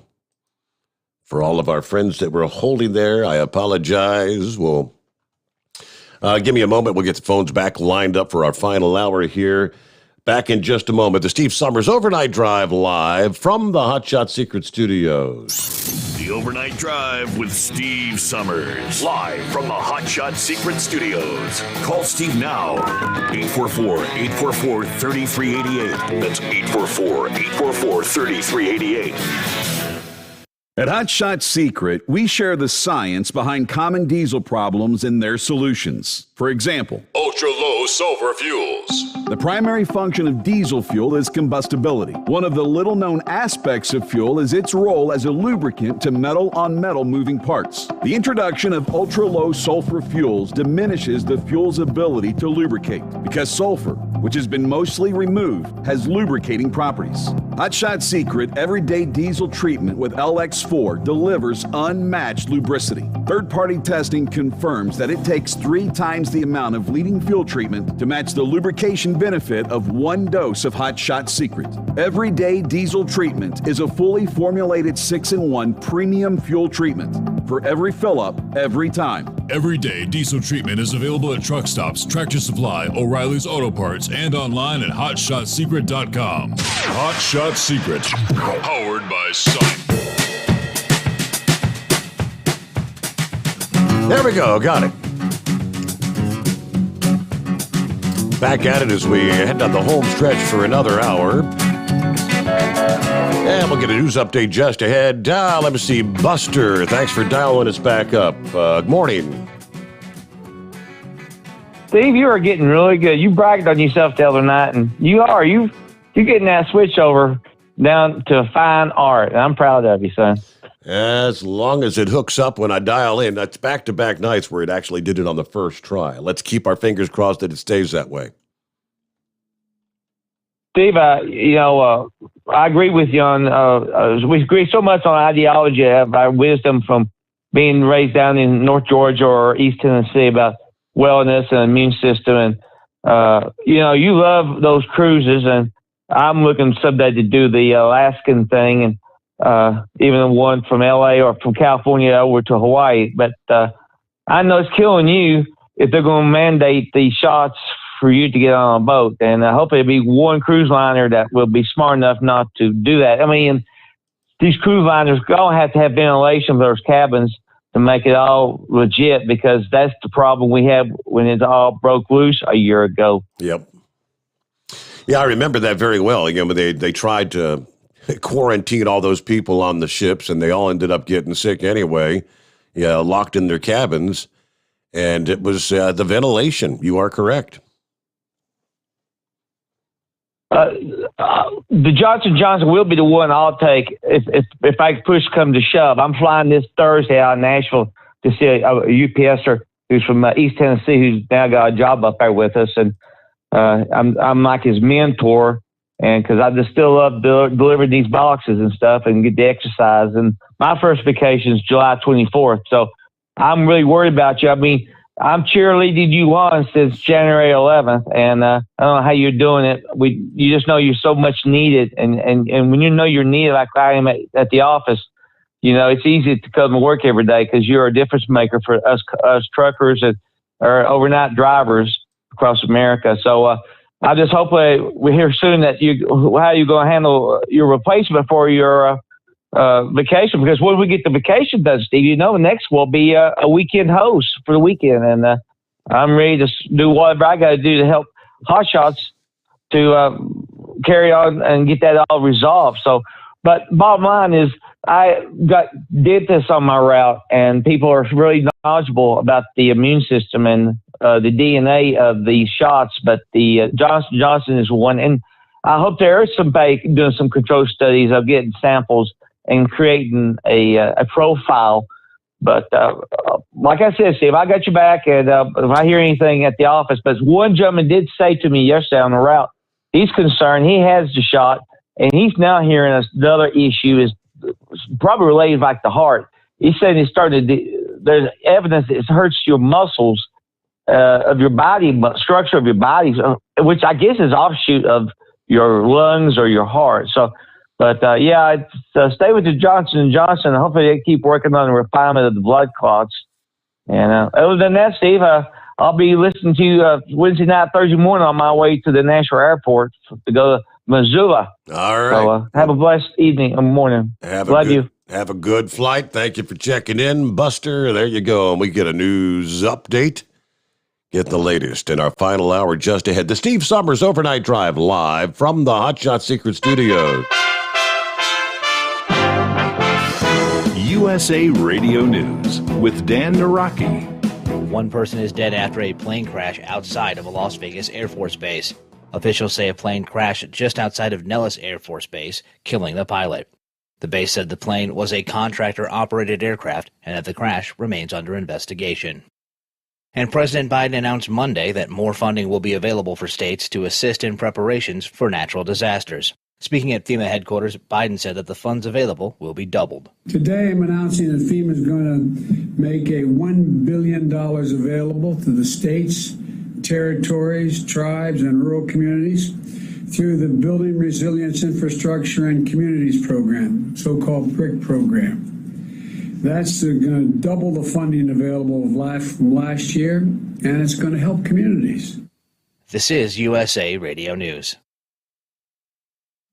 Hello, this is Wayne Alaroot for our newest sponsor, Asset Strategies, or ASI for short. ASI is a precious metals powerhouse. They sell gold and silver. Never in history has there been a more important moment to buy gold and silver. ASI has been in business for 39 years. They've served over 20,000 clients and sold $5 billion worth of gold, silver, and precious metals with zero complaints. Last year, gold saw gains of 25%. Silver nearly doubled gold's performance. Now Democrats are in charge. Green New Deal, open borders, free healthcare for illegals, bailout broke cities and states. The debt is about to go through the stratosphere. The time to buy is now. The owners of ASI, Michael and Rich Chekin, have been my close personal friends for 16 years. ASI is the company I trust when it comes to buying and selling precious metals. Call now to receive a free consultation and a free 1-ounce silver eagle with every qualifying purchase when you mention the Wayne Alaroot Show. Call 800-831-0007. That's 800-831-0007 or visit AssetStrategies.com. The U.S. State Department issued a new advisory on Monday warning Americans against traveling to Japan, coming about 8 weeks ahead of the Tokyo Olympics. The do not travel warning comes as Japan deals with a new wave of COVID infections being attributed to the spread of variants of the virus. 9 prefectures, including Tokyo, are currently under a state of emergency, which is expected to last until late June. IOC officials said last week they are planning on the games to go on, even under a state of emergency. The warning coming as doctors in Japan have been calling for the games to be canceled, fearing a massive spike in infections. Dr. Anthony Fauci says he is concerned about Japan's low vaccination rate. The White House's chief medical advisor tells CNBC that he'd like to see vaccination efforts there improve. Well, I mean, if you have such a low level of vaccination, of course there's a concern. That's up to the Japanese authorities, what they're going to do in their country during the Olympic season. So I would hope that more people get vaccinated because that low percent is really concerning. This is USA Radio News. Hi, this is Dr. Joel Wallach, and I want to tell you that arthritis is not a genetic thing. It's not a disease of aging. Neither is osteoporosis. Get a hold of my book. It's all in your head. It goes into the 25 different diseases you get when you have osteoporosis of the skull. These are all reversible. You take the Healthy Bone and Joint Pack, the MSM, vitamin D3, stay away from all the bad foods, including gluten, and guess what? You'll regrow all your bones, including your skull and your legs and your hips and everything else. Contact us at usaradiohealth.com. That's usaradiohealth.com. The White House and Republican lawmakers appear to be drifting apart when it comes to a compromise on President Biden's infrastructure spending proposal. The administration recently reduced the price tag of the bill to $1.7 trillion, but Republicans say the cost is still too high. Representative Nancy Mace says she's doubtful a deal is possible. The South Carolina Republican tells Fox News that too many aspects of the president's bill have nothing to do with the vital infrastructure projects that need to be funded. President Biden, he's just playing footsie with Senate Republicans right now. He left all of the horrible Green New Deal spending that's in there, environmental justice and social justice, that has absolutely nothing to do with traditional infrastructure. And I drove my kids this morning to school and dropped them off, and I sat in traffic for quite some time this morning. I understand, like every other working American out there, everyone that has to take their kids to school, that those things have nothing to do with our roads and bridges. And they've got to trim down the bill at $1.7 trillion. You're still going to have one of the largest tax hikes in American history to pay for it. They refuse to cut spending anywhere else. And this is critical for our nation's future. And the U.S. State Department issued a new advisory on Monday, warning Americans against traveling to Japan about 8 weeks ahead of the Tokyo Olympics. The do not travel warning comes as Japan deals with a new wave of COVID infections attributed to the spread of variants of the virus. 9 prefectures, including Tokyo, are currently under a state of emergency, which is expected to last until late June. IOC officials said last week that they're planning on the games to go on, even under a state of emergency. The Summer Olympics are set to open on July 23rd. For USA Radio News, I'm Dan Nurra. At Hot Shot Secret, we share the science behind common diesel problems and their solutions. For example, Ultra-low sulfur fuels. the primary function of diesel fuel is combustibility. One of the little-known aspects of fuel is its role as a lubricant to metal-on-metal moving parts. The introduction of ultra-low sulfur fuels diminishes the fuel's ability to lubricate because sulfur, which has been mostly removed, has lubricating properties. Hot Shot Secret Everyday Diesel Treatment with LX4 delivers unmatched lubricity. Third-party testing confirms that it takes 3 times the amount of leading fuel treatment to match the lubrication benefit of 1 dose of Hot Shot Secret. Everyday Diesel Treatment is a fully formulated 6-in-1 premium fuel treatment for every fill-up, every time. Everyday diesel treatment is available at truck stops, Tractor Supply, O'Reilly's Auto Parts, and online at HotShotSecret.com. Hot Shot Secret, powered by science. Live from the Hot Shot Secret Studios, the Steve Summers Overnight Drive. All right, man, final hour already. Here it is. On a Tuesday morning. Couple of other tidbits I wanted to touch on, with all the attention that's been going to this and that. Not hearing nearly as much about that southern border as of late, are we? But the problem has not been resolved. And whether you're paying attention or not, do you realize neither our president or vice president have been to the southern border yet? And who spoke out? Chad Wolf this past day said it is unacceptable that neither President Biden or Vice President Harris have visited the southern border to see the crisis firsthand that their policies have created. By the way, Chad Wolf is the former acting Homeland Security Secretary. I said simply having relationships and sending resources down to the Northern Triangle is not going to fix the problem. It is completely unacceptable that neither of the two has visited the men and women on the border who've been doing a great job working every day to confront a crisis that the Biden administration has created. Biden or Harris should at least show up to say thank you to the border agents. They actually need to go down there and do a lot more than that. They need to listen to their concerns and challenges. White House announced this past day that Harris supposedly is going to visit the presidents of Guatemala and Mexico. Like they're going to be able to do something about it. It's impossible to simply say you're going to look at the root causes of migration without visiting the border. They're linked together. You got to understand the border to understand the migration piece. Now, the White House has been able to adjust to what's happening. You've got historic crisis going on at the border that's crying out for leadership, and you're not seeing that in this administration. Yeah, we know the rest of the story. Thousands of unaccompanied children in crowded facilities. Wolf called the situation entirely preventable. We had a very secure border going back to 2019 and 2020 for a variety of different reasons. The Biden White House literally unwound and destroyed a lot of the policies we had in place.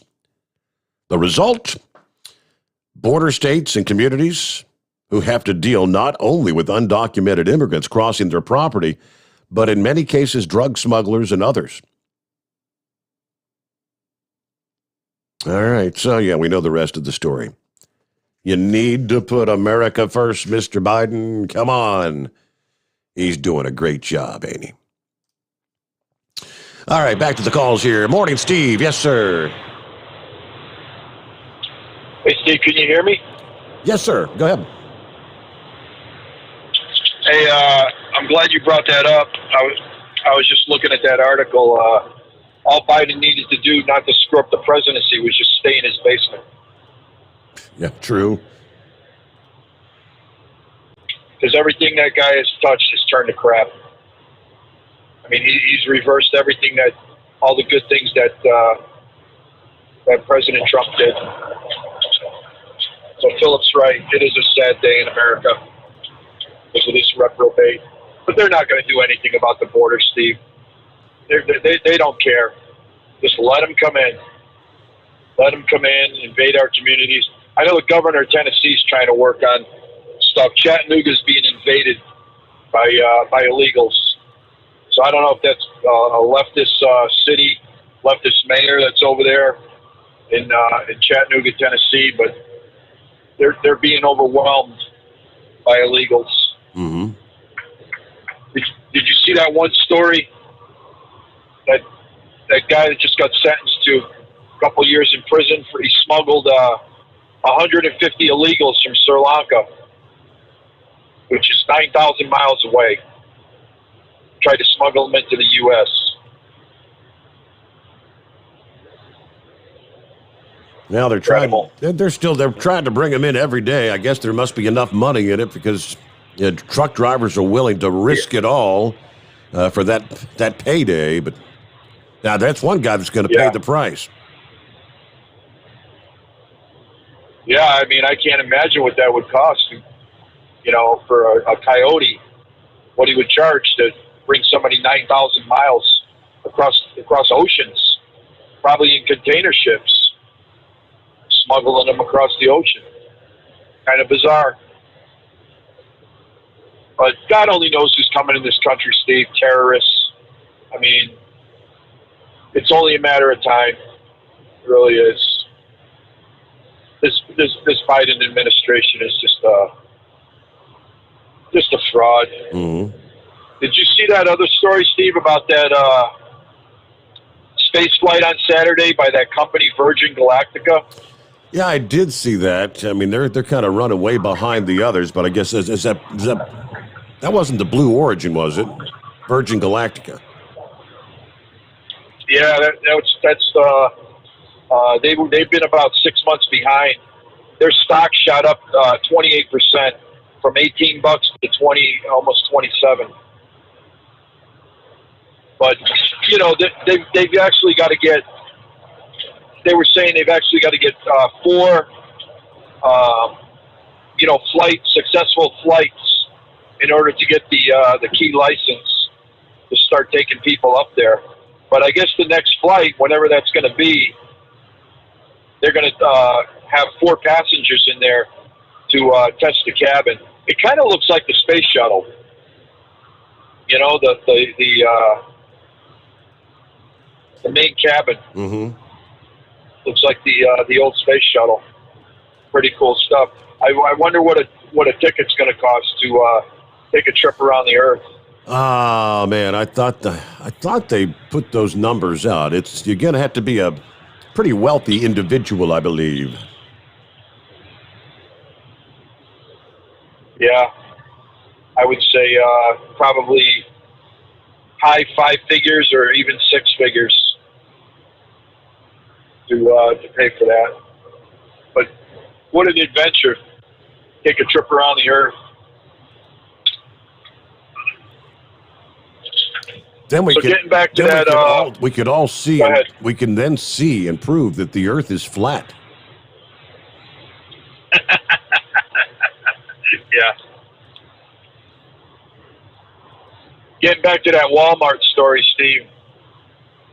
You know, the whole thing about this technology and putting people out of work, I don't feel sorry for these big corporations at all. I have no sympathy for them. Walmart, Target, Costco, Sam's, Amazon, none of them. The ones that are suffering right now are the people that own that own the brick and mortar store.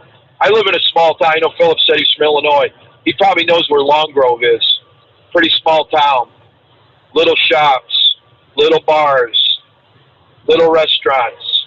People depend on the people to come and visit the village. It's been there a long time. It's a historic village. They suffered during this pandemic. The only thing this pandemic did, Steve, was make those corporations rich. They're the only ones that stayed open. Mm-hmm. They were allowed to stay open, and all the mom and pops had to shut down. And most of them aren't coming back. Sad day. I mean, you grew up in the same era. I mean, I remember when you needed a dime, Steve, to call your mom to let her know where you were. Yep. Right? Yes, sir. We didn't have phones, internet. These kids don't have a clue on what it was like to grow up in this country. When this country was simple, when this country was good. This technology has really, I think, destroyed what America used to be like. And I'm not against it. I mean, believe me, but everybody wants everything instantaneously. Even your groceries, Steve. No one even goes to the grocery store anymore. You know, they go online, they do their grocery shopping, and they either have it delivered or they go to the store and they pick it up in the front. You know, there's like 10 cars waiting in front for some kid to bring out the groceries to the car. I mean, come on. People are so damn lazy to go pick out an apple or a head of lettuce. This is what we've turned into. And the other thing, too, Steve, I blame parents. And I do blame myself because I remember when my kids hung out with other kids that had those, what were they, those little handmade, handheld Game Boys. Yes. That's when they first started coming, before Xbox and all of that. And I would only let them play on that for maybe a couple hours. And I'd say, you guys got to get outside. Go play ball, go throw the football around, go do something. I mean, when we were kids, we had to find something to do, Steve. We just didn't sit in the house and I wasn't bored. I found something to do, whether it was play stickball, wiffle ball, get about 10, 12 kids together, go play tag football. I mean, whatever, It's just a totally different country now. Totally different generation. So I don't know what's going to become of it. But you look at it and you try to explain this to your kids, and they're like, "Oh yeah, I had to walk to school uphill both ways." Walk to school? Kids are going to walk to school today, Steve? Forget about it. Anyway, I just figured I'd put my 2 cents in today. But I thought that was an interesting story because I heard Philip, and I saw that article about Virgin Galactica. I don't know if he saw that today, but it's not a bad price on that stock, $26 a share. But if they have a blunder in the sky, you know what's going to happen with the stock. It's going to crash like the spacecraft. Yeah, exactly. So, yeah, you have a good night, Steve. We'll talk to you tomorrow. All right, thank you very much. I didn't realize they had actually a passengers. Virgin Galactic completing its third space flight and the first ever space flight from Spaceport America, New Mexico. So today's flight sees New Mexico become the third U.S. state to launch humans into space. The VSS Unity achieved a speed of Mach 3 after being released from the mothership, VMS Eve, reaching space at an altitude of 55.45 miles before gliding smoothly to a runway, landing at Spaceport America. On the flight deck were C.J. Sturcal and Dave McKay, while Kelly Latimer and Michael Masucci piloted the VMS Eve. C.J., who flew as pilot in command, becomes the first person ever to have flown to space from 3 different states. They had extraordinary views of the bright blue-rimmed curvature of the Earth against the blackness of space. New Mexico's White Sands National Park, sparkling below. That experience gives Virgin Galactic's future astronaut customers a little glimpse of what lies ahead. All right, so Yeah, this is going to be like space travel, space tourism kind of thing. Take a little trip around the planet. And he is correct. If I scroll back here, the headlines are stocks making the biggest moves in the pre-market.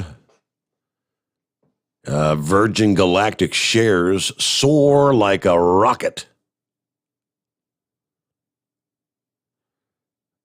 Yahoo Finance has the headline, Virgin Galactic short sellers, are primed for a squeeze after the rally. Okay, founded by the billionaire Richard Branson, and over the past month has ratcheted up the temperature for short sellers after the company delivered a successful test flight. The nearly 14 million shares of the New Mexico-based company were sold short over the past 30 days, meaning the stock's Monday surge has dealt short sellers millions of dollars in losses.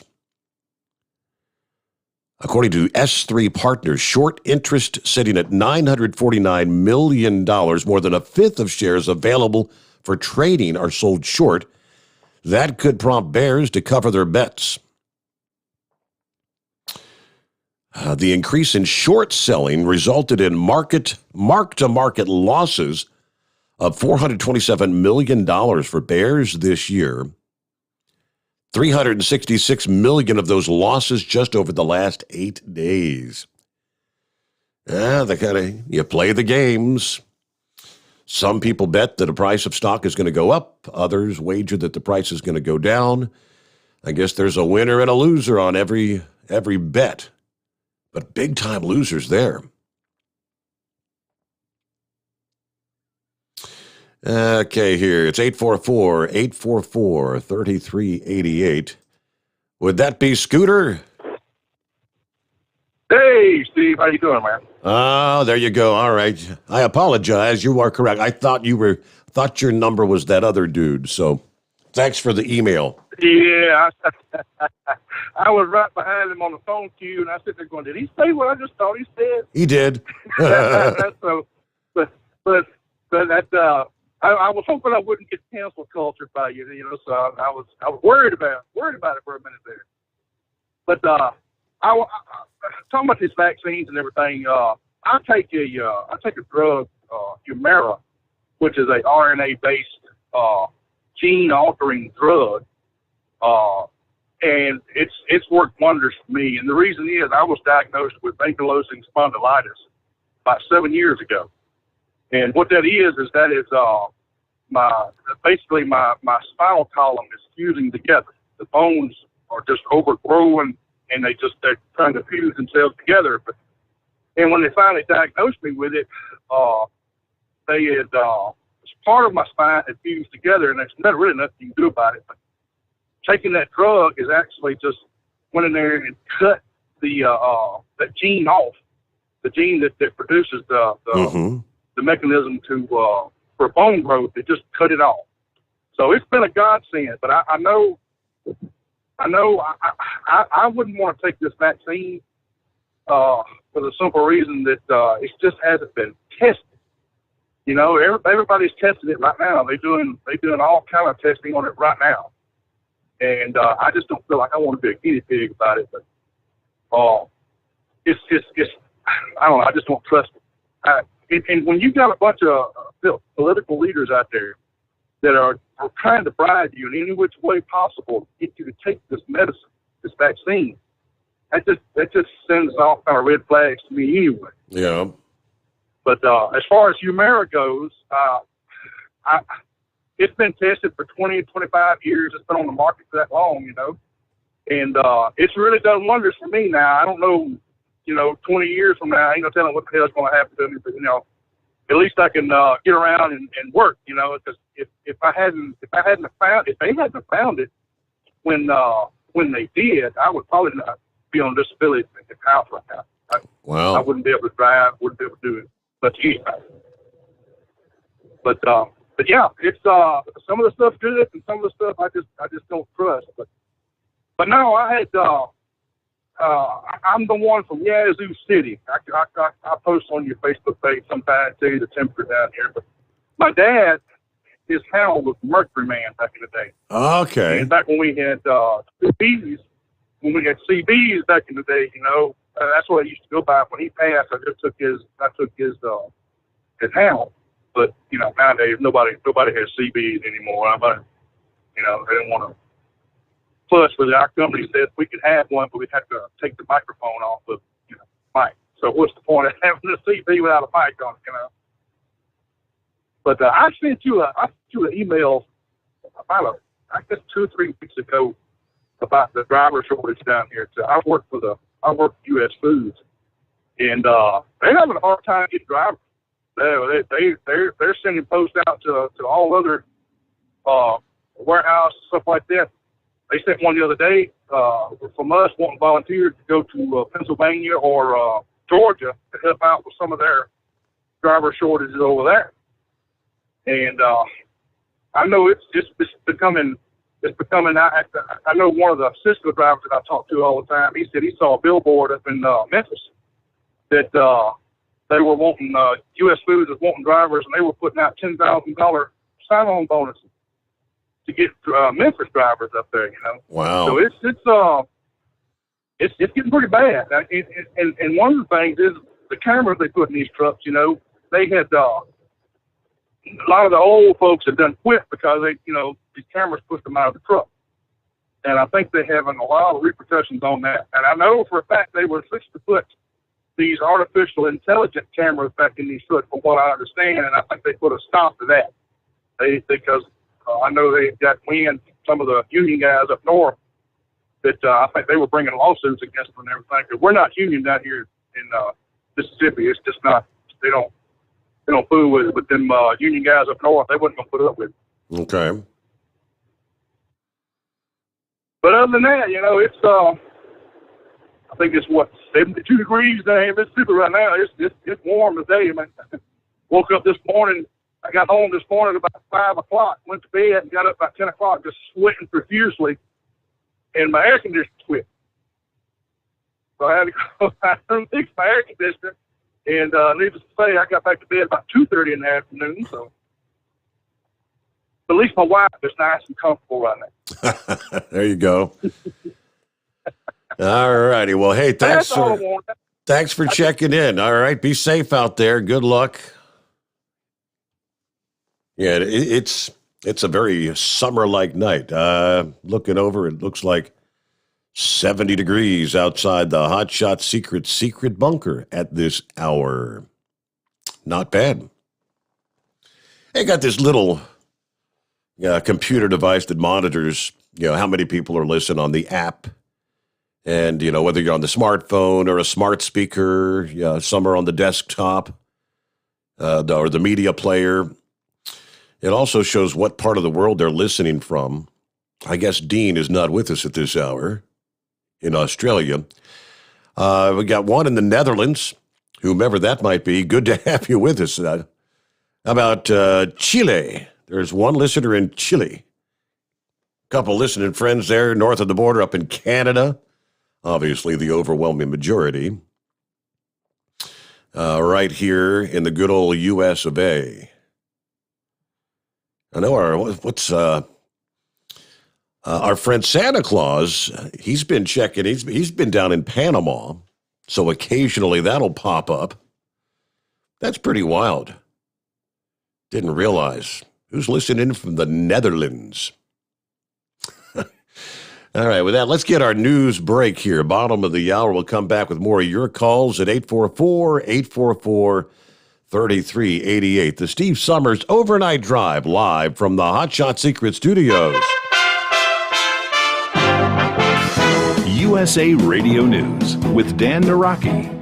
There are calls for more investigations into the origins of COVID-19 after new intelligence out of China shows the virus may have sickened people earlier than once thought.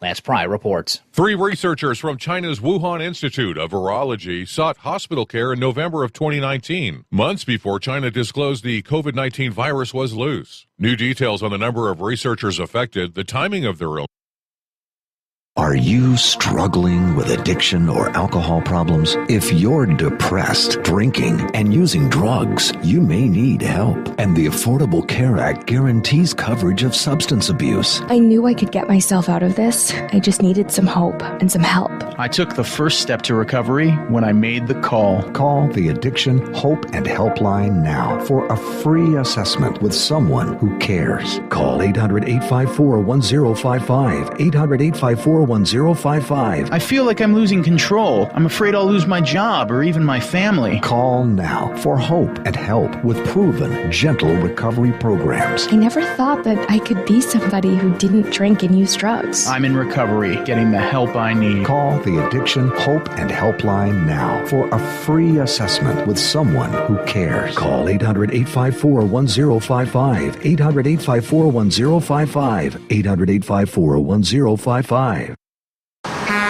You're listening to the Overnight Drive with Steve Summers. At Hot Shot Secret, we share the science behind common diesel problems and their solutions. For example, Hot Shot Secret Diesel Extreme. Today's ultra-low sulfur fuels leave injector deposits causing frequent DPF regens and low throttle response. Diesel Extreme is a once every 6-month treatment that will clean your entire fuel system, including the tank, lines, pump, and the injectors. Hot Shot Secret Diesel Extreme is available nationwide at truck stops, fine farm and auto stores, and online at hotshotsecret.com. Some say their truck reflects who they are, dependable and reliable. That's why you trust Blue Def. Now the best just got better. Introducing Blue Def Platinum, a revolutionary innovation with advanced system shield technology to significantly reduce harmful deposits.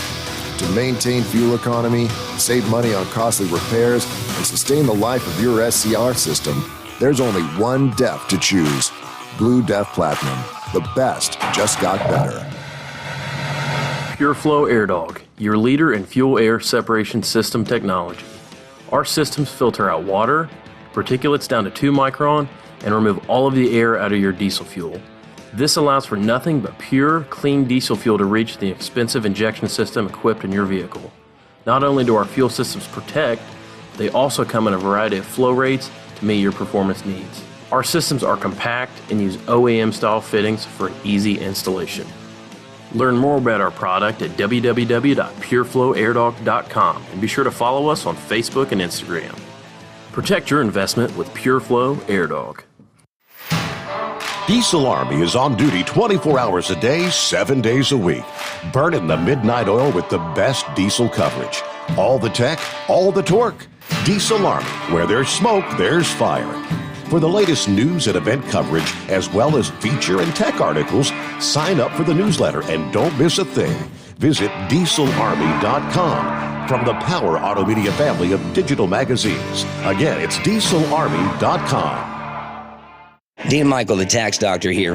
I have one question for you. Do you want to stop worrying about the IRS? If the answer is yes, then look no further. I've been around for years. I've helped countless people across the country, and my success rate speaks for itself.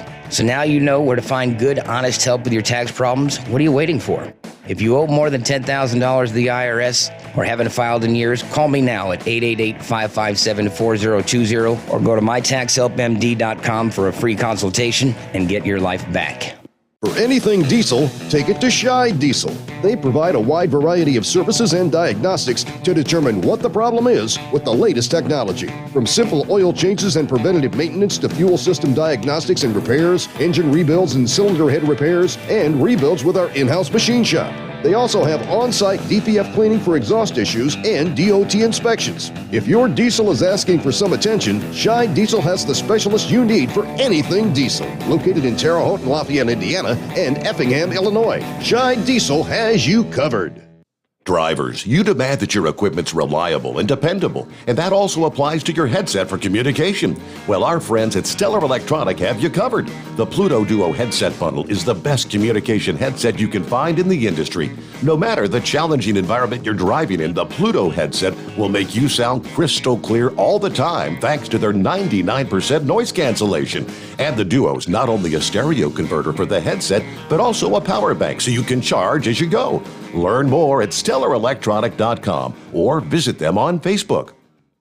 At Hot Shot Secret, we share the science behind common diesel problems and their solutions. For example, Diesel particulate filter regeneration. the DPF catches particulates left over from combustion. The DPF regeneration cycle cleans the filter with temperatures exceeding 1,000 degrees Fahrenheit. A computer sensor triggers the DPF regen, which is often accompanied by a loss of power and fuel economy. The frequency of DPF regens are in correlation to the cleanliness of the fuel burn. Under heavy operation with the dirty burn, DPF regens can occur multiple times per day. Hot Shot Secret Diesel Extreme Fuel Additive promotes a more complete combustion, creating fewer emissions and therefore fewer DPF regens. Vehicles using Diesel Extreme experience 83% less DPF regens. Hot Shot Secret Diesel Extreme is available nationwide at truck stops, fine farm and auto stores, and online at hotshotsecret.com. Hot Shot Secret, powered by science. Because Channel 19's a little congested. Call Steve now at 844-844-3388. The Overnight Drive.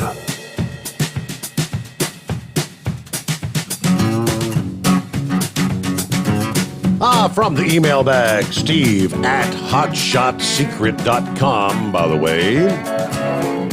Easy one to remember.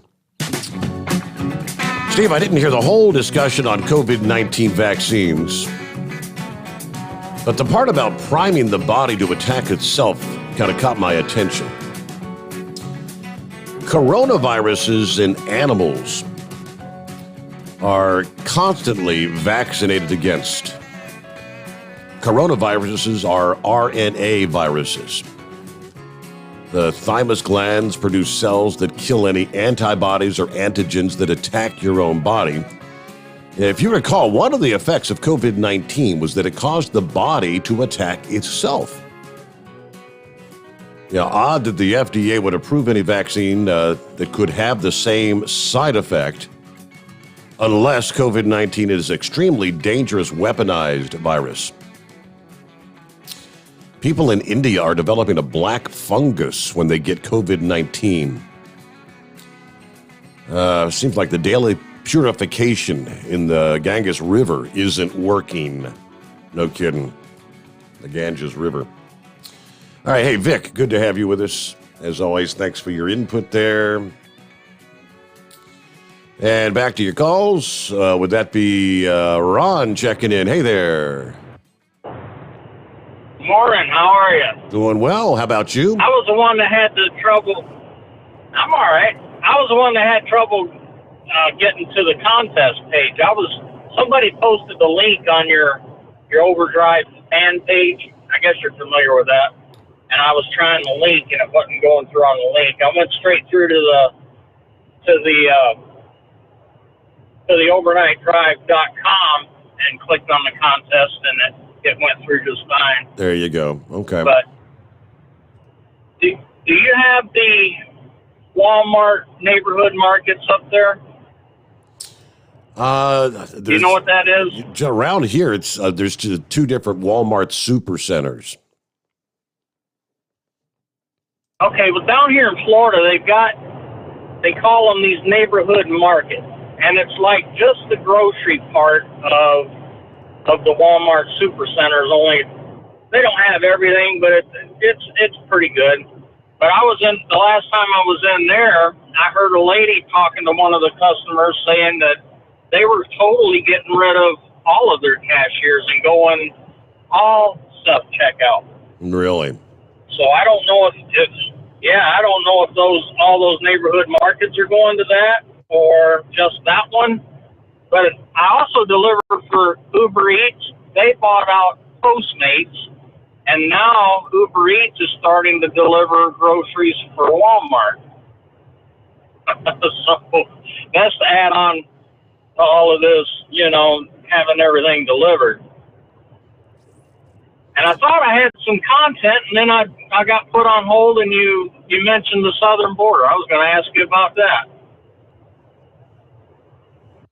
But you covered it. Yeah, they're continuing to flood into the country. We're just not hearing much about it at all. I know. How much longer do you think we're going to be able to keep saying the good old USA? Yeah. And I've told the story before about the vaccine, but my cousin, she caught COVID, and she was on a ventilator for 17 days, and her kidney shut down real early of that.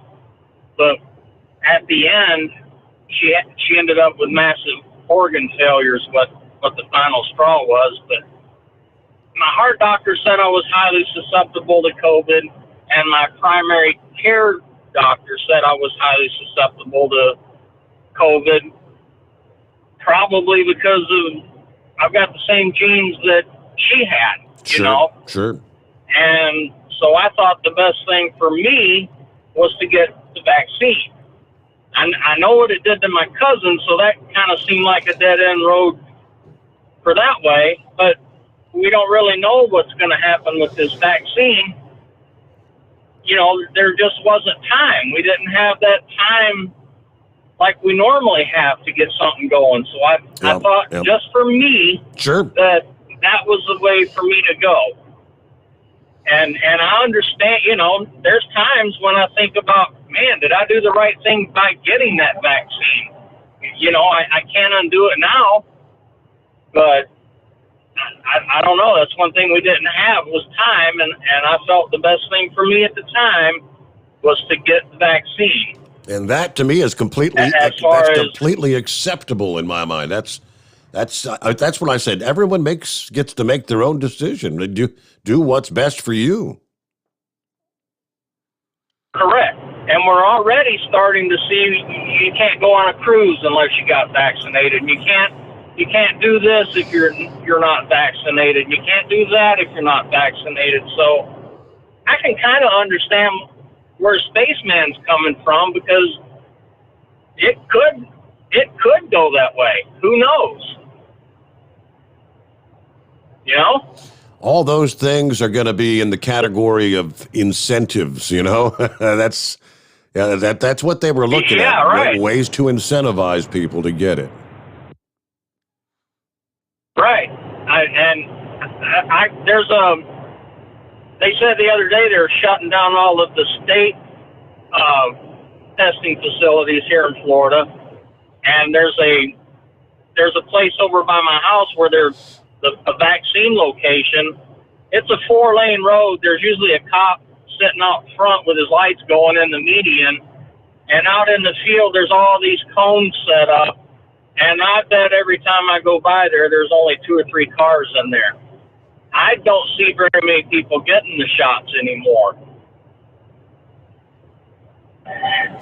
Just from what I'm seeing. They're closing down some of the big, the mass vaccination facilities and just going to the smaller, I mean, like, I guess relying more on your Walmart, your Walgreens, your CVS and things like that. Right. Those are still up and going. Mm-hmm. Well, that's about all I had, so I'll let somebody else get on here. It's a good show tonight. Hey, good to hear from you. Thanks for checking in, Ron. Be safe out there, and there you go. Making decisions. That's what we all got to do, right? Let me see here. Someone shared the link with the meteor showers, right? The dazzling result of comet debris building up along well-worn paths through the solar system that burn up in the atmosphere as we cross the dust trail. It's hard to call a path well-worn when something passes by only once every 3,967 years. But it turns out that type of long-period comet can still be tied to a specific meteor shower. That's what scientists have done with Comet C 2002 Y1 blah blah blah, and the Lynsids shower. Research that connected the long-haul ice ball and the shower triples the number of celestial displays that scientists have tied to specific comets to take more than 250 years to orbit the sun. Until recently, we only knew 5 long-period comets to be parent bodies to one of our meteor showers. We've identified 9 more, perhaps as many as 15, they're saying. For some perspective, comet C2002Y1 most recently made a close approach to the sun in 2003, which means its last such visit was around 2000 BC, when Egypt's Great Pyramids were just a few hundred years old. And its next pass of the sun will not occur until nearly the year 6000. Wow. Guess we won't be around for that pass, will we? Typically, a shorter orbit means a comet retraces its path more regularly, scattering more debris to become shooting stars. That means it's difficult for sky watchers to notice meteor showers caused by comets with orbits beyond about 250 years or so. The best known long-period comet that triggers a meteor shower is the comet C1861 G1 Thatcher, which causes the Lyrid meteor shower in the month of April. Doesn't say how long it takes for that one to pass by, but we learn something new every day. Speaking of which, what kind of baloney you got for us this morning, Knucklebuster? Morning, Mr. Steve Sommers. I'm not going to ask how you're doing because I already know the answer to that question, but probably like me getting tired, need a cold beer and a bottle of aspirin. Speaking of beer, I just had a hot shot pass me with Ohio tags on it. He's bringing your delivery to you. It's a Miller Lite delivery van he had on there. And then he had one of them late 60s, early 70s Volkswagen Love Bug vans on, Steve. You can ride around Cincinnati and pick them senoritas up and bring them back to your pool so they can go skinny dipping in it there. Would that work for you? That'll work. I know that's right. Keep us out of trouble anyway. I don't believe in conspiracy theories. I mean, I don't believe anything I hear, half what I see. Shoot, I don't know. I'm not like Dave Martin. I know John Fitzgerald Kennedy got shot in the head. By whom? Well, I don't know. I was just a small child back then. So, yes. But I do know he's dead and gone. So at this point, he's been gone so long, it doesn't matter who shot him, right? Well, they've got drones that can fly and go into the water and go swimming around. So I don't think there's little green men running around. We're not the only one with that technology there. I sent you an email on the link about that drone that can fly and swim at the same time. So I did. Well, not at the same time, but it can do it. That. It can do both of them there. But how fast can it go underwater, Knucklebuster? Did it say how fast it can go? I mean, because the Navy said that they're detecting objects going potentially hundreds of knots underwater. That's fast. Yeah, you better believe it. I think there's drones that can go faster than airplanes, but they just haven't caught them yet, right? Okay. And we're not, like I said, we're not the only ones with it there, Sure. So, little green Martians, get out of here. I don't believe that. Not one bit. As far as the COVID vaccine, make your own decision. Get yourself educated about it and just do what's best for you. I know what's best for Knucklebuster. Steve Sommers knows what's best for Steve Sommers there. And we just kid around, clown around all morning, keeping each other awake. And that's all that matters, right? That's correct. So have a great morning. That's all of my baloney for today. One other thing, I was telling you about my birthday party over the weekend that my kids threw me there. I was thinking today, when all that 300 people stood up, started yelling and screaming and singing happy birthday to me, I said, man, I probably feel like Alan Jackson does there. I guess Kenny Chesney could add that to that song he had when he was driving that Rambler wanted to know how Dale Earnhardt felt when he was going as fast as it would go, right? So, but anyway, that's all my old baloney for today there. Put that thing up against the dash, gas on it, carry it to the yard, and we'll have a great morning, getting some good rest there. Thank you very much. Good to hear from you, Knucklebuster. And speaking of fast, right? Somebody, I think, did Knucklebuster send me this one earlier as well? Ever felt like you need to get somewhere really, really quick? How about Mach 17? Would that work? That's the speed a new prototype engine from researchers at the University of Central Florida could potentially hurl an aircraft through the skies, making a trip from New York to Los Angeles in under half an hour.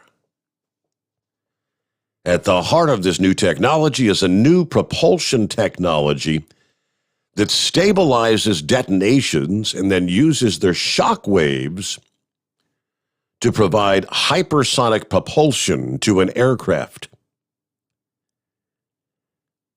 Okay, explosions are nothing new in propulsion systems. Internal combustion engines have used them to move pistons for 150 years. These particular ICEs use a type of combustion process called deflagration. They kind of try to explain that, but there are benefits to using such a powerful reaction to provide thrust.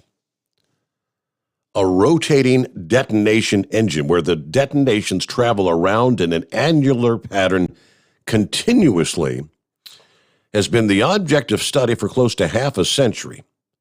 Various teams have worked on it. Last year, some of the team members announced the successful test of an engine using this concept. Very interesting. Now they've taken the research another step forward. They've achieved something called oblique detonation wave. This novel type of detonation is stationary. It's stable for at least a few seconds. That makes them much more practical for use in a real system that solves a number of issues of the rotating detonation engine that they had developed previously. They've got some charts, some graphs, and whatnot showing, flying at speeds up to Mach 17 could become reality. Now, that's getting up to some real Star Wars kind of speeds, isn't it? That's incredible. All right, let me see here. What you got on your mind this morning, Jolly Green Giant? Lay it on us. Man, it's been so hard to get on your program tonight. I've actually been hung up on about 10 times. Really? I don't know what's going on. Huh. Here's still my thunder on what the problem with space travel is. And I'm a big-time Star Trek fan. And last week, Flash and I were talking about a paradise or a resort area on Mars. And I told him that in our lifetime, that would not happen. Why? Because the rockets we've got are not fast enough. That's the problem. And then you're talking about these new rockets, capable of going. And then you brought up Star Wars, and that's actually my point. If you go back and look at the first Planet of the Apes movie with Charlton Heston, way back in the late 60s, early 70s, they had to put those astronauts to sleep because they were traveling so far. Mm-hmm. And that's my whole point. We need to come up with some faster rockets, to be able to, if they're ever going to be able to get out of our solar system, we're going to have to come up with some faster rockets. And that's my whole point right there. So, and it sounds like man has started finally figuring that out. How about we have the speed of sound. How about the speed of light? What about that? What is it going to take to achieve the speed of light? What do you think, Steve? That's mighty fast. Yeah, that's my whole point. And then we could talk about the Jetsons. Are we finally maybe maybe we might be able to live in the time of the rocket cars, and then we're going to have, apartments in the sky. Now, back when the Jetsons were playing in the early 60s, that was far-fetched. Is that really that far-fetched now? I would say not necessarily. That's my point. Yep. I think I was born 100 years too early, Steve.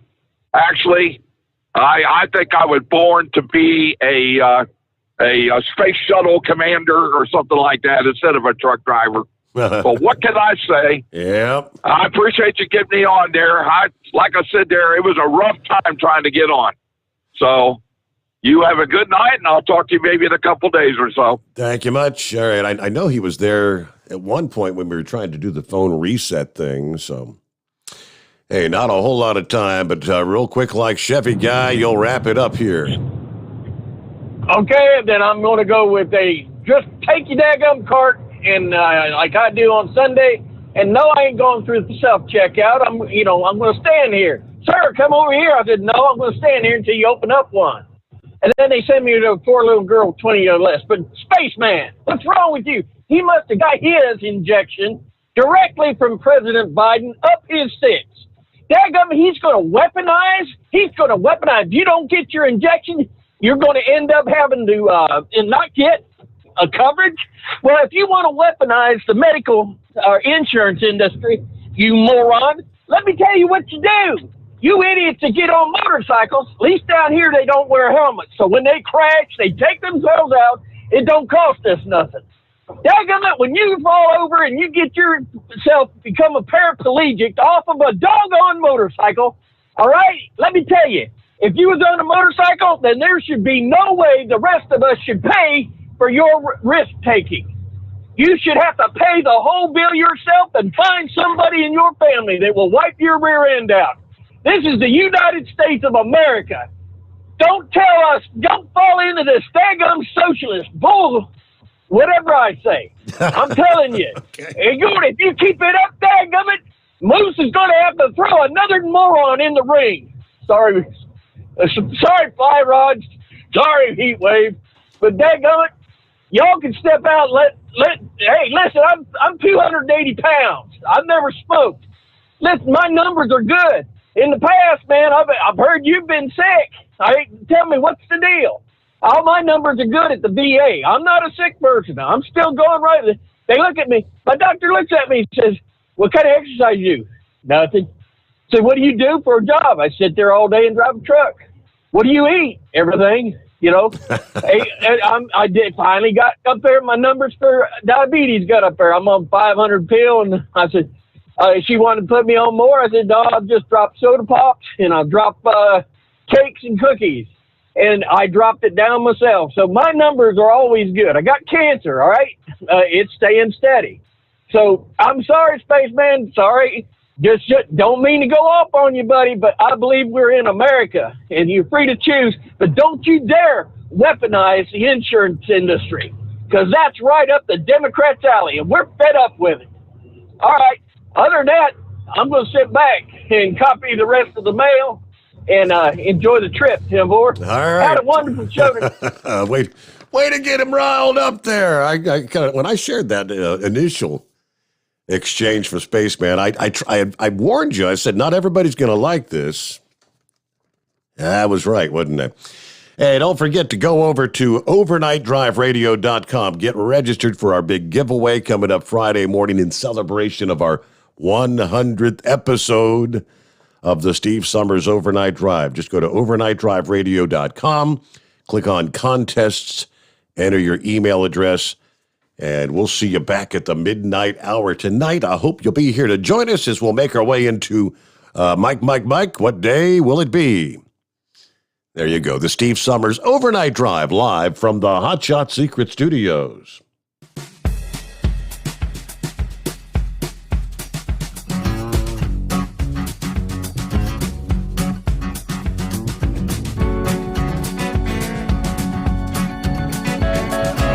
You'll never guess the places that I've been.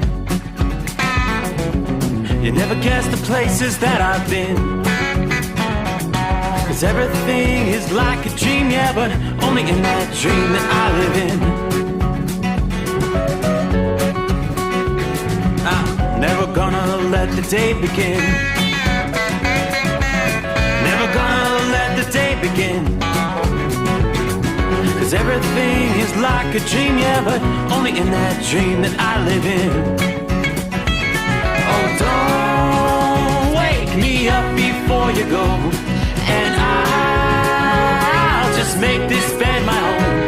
Oh, darling, please just let me sleep. Give me my dreams.